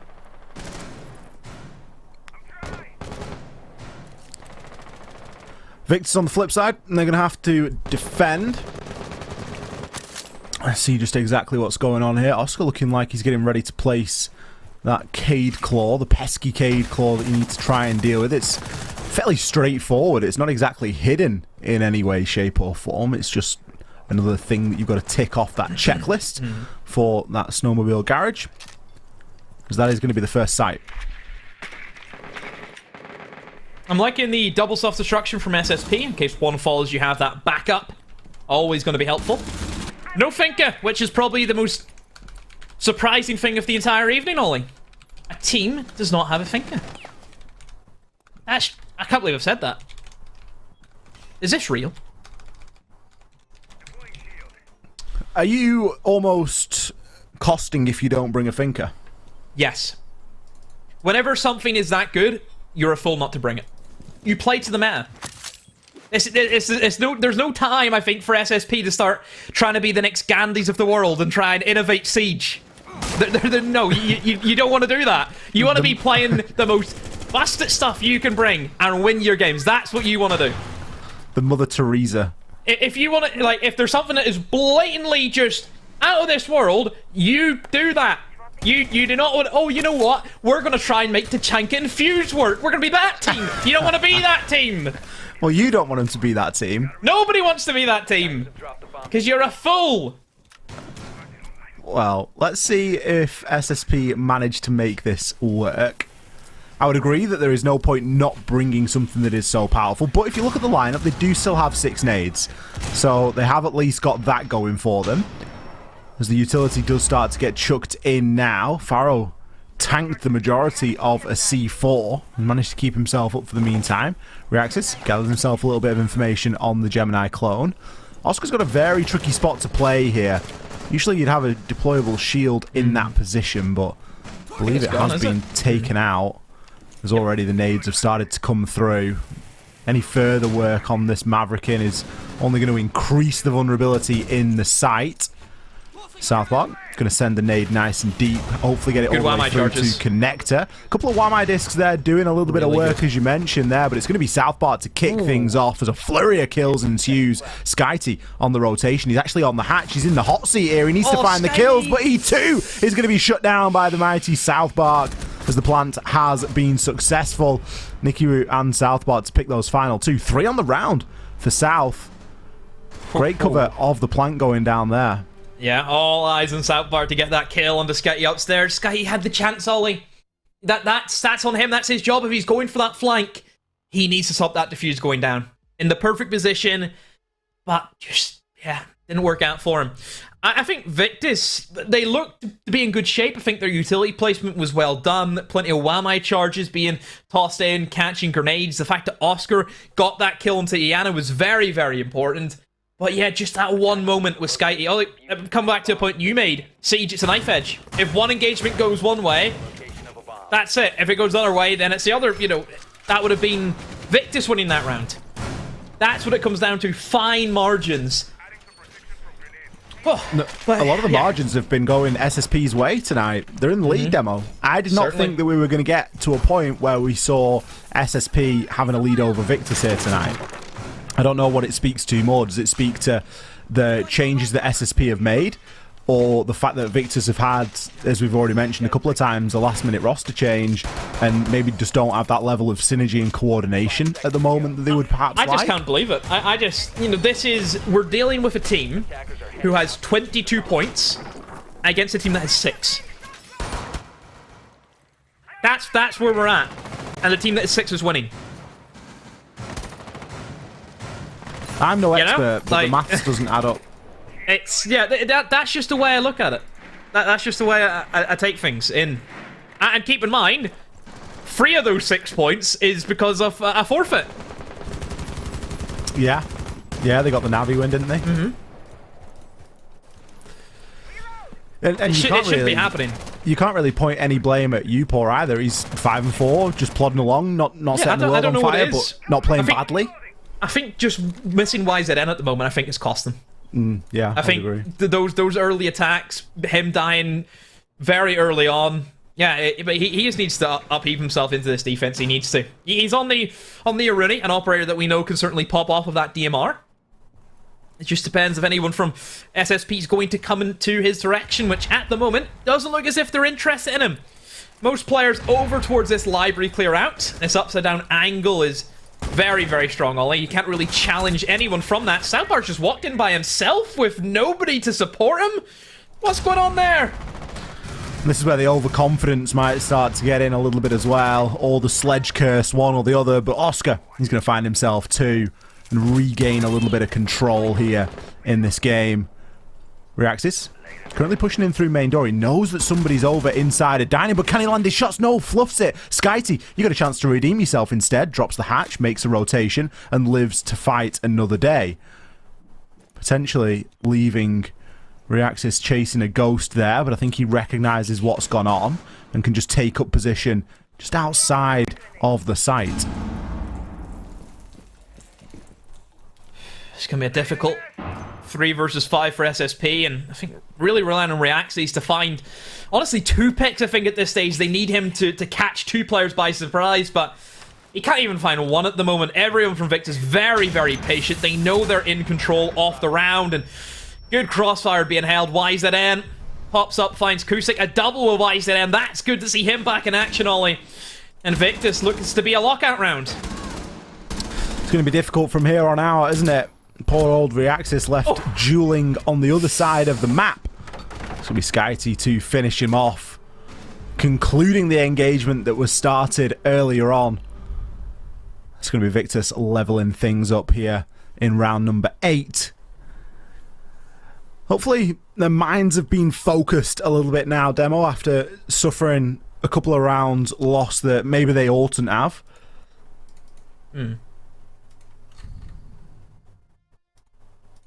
Still not too convinced with Victus. I think another solid defense round coming out of them will certainly give them a momentum.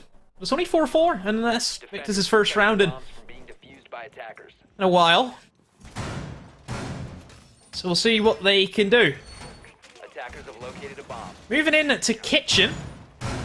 Again, really trying to stay away from bedroom, which is probably... I feel as if... Remember, I have a bit of a hatred, Ollie, for the old cash room and clubhouse? I'm starting to feel a similar hatred with the bedroom and chalet.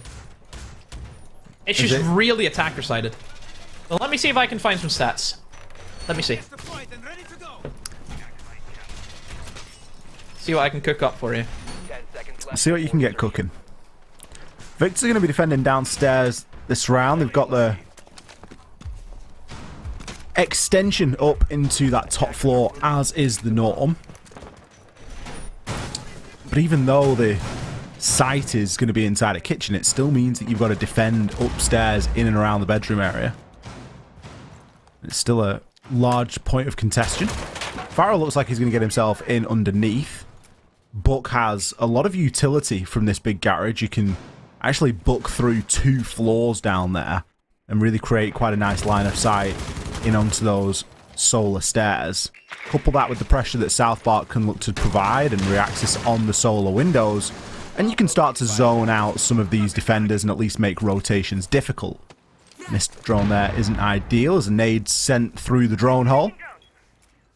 Not doing too much damage to YZN, but he won't be entirely happy with that one. This is the angle that I was mentioning there with Pharaoh opening up through the 2 floors as the skeleton key just rip through all the way up. And if he finally manages to find the right angle, looks like the bars are soaking up a lot of the bullets at that point. But I'm sure you get the idea. Are you ready for the stat bomb? Are you ready? Hit me with the stat bomb. So, it looks to be that the bedroom has a 44% defender win rate. So 56 in favor of attackers. To be fair, a little bit more than what I was expecting, but still attacker-sided, as I think everyone knows it to be that case.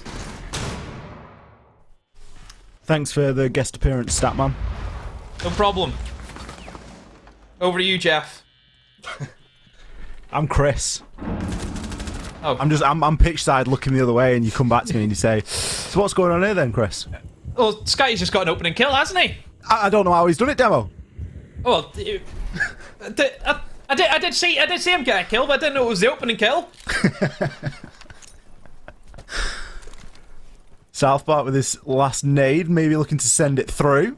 Too slow at the moment, I think, for SSP. They're working slowly, aren't they? There seems to be a very big problem with speed on this attack. Especially when you look at what's actually been set up here. Victus, they've been given no reason whatsoever to move. You know it's bad when Toxic Babe canisters start getting thrown around on this top floor because you think you can burn even more time. Great kill from Upor onto Pharaoh. South Park, he spent the whole round at trophy window, now only goes for the hop-in and immediately gets chunked down to about 10 HP. I'm not entirely sure how he picked up the kill, but is it really going to mean anything at this point? He's only got Nicky Root left, and he will be taken down as he tries to hop in by Skyty. South Park, the diffuser is at your feet, but there are opponents all around. YZN going to pick up that final kill. Nice long-distance shot there. Not a typical angle that you see get a lot of use, but does the job there in round number 9.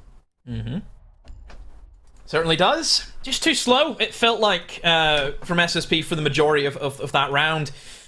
That opening kill, again, came in and there was nobody there to respond from SSP. That's been a bit of an issue, is that they're sending in a player, get killed, nobody's there for the refrag. To be fair, I feel as if Victus also suffered from that, so both teams haven't been as strong to refrag that opening death. So it's maybe something that both teams need to take a look at and think, yeah, that needs to be tightened up. Can't be sending players just out by themselves. You need to work in pairs. Buddy-buddy system. We do like a buddy system. Don't cross the road without your buddy. Look both ways. Look both ways. Make sure your shoelaces are tied as well. Master Bedroom, going to be the site choice as we move into round number 10. Little tactical timeout there from SSP to try and steady the ship. I wonder, is it going to be enough? There is potential for this to go to overtime. There really are no two ways about it.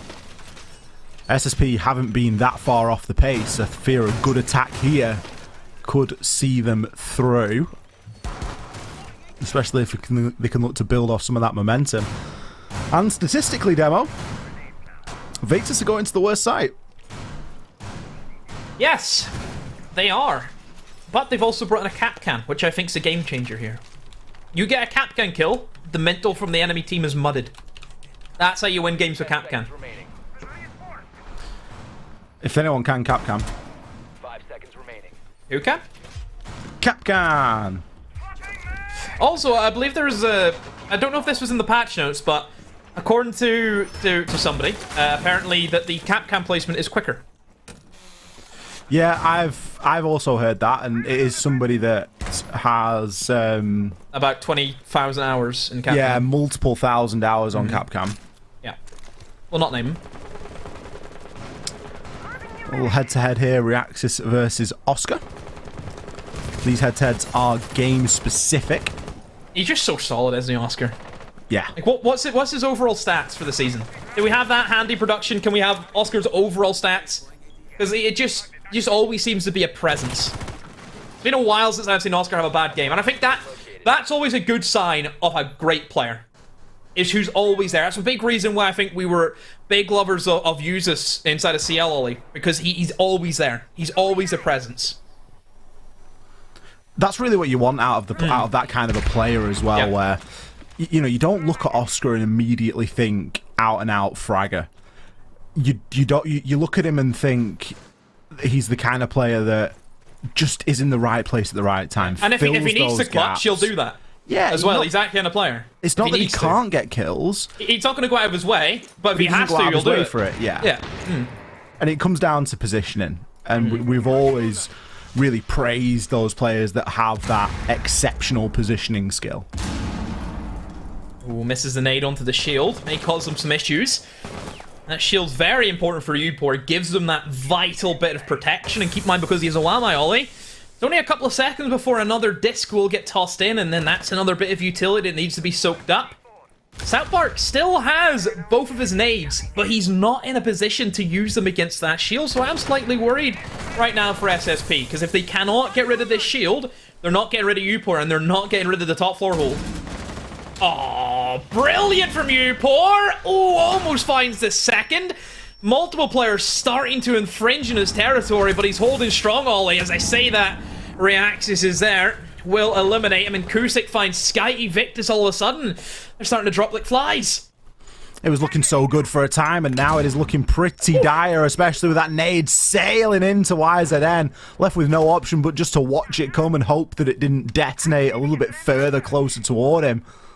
A lot of work for Skeptic and YZN to do now, especially with how low YZN is. Likely going to see the diffuser moved around now, as we do have a couple of red pings to go from, but that cover on the big window is going to be quite oppressive. YZN snags himself one, but immediately taken down by Kusik. South Park with the second. The big window repel, it cuts the site in two. It is incredibly oppressive here. That timeout working wonders for SSP. Once again, leveling things up here. And that's another percentage being added to the bedroom win rate. Another percentage down, of course, is what I mean. Yeah, it's just not, it's not good, is it? It's so easy to get plants down. You have that double window cut off. Majority of things, you know, that double window is then the equivalent of the cash room double wall, isn't it? Or the server double wall. That it just splits things in two, and it's so difficult to fight back from that stage. 5-5. This little SSP team. I've been very impressed to see how they put up a good fight against Victus, Ollie. It just looks like a new team than what we seen yesterday. Keep in mind, this is the same team that got 7-0'd yesterday. Yeah, they did. TENSTAR. Why are you laughing at them? You sick human being. No, I'm chuckling. I'm chuckling because TENSTAR mudded them laughing on club. At them. How dare you? I mean, am I laughing at them or am I laughing at Victus? Now you're on difficult ground there. I mean, difficult ground or not, it's not the performance that you expect, is it? You said it yourself. We're dealing with 6 points versus 22. These two teams are not technically supposed to, you know, play out like this. SSP have made some improvements. They've made some changes. Victus, they've been forced into a change as well. And look who's doing better for it.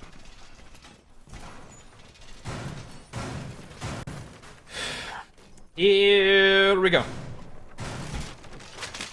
5-5. Round 11. Who is going to at least get a point? Keep in mind, as long as you get 6, that is a secured point. Will it lead to 3, or will it lead to you getting 2, or just stay at the 1? Who knows? What a barrel of fun, the way the point system works. Tune in. Call up. Let us know, how do you feel about the point system? I mean, if SSP get this round, it's huge. We need a revamp. You get 10 points if you win, and -1 if you lose. You know, just for this game, though.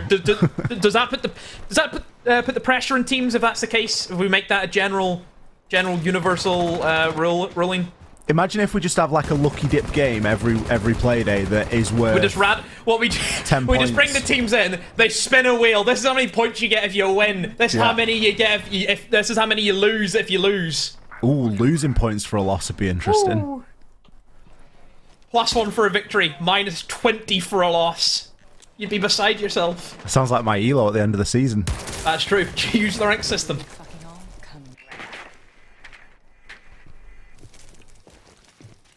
Big round for SSP. We should just look at SSP and just see like their operator lineup as well. Very similar to Victus, aren't they? They're playing very similar playstyles where they're just hunting for picks constantly. And I suppose that's what Chalet is, isn't it? It is a map where you can have those rat plays, where you can get those cheeky single kills, and that can lead just to a massive opening. There's a good example of one. Oscar getting taken down there on the fireplace. You see the utility come in. There's a very good crossfire of SSP players that are zoned in on that position. The fireplace player is a real key linchpin almost in the round and how it plays out. Puts more pressure now elsewhere. Reaxis is going for a slightly different approach now. He knows that there's likely going to be somebody playing inside of Dining as there was last time. That somebody is going to be Skyty again. But this time, Reaxis isn't looking to challenge in from main door. Instead, he's got himself onto the fireplace stairs and can just have a little bit of a longer range fight at it. Upor got a tough job at the top of library. Desperately trying to battle back against the window, but the kills are going to keep on coming for SSP. Takes Skeptic down. Upor now looking to make that rotation, but the plant is being stuck. Kusik, he's got himself into the prime position. Reaxis is there with the cover, and all he needs to do now is hop himself out of the window and hold that in the post plant. Upor picks himself up one, but is it going to be enough here? Skyty rotating through the connector. There's going to be multiple angles of pressure here. Southpark actually caught out inside of the frost mat. So effectively, 3 versus 2. There's no way that Upor gets away with this one. Pharaoh with the swing. Cleans them both. On this upside down rappel, just drops himself down there. Like Batman. Oh, the other one, Spider-Man. Wait, what's the Batman theme? No, to be fair, both of them do very similar things, don't they? No, I like the Spider-Man better because it was like he was on the web. What is Batman's theme song? Medics has just done a brilliant rendition of Batman. I really wish we could patch Medics in sometimes. Yeah, it'd be a lot more fun, I think. But that's not really... Is that a theme song, though, Medics? Well, okay, is there a point... we can't hear them. We can't hear them. So, you know, Medics is just there, like, as if I'm talking to a ghost. You're gonna have to replay what Medics said. I don't want to do that. No, Batman. Yeah, you see, but is that like the full theme song, is it? Because that just sounds like a little transition from let's go to the Batcave. You know, like that. That's what that feels like. But I don't know. Is it just me? I don't know. I can't think of the actual theme song. Phone in. Phone in. Karaoke? Question mark. If you can play the Batman theme song on a old Nokia phone with the keys like you used to be able to play Titanic, then it's got to be worth something. If there was someone that we knew who was a music man. I just don't know anybody. Southpark is making a run with that drone. My goodness. That took Victus a while. Attacker's objective is to defuse the bomb.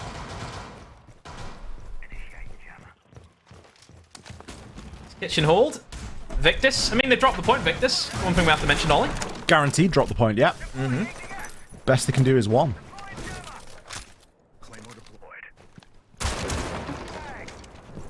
Well, best they can do is 2. Yeah, I was going to say, it's like, hold on a minute. The best SSP can do is... Sorry, the worst SSP can do is 1. There you go. There you go. There we go. Or unless I want to spin the giant wheel. -3. I just feel as if every esports show, you need a giant wheel just to do just some... Who doesn't love a giant wheel with things on it? Who doesn't? I mean, maybe that's a debrief idea. Maybe we need to get someone to send Ian a giant wheel. Yeah. Send in chambers a giant wheel. So, look at I've this. got a feeling that SSP might do this, you know. I mean, look at the start from SSP. It is an oldie, well, a Goldie strategy of clearing out trophy. That's where you go downstairs into big garage and start ripping up the floor from beneath. This used to be the go-to way back in old Chalet whenever trophy was the actual bomb site. And that's how teams used to just hold it, was just try and play in towards trophy, but then a buck would come along from below and just start ripping things up from beneath. You can still do that, but nobody really sits in trophy anymore, so there's no point of going for that. This approach didn't really work too well for them last time. Oscar going to be credited with the first kill in this round. Good opening pick. 2 nades gone. To take out Reaxis, he has just been a bit of a nightmare in his positioning because he's always been the one that's been out on his own doing something and being a little bit of a nuisance. YZN going to double down here, takes down Pharaoh. It's going to be a lot of the soft destruction gone. Now things start to look a bit difficult here for SSP. If we recall the last round that we saw this site played, we ended up seeing Southpark just have to hop himself in through trophy. It was pretty unsuccessful on the whole. Now he hasn't really got that luxury. He's got to go hunting these roamers on the top floor.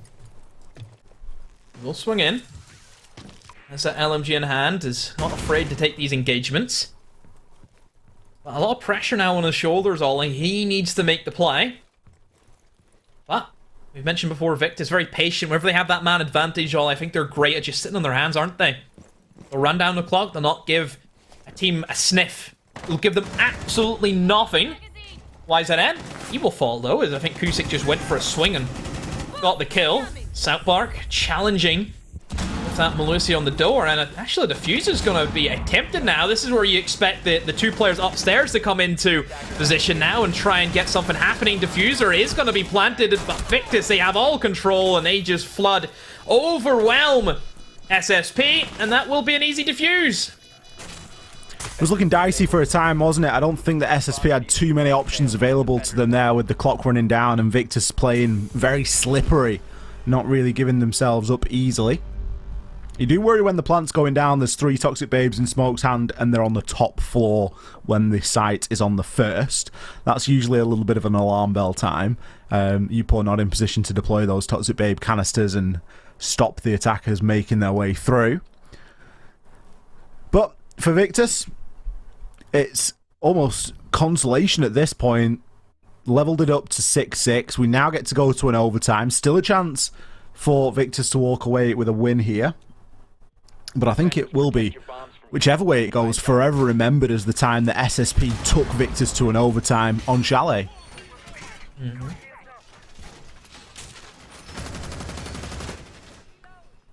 I know that we've mentioned about why ZN had a very rough kind of opening only, but Skeptic 1-9? Nerf syndrome.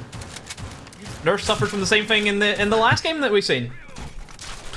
Poor Nerf, man. I mean, what do you mean poor Nerf? If he played bad, he played bad. You're not going to sugarcoat it. Say we're not going to sugarcoat Skeptic at the moment. It doesn't look great, does it? No, because especially when you consider we're in round 13. We can't turn around and say, oh, this player's doing great, if then we can't turn around and say this player's doing bad. Very true.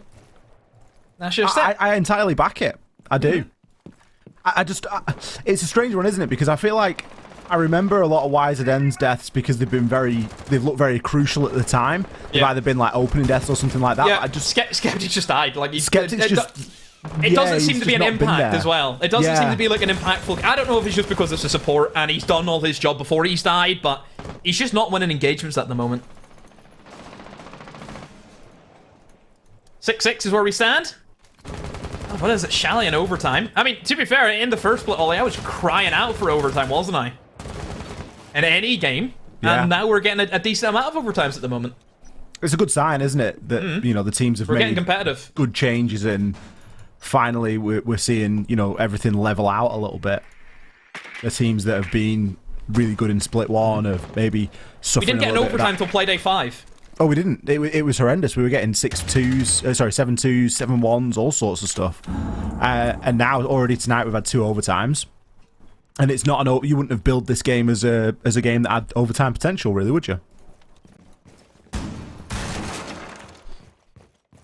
Victus have brought back in that Fuse Ollie, an operator that we've seen, I think, be used in the very first round, was it? I want to say. So it's been a while since that operator's been selected. And this is where Victus are kind of going back to their roots, isn't it, from that first round, Ollie? Very slow, very patient, looking to sweep throughout the map, and then utilize the soft destruction you can get with YZN and a Sledgehammer, if he doesn't get opening pick, that is. And also that combination with the Fuse cluster charges to create some chaos in the bomb site. That could seriously be a big part of Victus being successful in this game, is if YZN keeps himself alive a little bit longer, because on attack it was a big problem. Oscar now can we're get in you the picks. overtime. That's the thing with Oscar in this role as a Jackal, is he'll just sit and he'll find somebody. Somebody from SSP will get desperate. And usually it'll come from a flank, and Oscar's ready for that. So the picks will come for Victus. Just use the time. They have to get rid of that Kaid behind the locker. He needs to go. They need to get a drone in, because as soon as Nick is gone, as soon as he gets droned out, that's it. He's dead. He's not escaping that. Well, we're seeing the nade cooked now, and it's sent through. Cooked to perfection. YZN shuts him down. The breach is already open. Oscar, as you mentioned there, watching out onto that flank. He's going to be successful in finding Reaxis. That desperation starting to show through now. Oscar swings in, picks himself up a second as the kills continue to flood. Victus, they pull a flawless round out of the bag when they need it most. Puts them on match point. Yeah, extremely needed from Victus. That's, again, this is where it comes back, Ollie, to that rush round. That cost them points at the end of the day, has it not? Imagine if they just did that same attack for that rush round. That we know has worked, because they've done it twice, and both times it was, clean. Very, very clean. Yeah, Just it's, moments, just little moments. And it's probably a moment that the players are going to look back on later tonight and tomorrow when they're reviewing the VOD and stuff like that, and they will recognise that. And there'll be other things as well, you know. There'll be rounds aside from the rush round. The rush round's just the one that sticks in our minds, but if we were to watch this back with a more critical mind of really honing in on what Victus did well and where they could have maybe cleaned this up a little bit, you could easily find other examples as well. And equally on the SSP side of things, you know, you don't get 6 rounds and take it to an overtime by getting lucky round after round. They've played the game that was put in front of them, and they've played it well. Oh, here we go. Potential final round for Victus. I mean, similar story, isn't it? That what we kind of seen from our last game, only where it was SSP in the lead, or it was Victus in the lead, and SSP come back, and then Victus are coming back into it now. Is SSP, are they going to now pull off an 8-7? Whew. My goodness. A lot going on. I mean, this has been a good hold from Victus a lot of the time, hasn't this kitchen hold? This kind of not aggressive stance that they have. Yes, they extend over in towards bedroom, in towards the closet, try and deny people in towards solar, but then they also have that kind of second shell where they fall back into office, fall back into piano, and they play it from that position. Because the whole point of upstairs is just deny access to the hatch and deny access to the verticality. You can do that from just being in piano on office, because nobody in their right mind is going to sit there and sledge whenever you know somebody's in the room right beside you. Nobody's going to do that. So that's why I think this strat works really well, is because it just forces SSP to take even longer. Southbark. Again, that's well, probably I think the third time where I've just seen him go for this magic play, and it's turned into a nightmare. The opening deaths have been a big problem in this game, regardless of which team you're talking about. You know, and nobody's there for the refrag. Some of those ones from Southbark, like you say, he's just been a man on an island, a man on a mission on his own, not really caring about where the rest of his team are or the potential for that refrag. I get it, because that kill can just change the outcome. Southbark gets that kill, 5 versus 4, SSP are laughing. You know, that's one less roamer to worry about. You can start extending. Your sledge is still alive. You've got nades still up. You know, you're just looking for that wizard play, but he's end up looking like a mug. Or a muggle, you could say. Brilliant. Thank you. Are you Dolores Umbridge? Nobody likes Dolores, let's be real. Nobody likes her. I think it's the pink sugar. SSP, now is the time. Going to be teeing up to get this breach open. YZN could look to try and make that C4 toss. It's never easy going through a gap like that. It just goes a little bit too long. Won't destroy the exothermic either, as that has successfully gone off. Nicky Root, he's going to now need to start applying a bit of pressure over toward this trophy side. Us were aware of that. If Nicky strays a little bit too far south, he might get himself caught out there.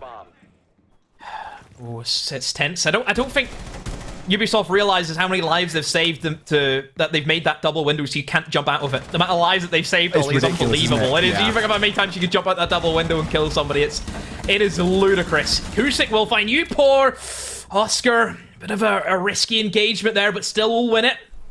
And that upstairs control is still in favor of Victus. Keep that in mind, Dollies. This is going to be difficult for SSP to really make this happen. We see flanks start to occur now, and Victus, well, they pick up kills left, right, and center. And that is enough to see them over the line. They take 2 points from today. Wasn't the greatest of showings from Victus, but still a win is a win. A win is a win. Victus will be happy with that one in some ways, and I'm sure that they will be looking to make improvements in others. SSP on the flip side, very pleasantly surprised here tonight. I think they stood up to Victus exceptionally well.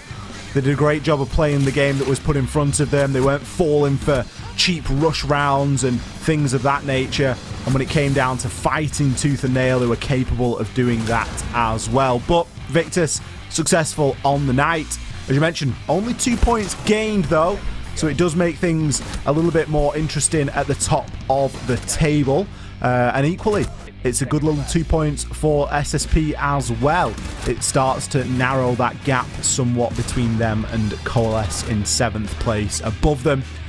Chalet, didn't disappoint, Demo. Maximum overtime. Well, not maximum. Only 14 Not rounds. quite maximum, but overtime at least. And almost, yeah, it's an overtime at the end of the day. It felt but like maximum overtime with what they put us through. Yeah, it was very long. I mean, Victus certainly had to sharpen some things up. I think some of the rounds, Ollie, were so good. So good. But I was very impressed with SSP. Looked like a completely different team than where they were yesterday.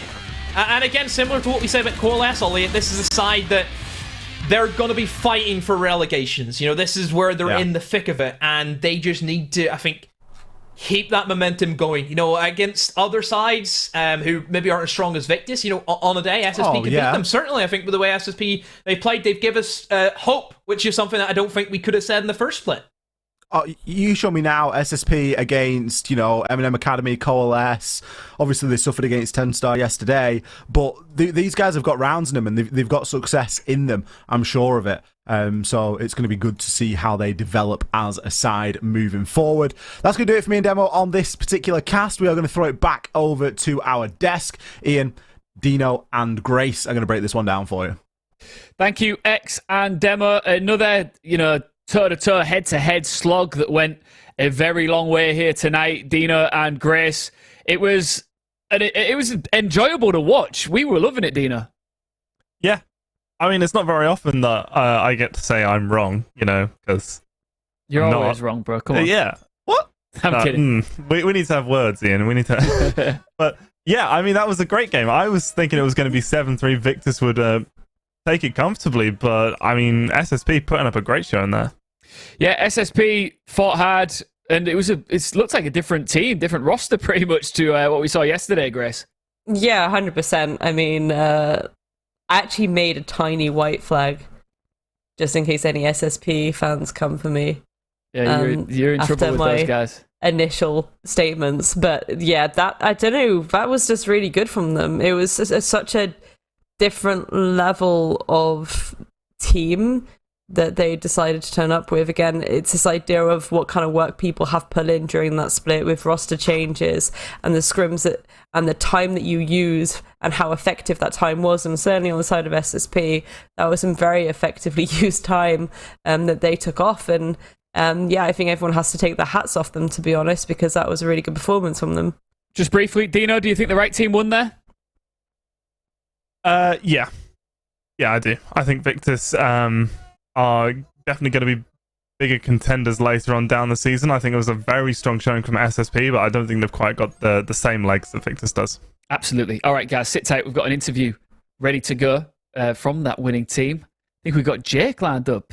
Hey, Jake, how are you doing? I'm all right. Was a bit nervous, but yeah, blood's pumping. Yeah, I can imagine. That was that took a lot of strength towards the back end there to see that one through, right? Yeah, I would say so for sure.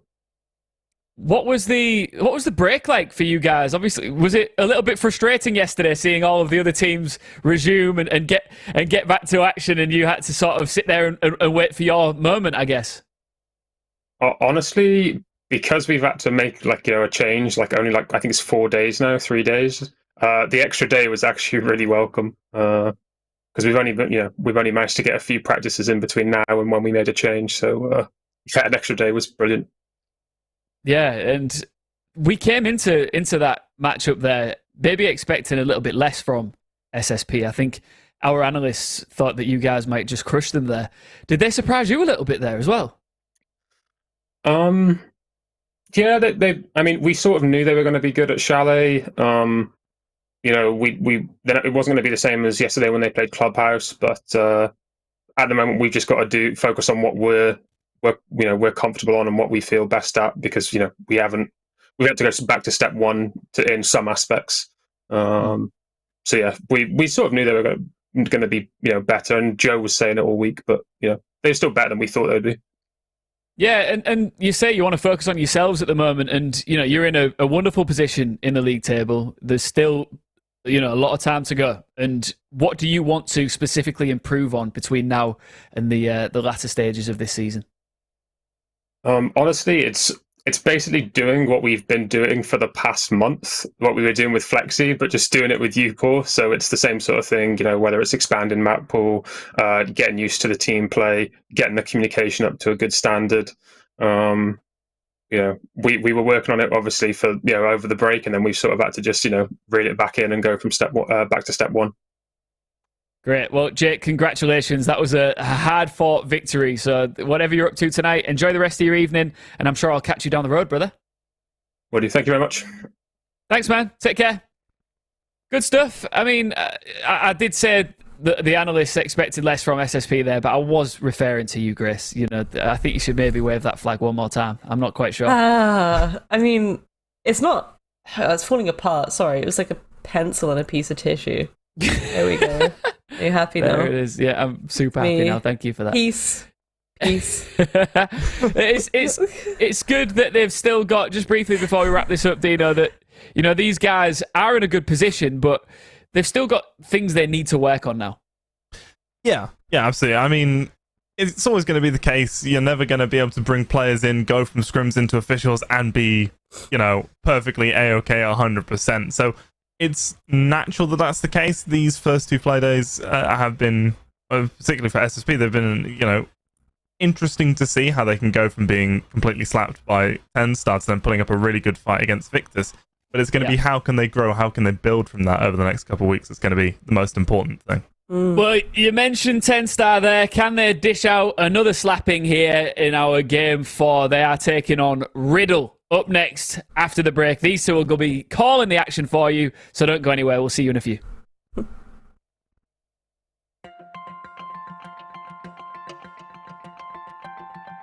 My name's Nikki. I am Chase's mum, and we first met Special Effect at EGX some years ago when both me and my husband went up for the day, and we found a stand called Special Effect. Never heard of it before. Didn't realise there was such a thing as a gaming charity for the disabled. So before we visited Special Effect, we've always been a huge gaming family, and gaming is something I wanted all my children to be able to have the opportunity to do. Chase has got a severe form of cerebral palsy, and he has dystonia, which means he can't fully control his body very well. Even trying to get Chase to push a button is really difficult to do because he just doesn't have the fine motor skills to do it. But he really loved gaming, and you could see that he wanted to do more. So we went up to the gaming room in Oxford, and so throughout the day we trialled lots of different pieces of equipment, lots of different games, until we found out what worked best for Chase. As a parent, it's made so much difference to Chase being able to access video games. I was really sad that I thought that he was never really going to be able to join in and do those things on his own. Particularly to disabled people, I think games are really important because, someone who's able-bodied can go out, they can play golf, they can go and drive a car, they can do almost anything in real life. Chase isn't going to have those same opportunities. So being able to sit down and put on a game means that it creates a level playing field. He can do an activity that he probably wouldn't be able to do in normal day-to-day life. But even better, with gaming, he can play alongside someone who's able-bodied, and it gives a real boost to his self-confidence, I think. That was good, wasn't it? That's pretty fixable.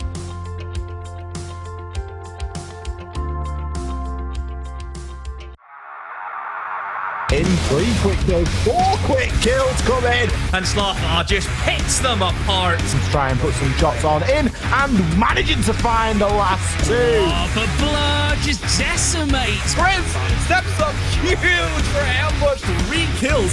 All E1 DCs. What?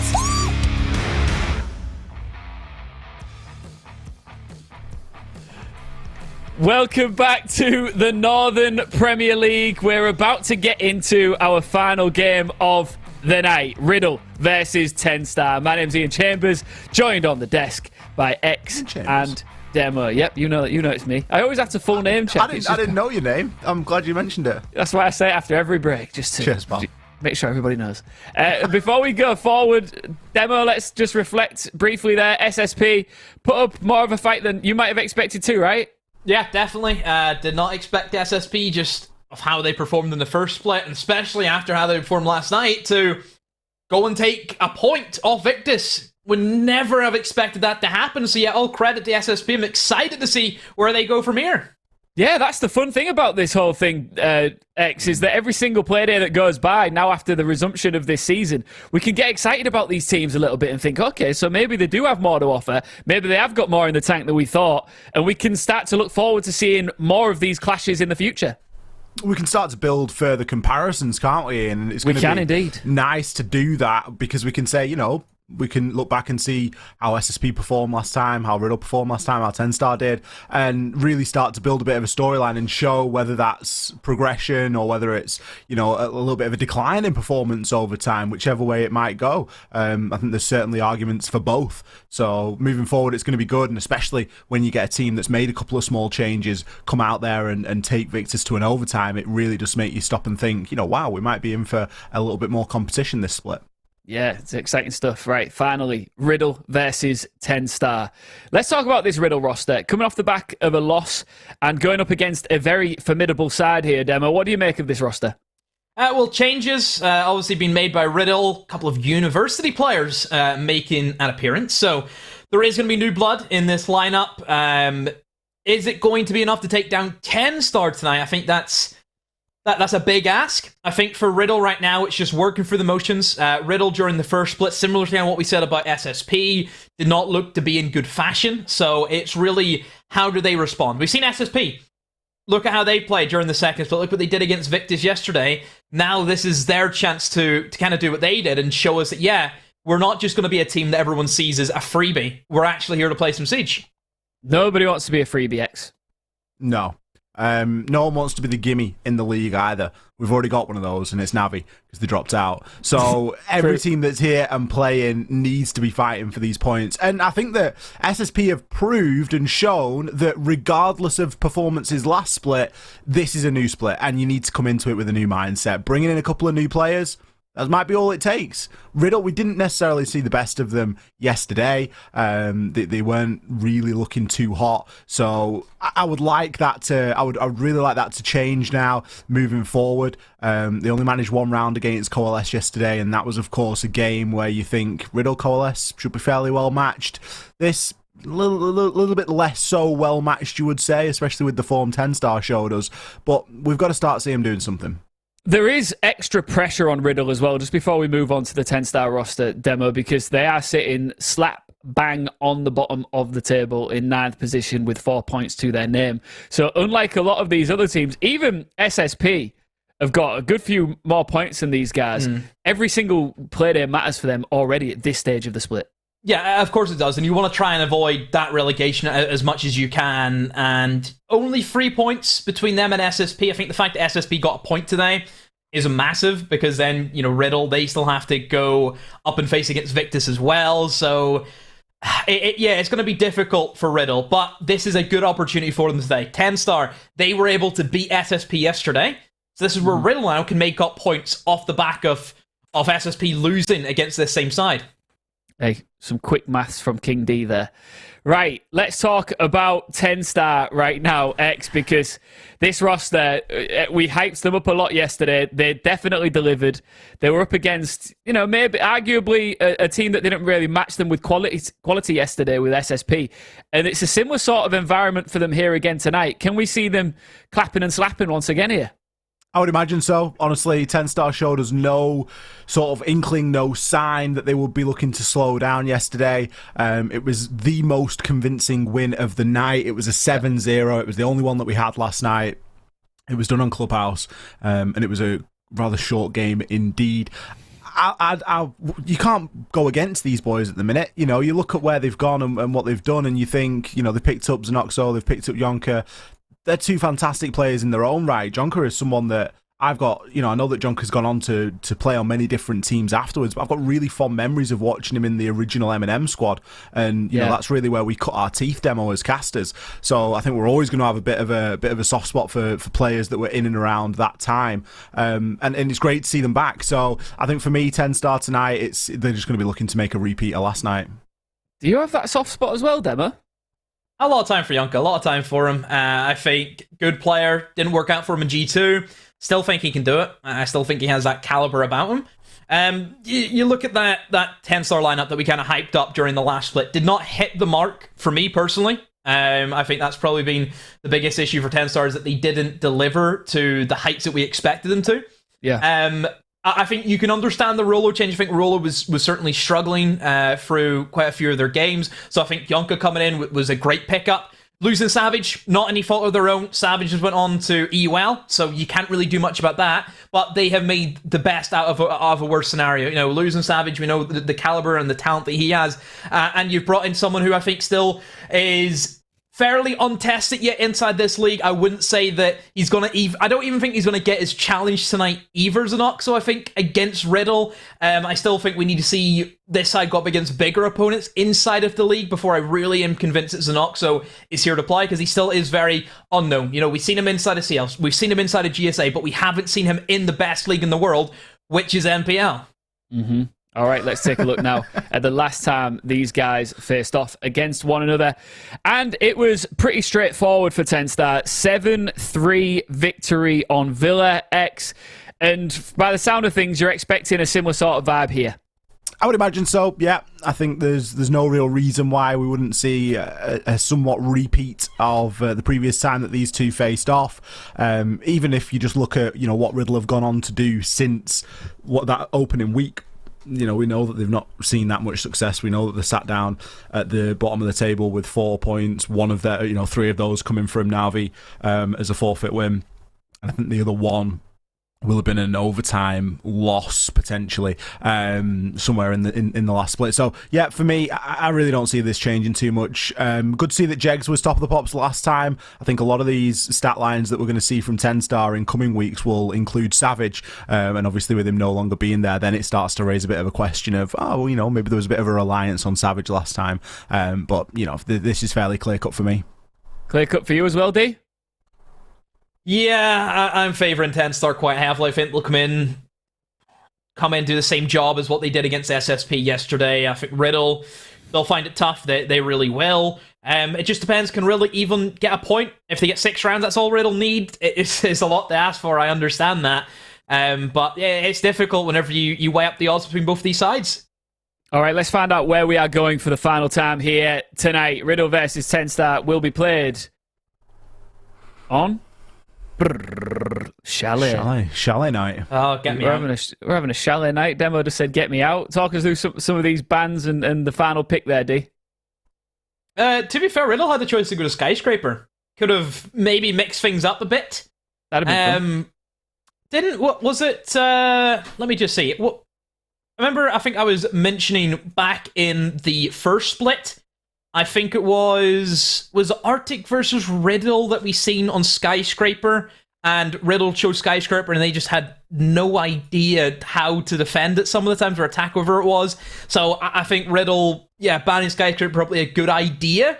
But you're on the Chalet. I think TENSTAR, they'll be happy with this. Chalet is a map that nearly every team can play. I think TENSTAR, they'll play it well. I think they'll have that good game plan down, that good mentality. Options again for Jegs to get some crouch walks if he wants to. So yeah, I think this will be quite clear cut, I think, today for TENSTAR. Any final thoughts from you on Chalet there, X, before we throw across? I think we've seen every square inch of Chalet so far tonight, but I'm looking forward to going over it again. It really is one of those things, isn't it? I think Riddle probably played it safe there by not going to Skyscraper. TENSTAR will be a team that are looking to prep Skyscraper and get it in their map pool. And they're ready to play Skyscraper, I know that. I know they've definitely prepped quite heavily for that. You're not going to catch them out on that sort of thing. So maybe going to the safer bet tonight. Do we always see the safe bet working for the underdog team? Not all the time, but this could be different. All right, X, Demo, sit tight, put your feet up, enjoy this final matchup. Riddle versus TENSTAR on Chalet with Dino and Gris. Thank you very much, Ian. And yeah, we're just moments away, Grace, from the final game of the night. And how do you think this one's going to go? I have no idea at this point, to be honest. I think tonight's been a really entertaining one. You get caught out once and you get scared to make your predictions. Go on, that's exactly what it is. I've been rattled now. Rattled is what I am. Rattled. Say what's on your mind. I think... Do people really want that? I think that Riddle... I was a little bit Jimmy Rustled with them yesterday. I expected a little bit more coordination from them than what we actually saw. And again, this is hopefully going to be their redeeming chance, because if you recall, I really disliked some of their setups that they were doing. Really? And hopefully this is where they've yes, granted it is the next day, but it gives them the opportunity to kind of be like, yeah, we're not doing that again. And we're going to have a nice defensive structure here. Because again, TENSTAR, if they see an opportunity in an opening like that, it's going to be the same as yesterday. They're going to do exactly what Coalesce did, and it's going to be a little bit of a beatdown. But for now, let's go in with a positive mental attitude, Dino. Both these teams, they've had some changes. Vabs and Reich are now obviously in Riddle as well. They were two players that we're quite fond of. So I'm hoping that we'll see a little bit more pizzazz, especially from Vabs. Didn't really get to see much of Vabs in action yesterday, but tonight hopefully we'll get to see him really shine through. And the Azami ban again. But that means that they've banned out Thatcher and Maverick, and Kaid is still available with Wamai and Jaeger. This is, I don't think it's going to change the integrity of the map too much, but it is going to make it a little bit more defender favored on some of those sites, because those walls are going to be quite difficult to open up in some instances. But I'm thinking especially the snowmobile garage wall. Well, correct me if I'm wrong, but these are the bans that they did yesterday. So they're going in with those same bans, kind of sticking to the plan with that. Riddle's bans are the same. Coalesce's bans was a Thermite and Valkyrie. Yeah. It's more on the side of Riddle that I'm kind of like, does this mean that the setups that they are going to bring will be the same as yesterday? If you're sticking to a strategy, it's the extent at which you stick to that strategy, the extent at which you stick to that plan. It's going to be an interesting one.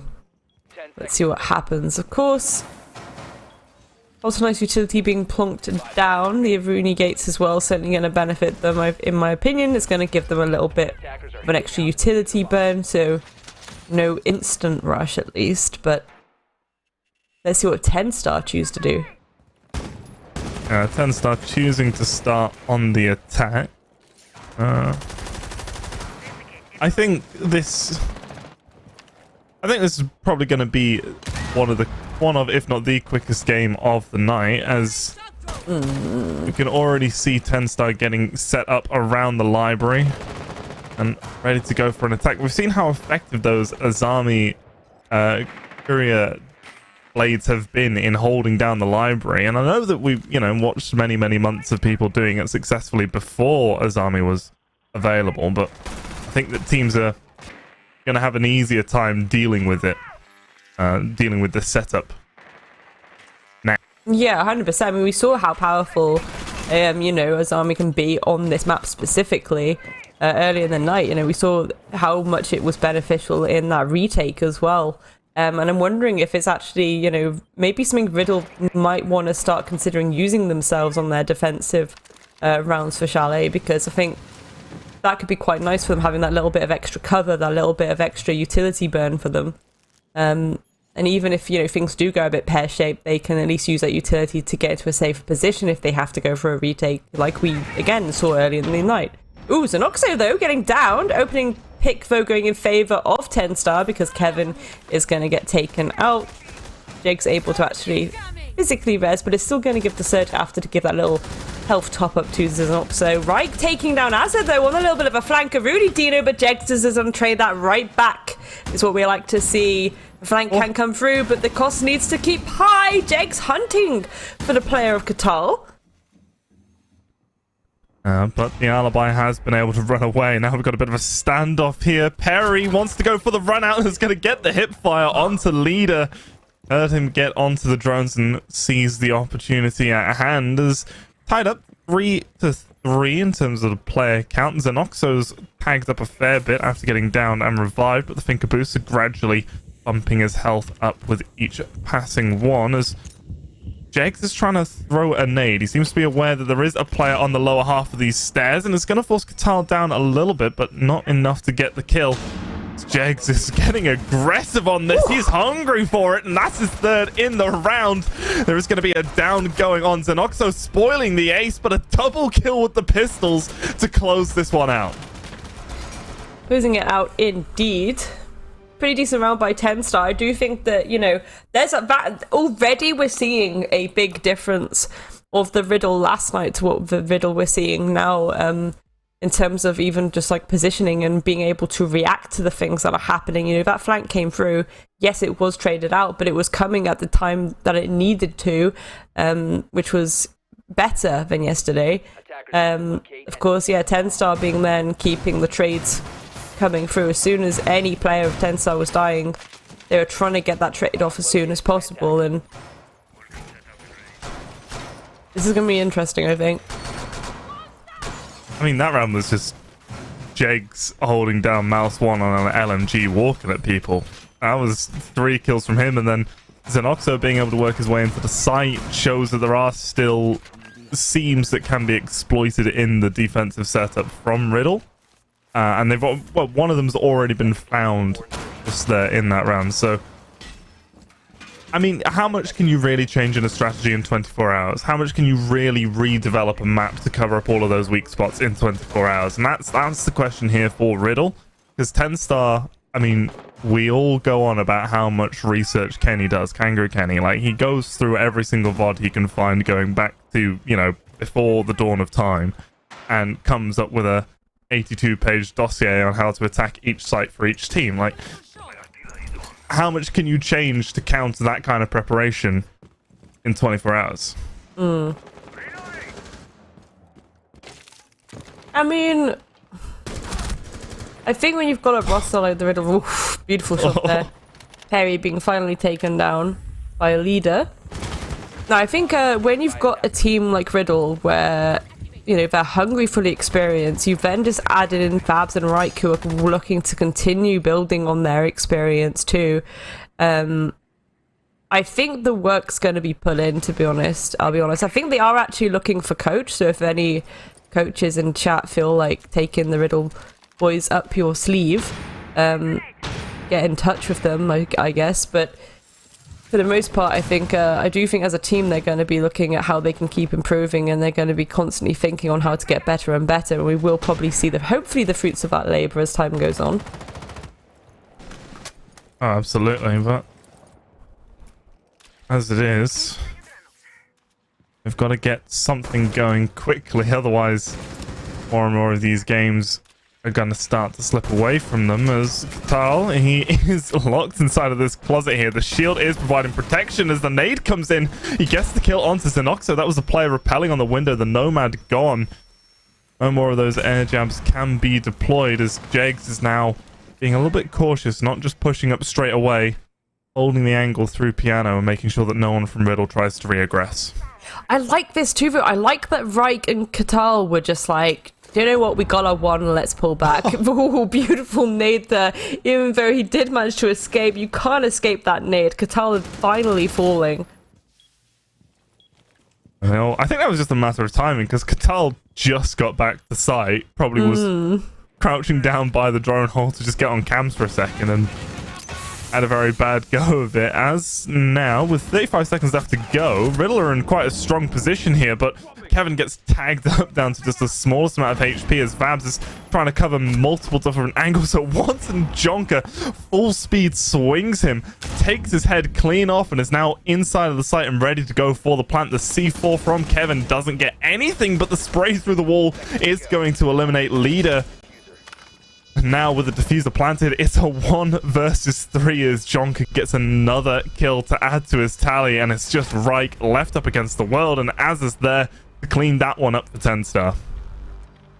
Clean up indeed. I mean, again, I think this is a really better performance coming through from Riddle already compared to last night, and even so, the fact that TENSTAR are still securing those rounds really shows the level that TENSTAR are willing to bring to the table here. And of course, you know, we knew it was going to get a little bit spicy with Jonka being picked up, but it's yeah, it's getting interesting. And I think again, I did say that perhaps the rest of the season would be a bit of a TENSTAR redemption arc. think maybe a lot of people probably will want that to happen. I mean, it makes for some entertaining siege, certainly. Yeah, absolutely. I think TENSTAR have probably had the easiest start to this second half of the season. SSP and Riddle as your first two games. It's, you know, you're not going up against the titans of the league. You are going up against people who are playing not to get relegated, basically. But next week, they've got Viperio 86 and Eminem Academy. And I think that's really where we're going to see quite how far this TENSTAR lineup can go. And that might be when they bring out the big guns, because again, I feel, you know, we'll see how this match goes. But yesterday, I don't think genuinely they were showing their full strength yet. So, absolutely, that makes me quite excited, actually.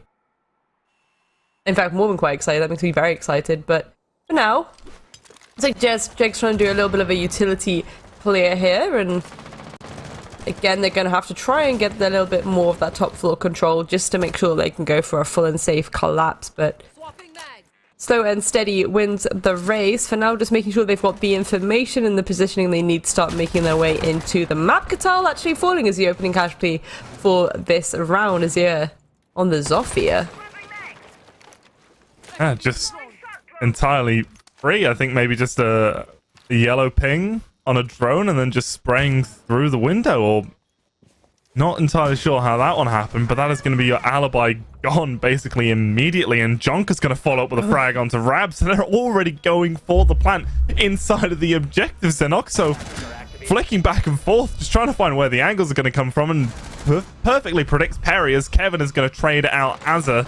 It's a 4 versus 2 diffuser down, post plant positions all nicely set up. Jegs is going to get Reich, and now Kevin on a mission isn't going to get very far. Another round, and it just feels so clean for TENSTAR right now. Just again, like TENSTAR Masterclass, they're getting these setups sorted, they're getting the information they need, they're going for the collapse and then holding their angles really beautifully. And again, some of the angles, as you just saw, very, very nice to see. It's a really nice long line of sight all the way into bar from that external double window. So yeah, very difficult angle to contest, even if you're in like a, you know, but in the best of situations. So far, TENSTAR 3 rounds in a row. Can they get another flawless dub here? I mean, if they do, you know, how long does it last for? How far can they go before they lose a round?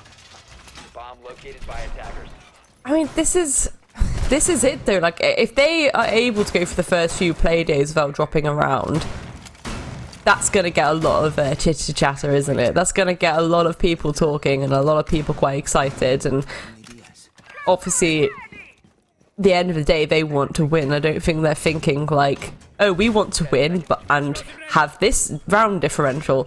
I think they just want the win. But it's the fact that if they can come in and win and they still get able to get these massive differences in rounds, that's really going to help the situation, especially when it comes to that mid-table. You know, we've said that mid-table madness comes through every single tournament, but you want to be at the top of that table. You want to be as close to the top as possible and secure those playoffs positions.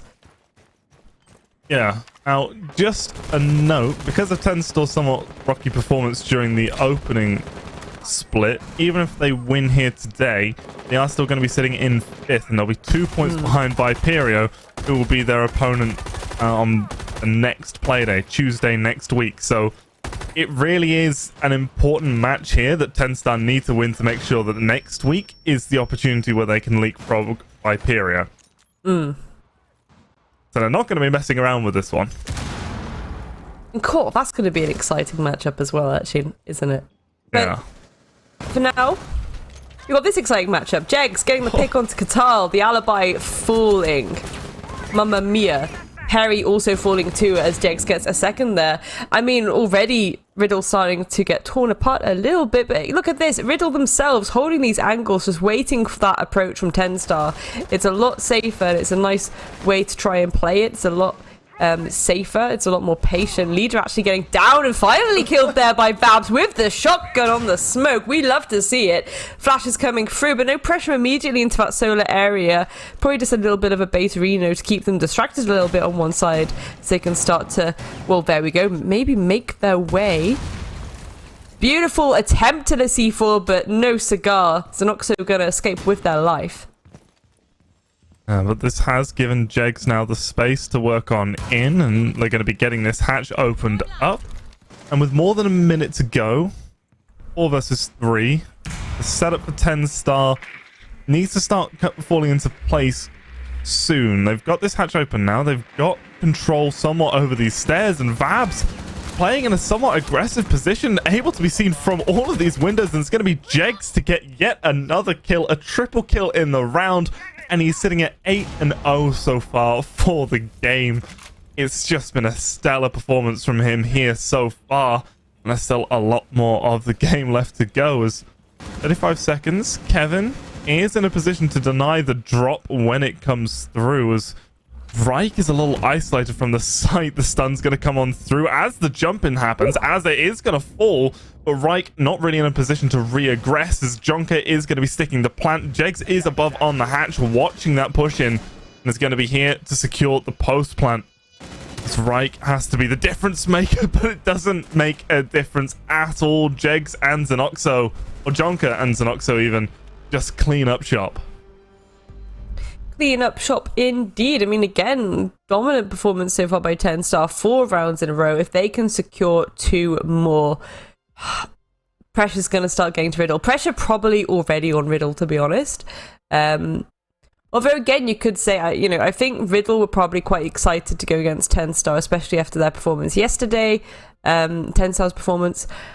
And I think that, again, it's a roster and a team that are so growth focused that I think this match in particular is going to give them a lot of data to work with in the next week, and it's going to give them a nice little threshold as to where they're at. And as soon as you get that threshold, that's when the true good work can come through.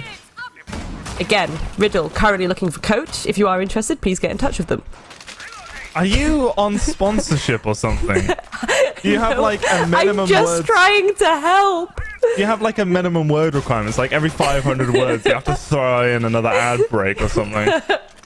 And thank you to my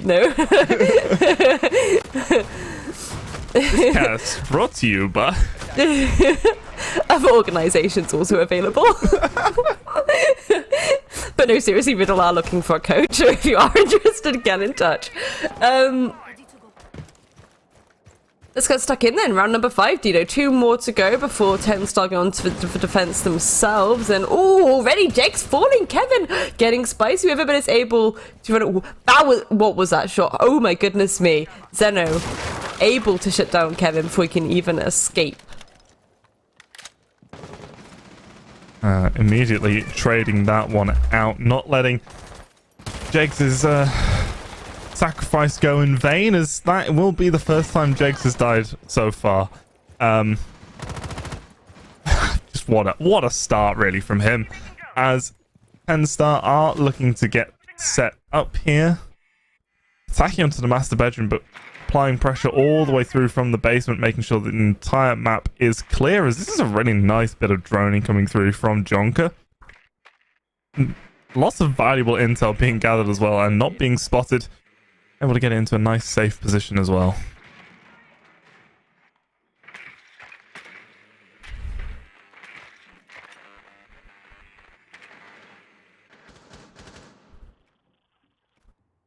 A little bit of a quiet before the storm here. It's again classic TENSTAR. They're really setting up and making sure that they have the information to work with, and well, that's certainly going to help them too. One less player to worry about, as Vabs is also going to fall, and Zia actually taking down Reich, but Qatar is going to trade that back onto leader. 2 versus 2, Dino.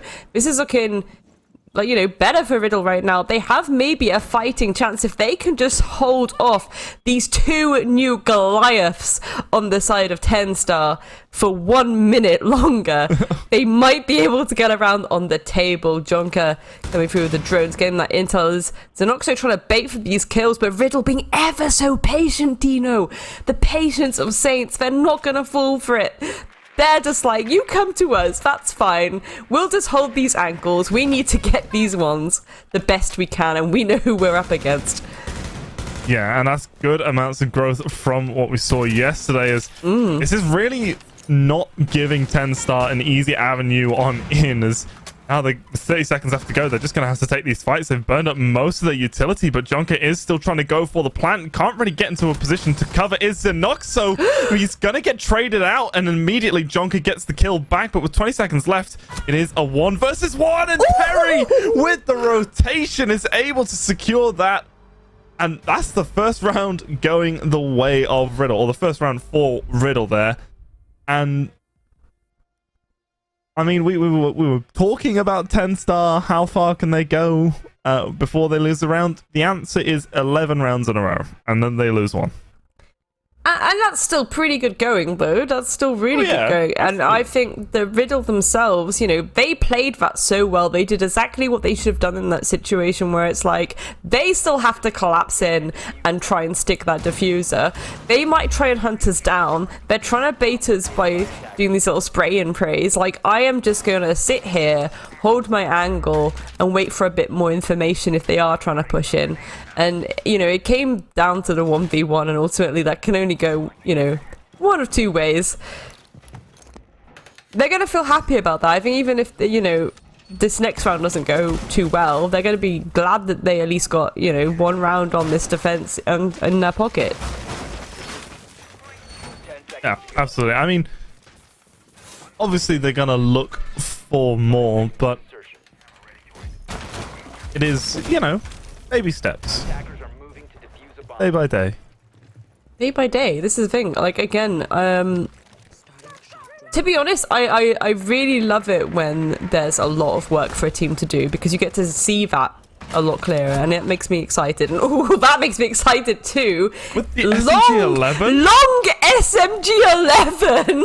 Oh, he's got the MP5. Okay. I think he got the down with the MP5 and then secured it with the... And finish it. I'd be like, okay, I see you.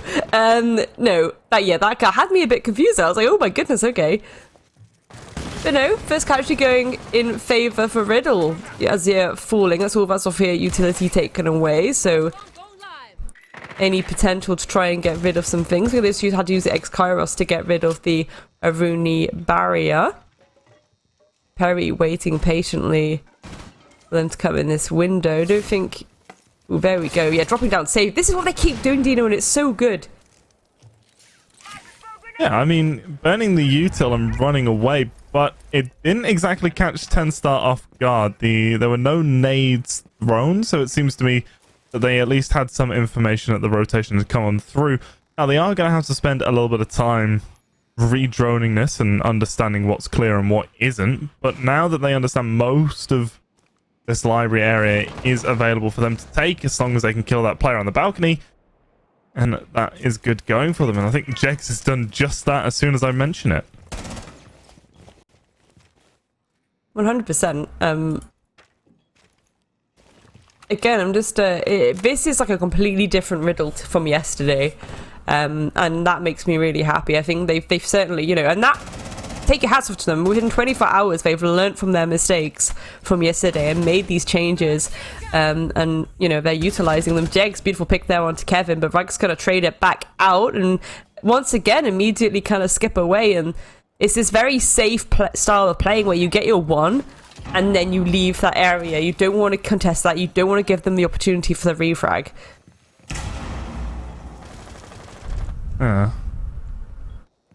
That's it.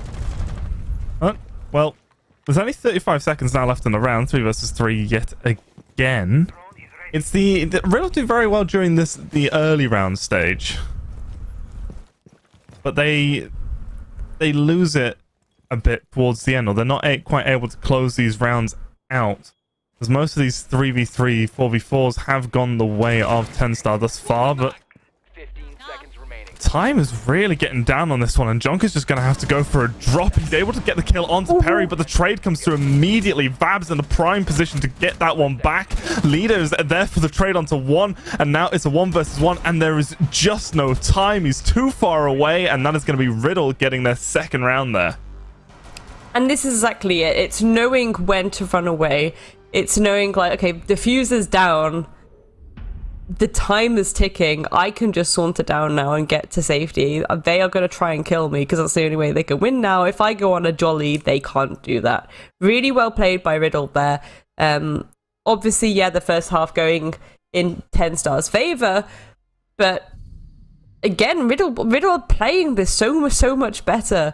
And that's kind of exciting for me. Again, just seeing that, and again, wondering how this attack's going to go for them.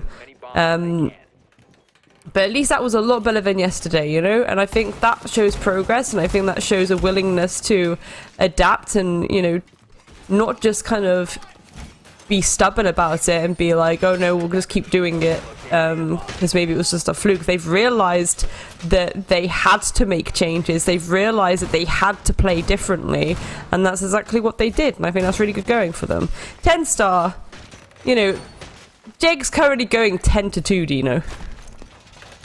I mean, you know, it's only a 5 KD. It's not really... not really that special. You know, if it was like a 6 or 7 KD, you know... Oh, yeah. But, I mean, yeah, he's got a cost of 83% currently, a 5 KD, which is just insane, and 2 to 1 in the opening kills. Just having a standout game at the moment. There is still, you know, a whole other half to play, and this is an attacker-sided map, so maybe we'll see the TENSTAR train slow down a little bit as Riddle will be taking over the reins of this one. But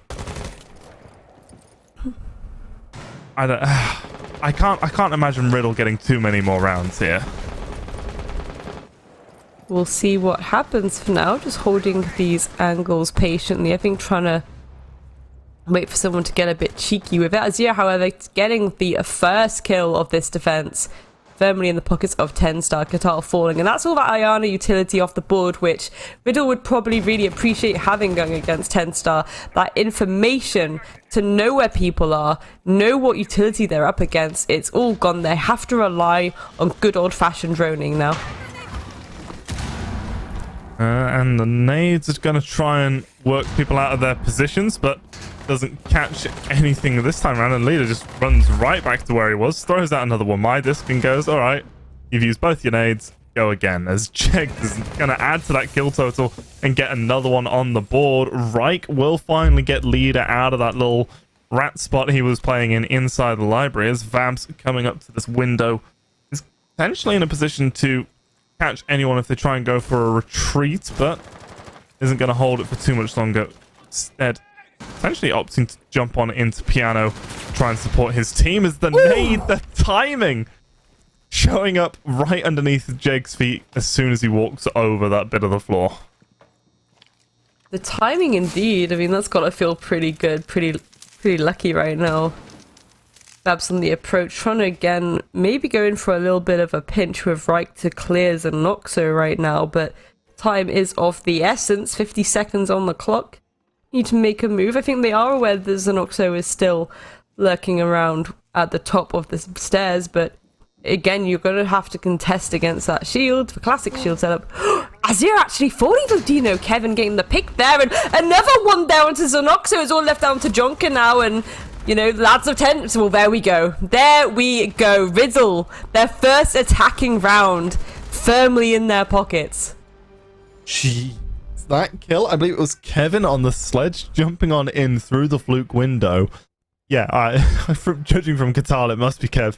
But that angle is such a defended favored angle, because as you're vaulting, your camera's constantly moving, your player model's constantly moving, and it's hard to line those shots up. But Kevin doesn't care about any of that, takes the head clean off, and then yeah, because the whole setup was based around being able to cover that window. If they'd gotten the kill onto Kevin as he jumped in, then Xenoxa would have been able to hold blue stairs without worrying about multiple angles, and then it all goes from there. But it just, based off of Kevin's gunplay alone, that all fell apart.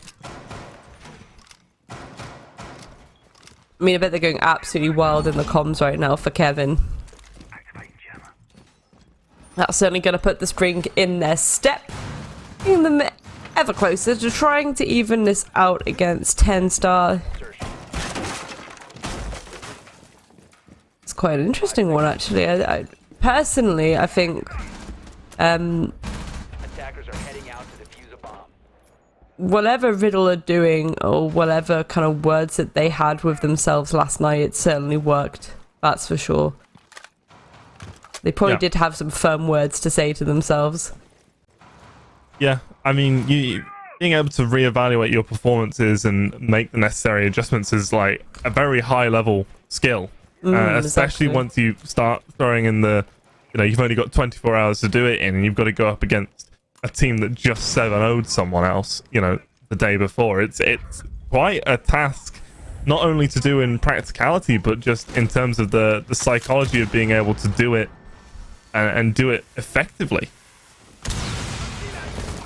Ooh, didn't quite get the claw in time, so Babs is going to have that breach nice and open. A bit of electricity, though, going to cause a little bit of a tiny jolt of pain when they do go for that collapse, but the wall is open nonetheless.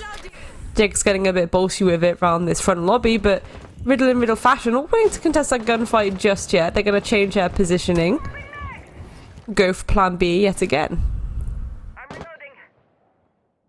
But with that second Electroclaw being thrown out onto the breach, it's likely that they won't be able to recover it unless they become fully confident that there's no one by snowmobile, as Asa just goes on the roam. Vital not expecting the rotation to come on through and gets eliminated. But it means that these back walls are only muted off, and it is possible that they can get rid of those mute jammers and get those walls opened up and then really apply a load of pressure onto the defenders from TENSTAR inside of the site. Yeah, a minute or so to go. Jack's causing a little bit of havoc because, again, these drones, they keep spotting him out. No one is quite contesting him just yet, though. It looks like Riddle are going to focus on just trying to go for the immediate collapse through that garage wall. But again, you've got to be really careful of the player in Cubby, and you've got to be really careful of any players that may be lurking around the site still. Looks like Reich trying to initiate the lead into a second split into the sites here, trying to take this wine control as well to maybe pinch out the player in Cubby. But there we go, Jake's taking out Reich. That's really unfortunate. Perry also falling, as is Babs. It's all left down to Kevin now. What can you do in this situation? Nothing. A flawless round from TENSTAR. Yeah, I mean, they realized, well, they got that front breach open and they were like, right, okay, we need to apply pressure coming through from wine. Then they get there and then they realize, oh, the hatch has been opened up by the defenders. We have to clear upstairs. And then the collapse came through perfectly from TENSTAR. Having Asa drop down, I believe it's the open hatch inside a trophy in towards Big Garage, just flanking, getting that kill as everyone just wins their wands in that round from TENSTAR. And defenders, protect your bombs from being defused by attackers.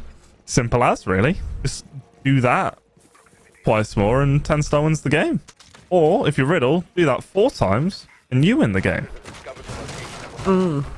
Just win your ones, forehead. If only it was that easy. If only it was that easy.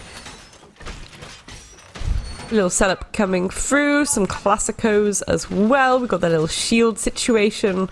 We've got the pog mats. We've got the Arunis. We've got the reinforcements in that connector. You do love to see it. A bit of extra intel looking over fireplace too. Always useful to have because, if the default cams get shot out very, very quickly. Attackers are moving to defuse the bomb. Or sometimes not at all. I mean, ideally, they get shot out very, very quickly. You've seen it happen, though. Yeah, unfortunately, many a time, we have seen people just ignore the fact that house cams exist. And it's being used against them, but Riddle not willing to take any chances. I think they're doing a pretty good job of getting the basics covered, Dino. They're doing more than getting the basics covered. They're being very, very smart about the way that they're trying to approach the team of TENSTAR, which they're probably not looking forward to too much, but again, it's a learning experience, and certainly they've learned so much within the last, 48 hours. It's gorgeous stuff. Flashes coming through, pushing leader back into a little connector there as well. Nade coming through too, does a little bit of damage, doesn't quite finish him off though. Shots coming through from the window. Azir, however, gonna take down Reich. That's not the ideal moment for Riddle, losing your thinker like that, but again, they need to stop pressurizing leader a bit more. They're doing really well then, sending in that utility. They needed someone to make that initial fight. Yeah, they throw in all those flashbangs to burn all the util, then they throw in one nade, and leader goes, right, that missed, and I don't hear a second nade being thrown. I'm gonna run on and back to my spot. And it's like, you need to have another nade ready to follow up straight away. Because you know he's there.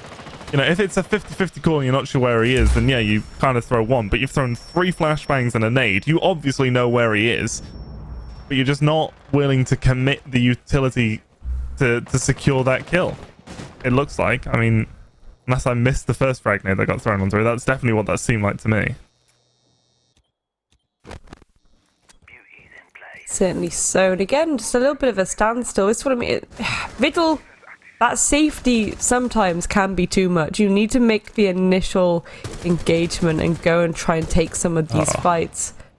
Kevin at least trying to spray through the wall, doesn't quite manage to get anything for his trouble, and that's going to alert some of these defenders to his position as well, so it's going to get a little bit hot and heavy around that lobby area soon. A little bit of a flank coming through from basement as well. Kevin, rightly so, trying to make their way into basement, but 30 seconds on the clock, not the ideal place to be, is it, Dino?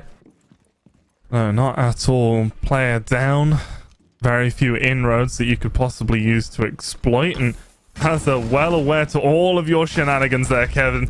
And just Perry is right there to trade it out, but that has signaled to everyone else on TENSTAR where the attack's coming from. Some shots already coming through from Jegs as Vabs is immediately ready with the trade and the follow-up on the bearing 9, but Jonker,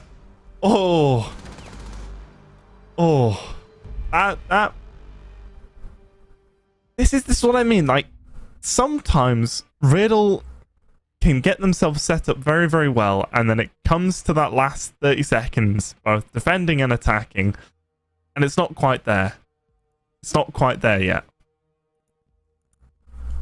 That's exactly it. It's this idea that,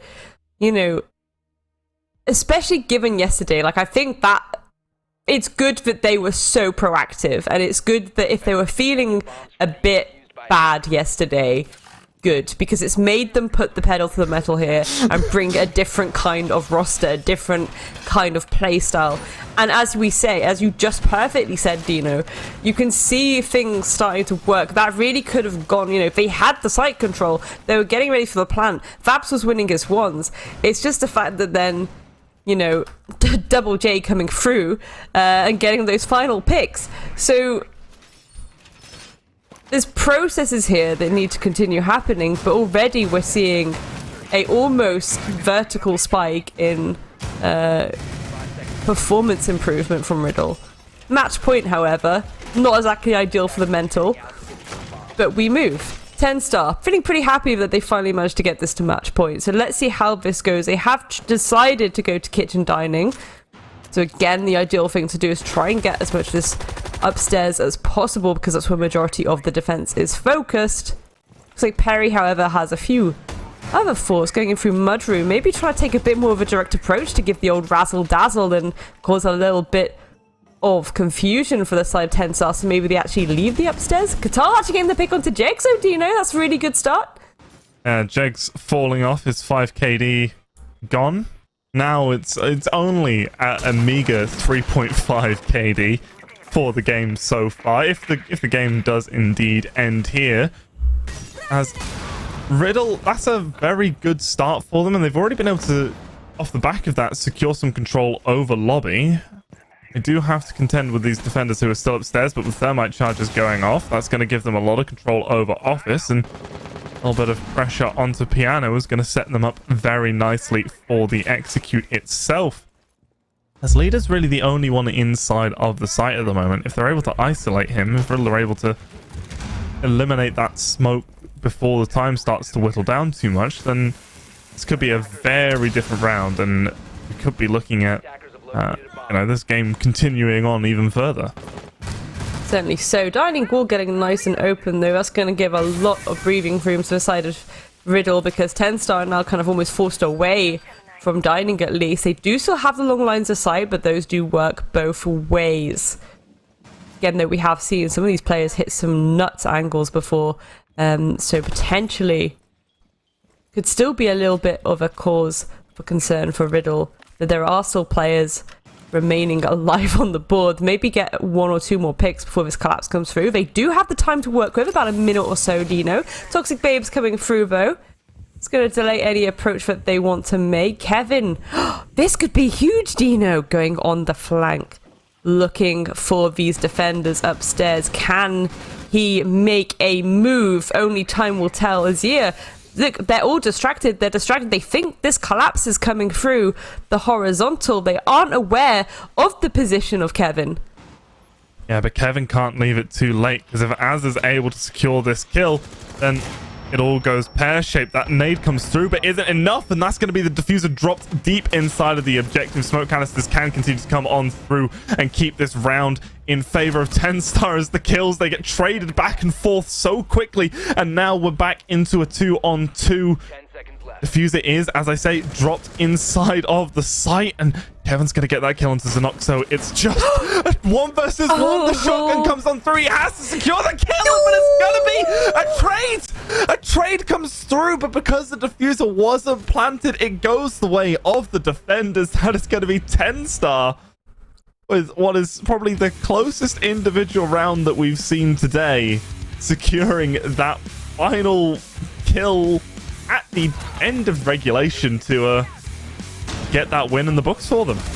Absolutely. Again, TENSTAR played that really well, but I think everyone can't help but just take their hats off massively to Riddle and how they played that. Ultimately, TENSTAR did win, so they're the champions and they're the one that get all the glory. But we really can't underappreciate the work that's gone in, and obviously the chats that have been had in Team Riddle, where you have sat down and gone, we need to be different, we need to play this differently.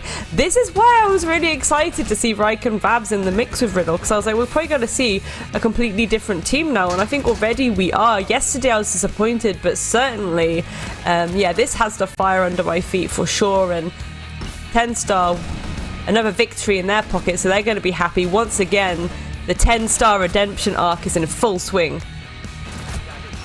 Yeah, absolutely. I mean, of course, when we get Kenny on, he'll complain about something. He'll say that, didn't play as well as they wanted to, because it wasn't a flawless 7-0, but it was still a very strong performance coming through from TENSTAR, and a nice change of pace coming through from Riddle, as you say, just leaps and bounds from where they were just yesterday.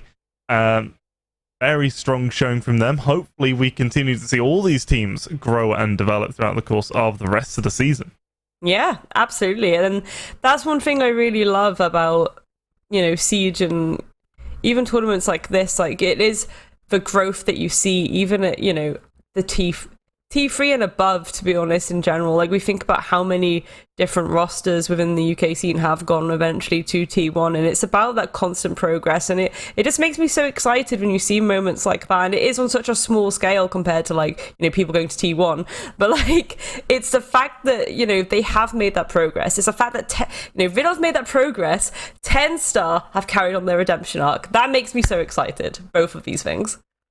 Yeah, well, I know some other people who are excited about this. They're not here tonight, so we've got Ian, Demo, and X to round this one out, as that's going to be the pair of us done for this evening, and we'll see you in the future. Thank you. Well, you won't see anybody in the future, because I'm going to get you blacklisted. Because I'm connected. I was at the shout made in Ian's not laughing after that. So. I'm kidding. These two keep having a go at me because I keep bringing up the shout major. Anyway, guys, Grace, Dino, you did a fantastic job. We will see you down the road, but for now we can pick apart what we just saw there. Riddle versus TENSTAR. TENSTAR continue to look strong on the comeback from the break. X. Yeah, I think they're going to be very happy with that one, aren't they? Jegs, we're going to start with him, really, haven't we? Yeah. 14-4 on the night. The first 5 or so rounds that Jegs played, it was almost just like a highlight reel of him as a player on his own. The team obviously stepped up around him, and not that they really needed to, but not really what we would expect from Riddle. There's some close rounds thrown in there, but TENSTAR, they're going to be happy. 6 points on the week. They can't ask for more than that. Yeah, they're looking to sort of prove and I guess make clear that they are the people and the roster that the fans expect them and want them to be, Demo. Yeah, I think they're starting to hit the highlights of where we want them to be. Still, keep in mind of who they've played. This is the biggest thing that I think we need to focus on is they beat SSP and Riddle, the 2 weakest sides in the league. This is not a great measure of how good TENSTAR are. Their big matches will come. Let me just quickly check and see who they still have to come up against. If you look at next week, they have to go up against 86. That's going to be a massive game for them to really show us if they're the real deal. Whenever 86, they look in good form as well. So, yeah, next week will be where we'll finally see TENSTAR. Is this it? Have the changes worked? Are they back? Are they here? Are all the hopes and dreams we had for them, is it going to come true? Yeah, still plenty left to prove. And, some progression and some improvement from Riddle there in comparison to their last outing, I'd argue as well, X. Yeah, obviously they've got a couple new players joining them, Ryke and Vab, so it's never going to be the finished article. TENSTAR were forced into changes as well. It is worth mentioning, but realistically, Riddle, they've done better than they did last time out against this side. Unfortunately for them, there's not a third time to do even better next time. They're going to have to try and find some points from elsewhere in the league.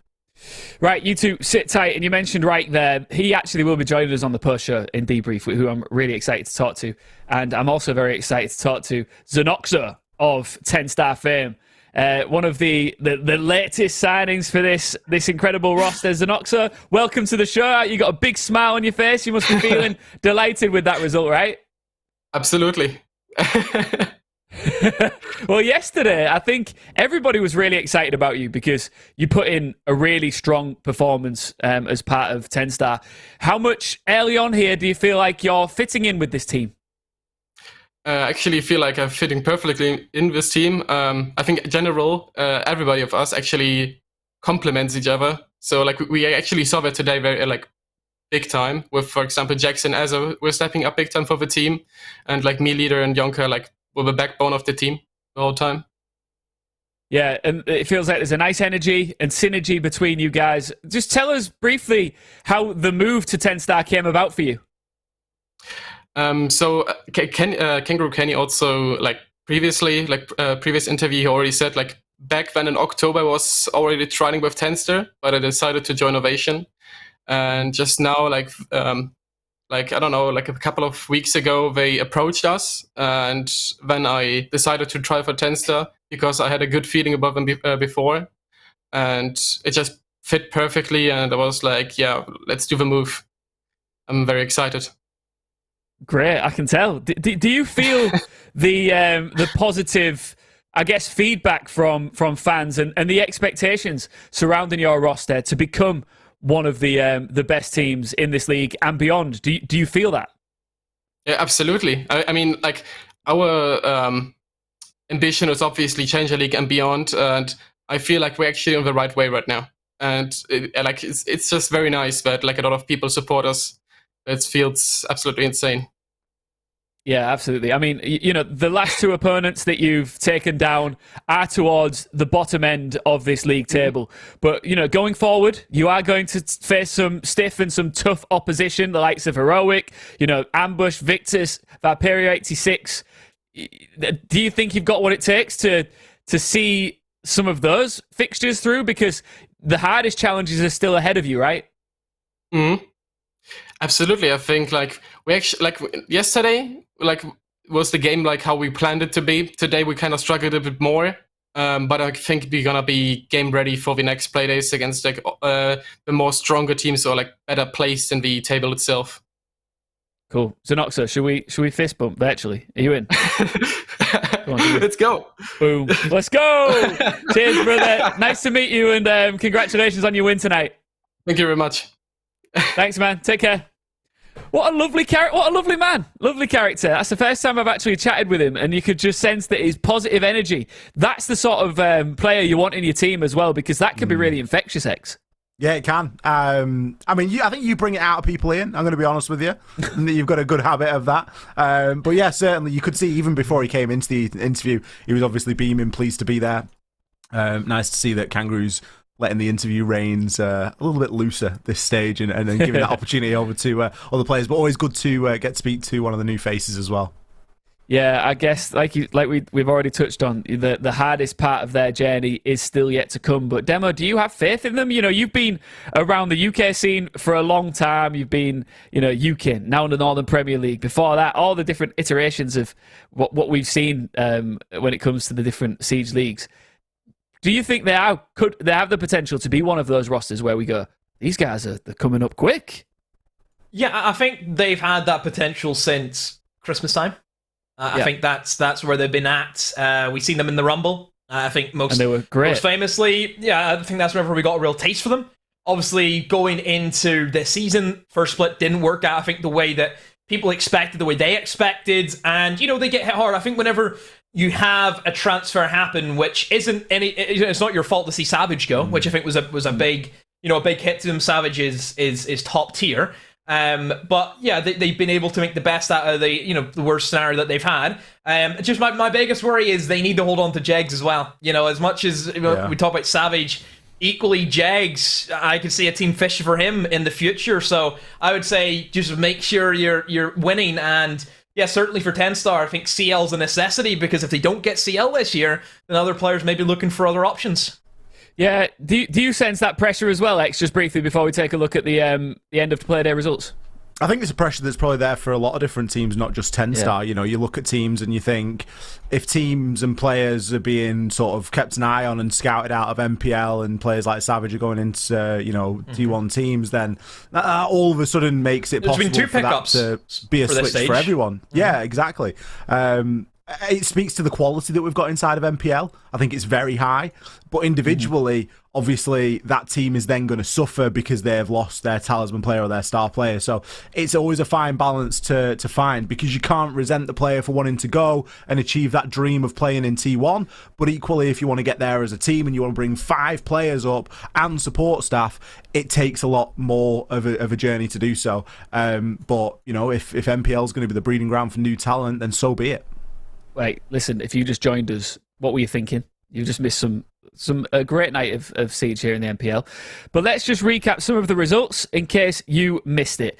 We started off tonight, Viperio 86 versus Coalesce. We expected maybe a bit more of a back and forth there, but 86 with a very convincing win there, 7-1. And then we moved on to Eminem Academy versus Ambush, 7-8. That was closer than I think many of us expected. Eminem putting in some good shifts over the last couple of days, but not enough to get over the line. Maybe the next Playday will be their big one.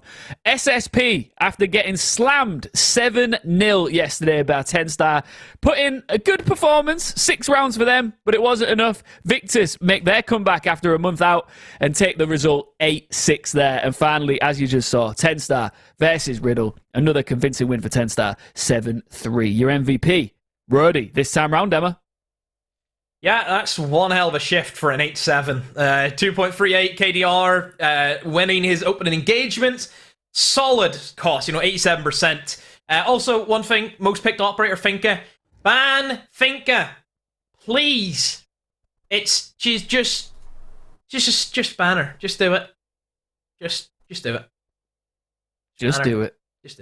Just do it. All right. Let's move on to standings now and see the lay of the land after our Playday here today. Right, as you can see, Team Heroic, who we didn't see in action tonight, they would have been scheduled to face off in a different fixture with a team who are no longer part of this league. So they got the dub there, which takes them up to 29 points. That gap is still looking pretty substantial at the top. Sitting below them, Ambush Esports, and then from that point down to around 6th, plenty of room for movement. Shuffle the deck, and Heroic can't get too comfy up there either, X. No, they certainly can't. Ambusher within striking distance, and Viperio and Victus are not far behind either. So, especially given the fact that each of these teams is going to receive 3 points anyway, it almost feels like we should just dish all of those 3 points out in one fell swoop. Then we really know what we're working with. But it does go week by week. So that is going to slowly trickle in as the season goes on. A lot of room for maneuver in that 2nd to 4th spot. And then 5th and 6th is where a lot of people are going to keep their eyes. Eminem Academy, they're safe for now. Coalesce and Sissi Punk State have obviously gotten themselves into a position where they've shown that they're capable of rounds. Now, are they capable of wins, which is what's going to be required to take that 6th place spot? Time will only tell. All right, let's start to wrap this up, this segment of the show, as we get set up for our debrief section. We've got an Ask Me Anything section coming up next. If you haven't seen us on Twitter already, Rainbow6_UK is where you can check us out, and you can ask us any question you want, and I mean anything. You want to know the colours of Demo's underpants? He will tell you. Get your tweets coming in. If you didn't do it this time, you get them next time. Look at his stared, stony face. He'll never change. And we've got Reich coming onto the show next from Riddle. We can give him some commiserations, and we can find out a little bit more about him as a player and his hopes and ambitions for this roster. So we'll be back in a few minutes' time. Hopefully Demo will stick around. If not, his dad Paul can sit in for him anyway. See you in a few, guys. Don't worry about it. My name's Will. I'm a C4 tetraplegic following a cycling accident in July 2012. I got back into gaming in 2013 when I found out about Special Effect. The first time I came, I really didn't know what to expect. I've been playing a lot of games prior to my accident, and of that, FIFA was one of the main games I had played, and literally within half an hour, we had the shoulder switches and had FIFA set up. I've got movement of the shoulders, but limited hand movement. So I've got 2 shoulder switches. They can be set up for whichever trigger button you need them for. For example, you've got X on one shoulder, circle on the other.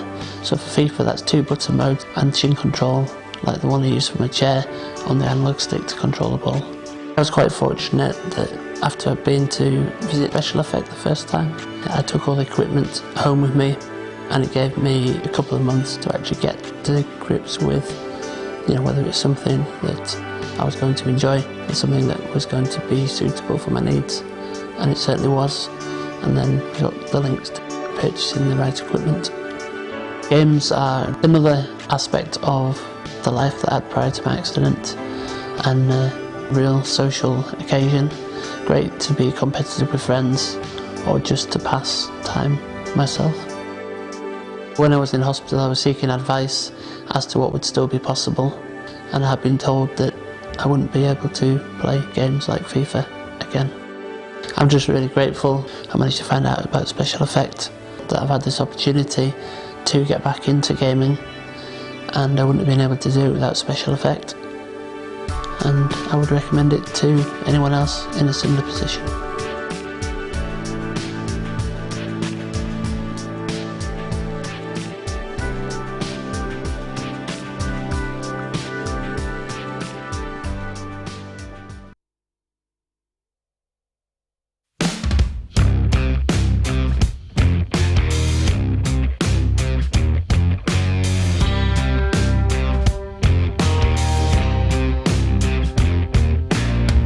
White snow, red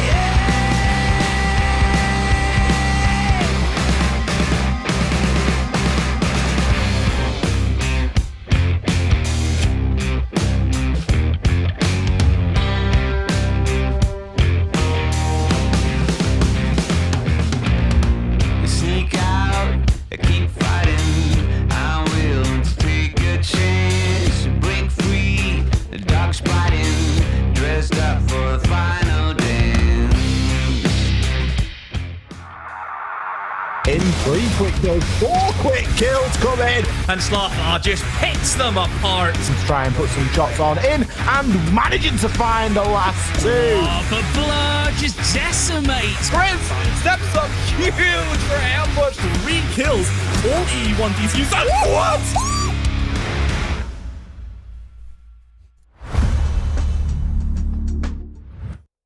Hello, everybody, and welcome back to the Rainbow Six. No, I can't believe that I've been sat in a break for 2 minutes and I really need to sneeze. But I'm not going to. I'm going to audit him. My name's Ian, alongside X and Demo on the desk. We're into the debrief section right now. This is where anything can happen and will happen and does happen. We talk about all sorts of stuff here. Yes, all of the Playday fixtures are done, but now we can start to look ahead and just enjoy. Just having a bit of a chat and also looking ahead to the rest of the season. We've got a guest ready to come onto the show of Riddle fame. It's Reich. Reich, welcome. Hello. How are you? You all right? Yeah, I'm doing good. How are you? Yeah, good. Hey. Good, thank you. That's a Geordie accent if I've heard one before. Scotland. Oh my word. Not Jordan. Come on, Ian. This is why I did it, right? Just to wind up Demo. No, you didn't. Why is that? How's that winding Demo? No, you're just an idiot. Because Demo hates that I don't know my accents. I always take the mick out of Demo's accent. Anyway, right. So you're out in Scotland. We've established that. Yeah. What do you make of the comeback here that you guys have had? Because it hasn't necessarily gone to plan. You've had some time out. You've had a couple of play days under your belt, and the results aren't going your way at the minute, are they?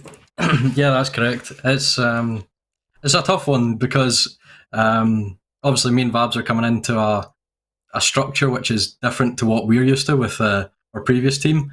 So it's just trying to, get used to that. Today showed a bit that we can give something if we want to really go for it.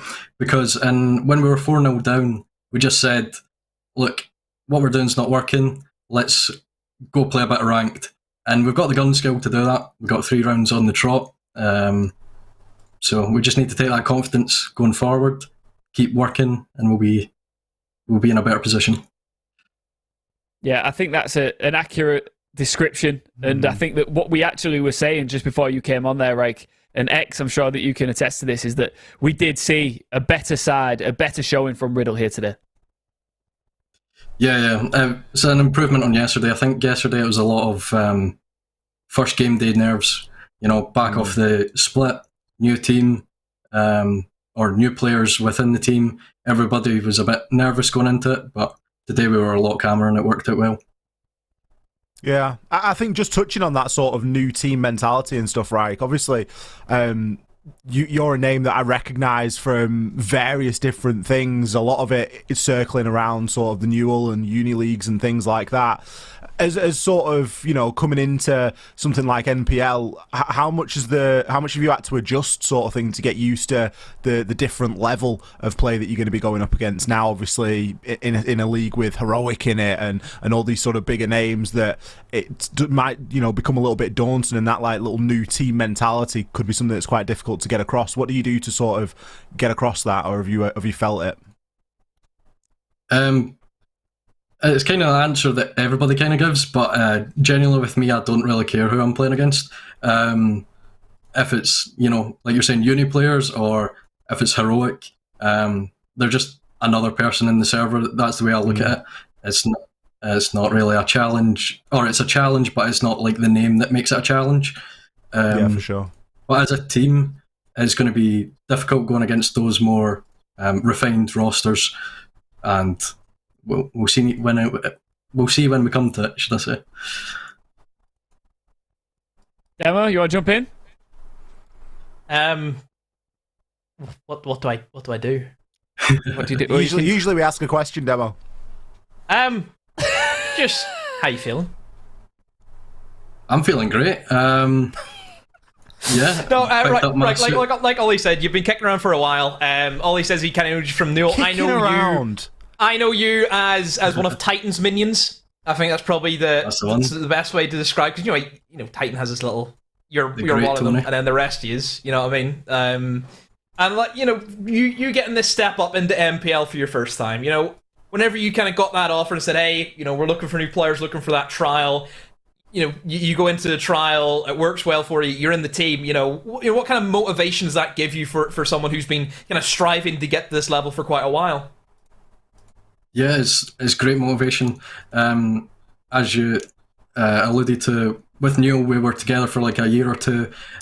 We started off as, just a bunch of ranked players pretty much, and then they built us through discipline and stuff like that. We learned the game, and then now taking the step up to NPL is great motivation to see that myself and Vabs can play at this level. Hopefully we'll show.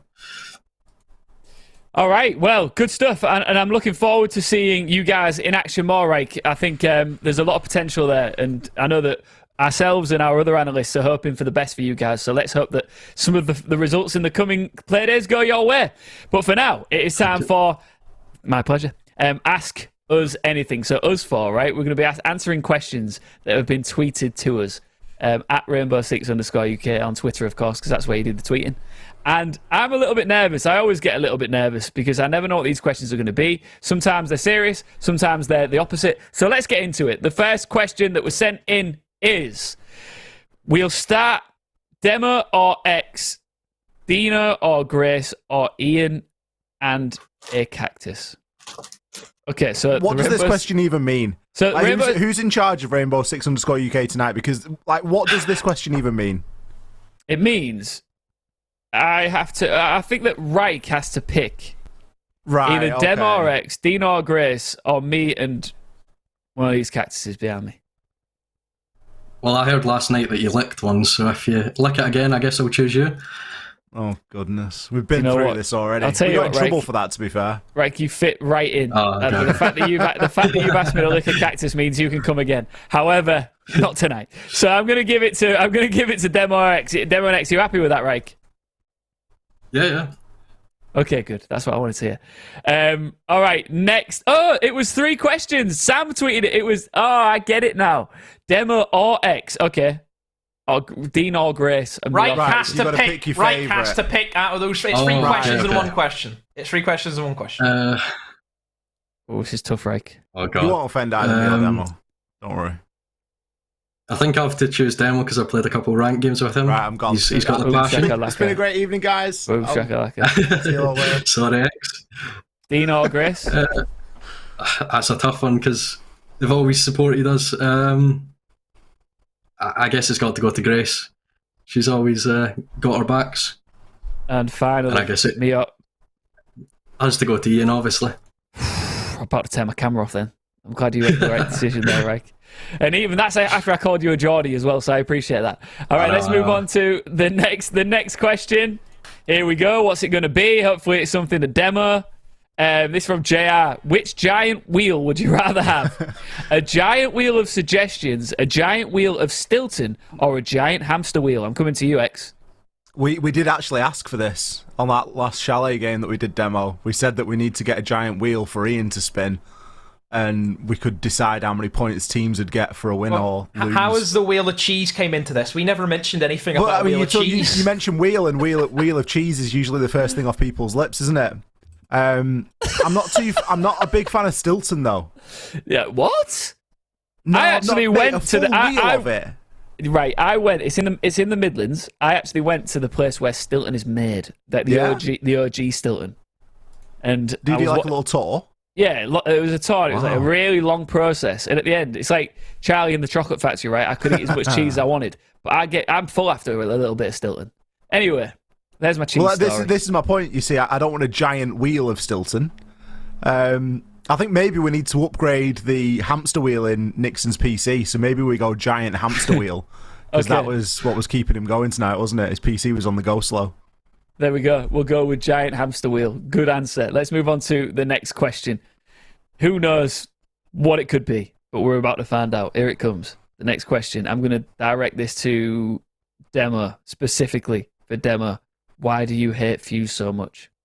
It's from Shriekle, so obviously he's talking about from his experience whenever I see him play Fuse. I have nothing against Fuse the Operator, so whenever he plays Fuse, that's my issue, because he trolls with it.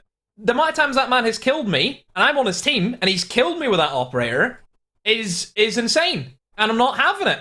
He comes in blatantly to troll the games on Fuse because he knows it gets under my skin.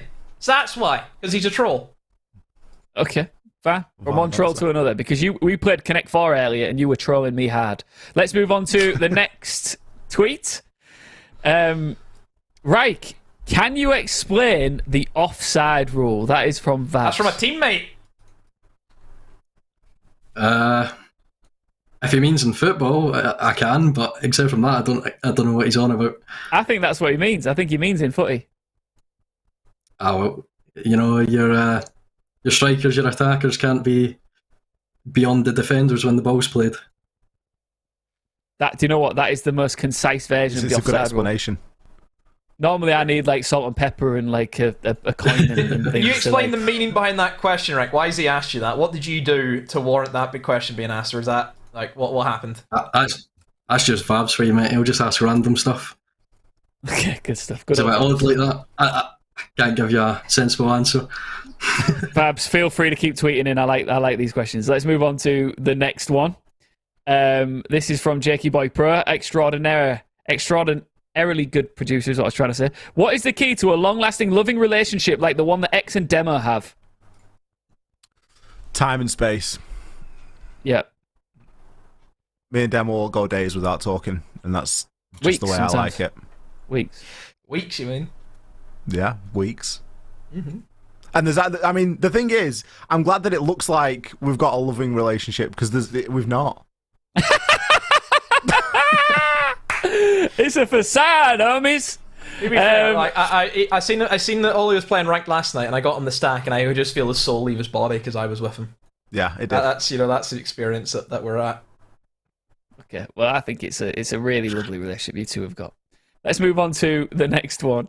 Next question is, this is from Tiffling. Thank you for tweeting in once again. If you could only pick one attacker and one defender for the full ranked split, which would you pick? I'm going to come to you, Reich. Defender would probably be Aruni just for the gun because it's fun to play. So laser. I guess attacker you'd have to go in the finger crutch. It's meta right now. It's overpowered. You may as well abuse it. Good answer. Let's move on to the next question. Thank you, Reich. Give it a minute, and we'll. In fact, let's wait. Here it comes. Putting a lot of pressure. I'm putting a lot of pressure on our producer. I'm like, let's get the next That'd be one a good question there. Let's get the next one up. If everyone had to be a siege operator in real life, who would you be and why? X, I'm going to come to you first. I'm sure we've had this one before.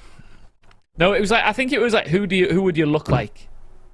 Yeah, we've had like a who do you look like? We've had like a which gadget would you like?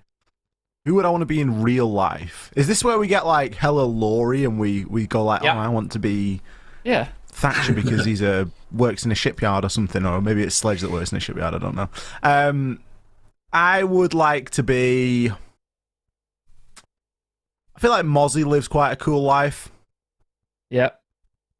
Australia. Like, not mountain bikes, the other ones.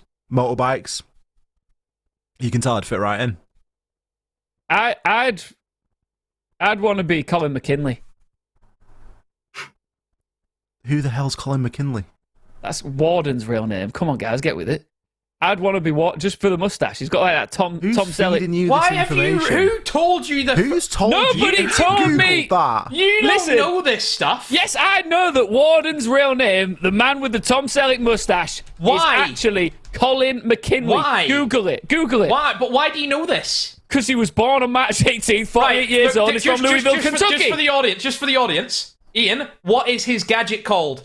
Don't you dare start asking me what his gadget is called. This doesn't add up. How do you know his real name but not his gadget? His gadget's his mustache.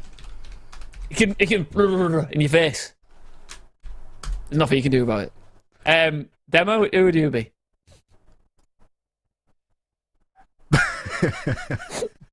I don't know. Who's Right, cool? what about you? Is anyone cool? I don't know. I don't know, Sledge to keep it Scottish, I guess. So I'm not a Geordie. Yeah, absolutely. I'm glad you clarified that again. I'd probably go Thermite. He blows things up. That would be pretty fun. All right. Anyway, Colin McKinley, that's who I'd go with. Let's get on to the last question from the old Twitter machine, and this is from X himself. This is a really good question. It's something that we will debate. Spent hours debating on this in our free time, by the way. This is so I think it's Reich who needs to really step up to the plate here because this is tough. Reich, are there more doors in the world or wheels in the world? I think it's got to be doors, right? Oh man, that's the trap everyone falls into, man. Yep. Everybody falls into that trap. But what are you sitting on? What are you sitting on? I really want to know your thought process. This is deep. Just if you look at a house, yeah, you know, all your kitchen cupboards, all of that have doors. I'm really glad you brought up kitchen cupboards. Although I don't know drawers because I was just about to say that your runners and your drawers and stuff like that. Yeah, but I would say doors. I don't actually know though. Right, there is no answer. I'll be honest with you, but it is wheels. Okay. It is wheels. I thought yeah, of course it's wheels. Well, no one's gone round and counted them, Ian. They'd be a busy man. I'm looking. Think of how many wheels are in a hospital, for example. Think of like everything that's on a wheel. There's loads of doors in hospital as well. Yeah, every bed has every wheels. stand has a wheel. Has like wheels. every bed's on wheels. Like we've discussed this to the nth degree. It has to be wheels. Even a plane's got more wheels than doors. I don't know why a plane was the first thing in my brain, but I'm not willing to give up on that. So you're going to say doors? I'll tell you what, right? Listen, I have got one last question, and it's not from Twitter. All right, so I want someone to answer this truly, honestly. All right, in fact, I'm going to ask you, Demo. Jalal El Fassi or Colin McKinley? And that's all we have time for tonight, everyone, on this episode of The Debrief. We hope everyone had a good time tonight in NPL. We'll be back again next week, where we'll be ready to go with more Siege action on Tuesday, same time again. And we'll see you all for another great week of Siege action. Until then, everyone, good night.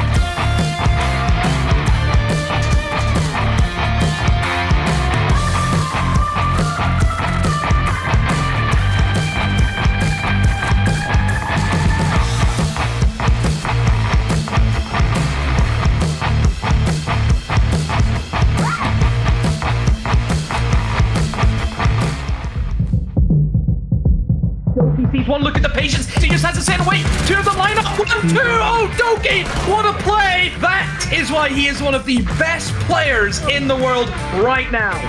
Now adapt and he can swing this with the Ella Striker, and they're not ready for with the Ella SMG. He's gonna get spotted. Tyrant fires one on the second shot. He's dropped the pistol. He's dropped into prone. There's 10 seconds left. Tyrant, what a round! He's in position to strike. He's able to land his shots here. He got a huge slam, picks up goal. Surprising that no didn't fall back at that point, and now we're left in a very tight situation. Ryan has just walked his way through. He gets 2. Unica is going to take a little bit of damage as well, but with his back against Unica, Rothka's going to go down, but instantly traded. Aroldi with a double there. That's huge.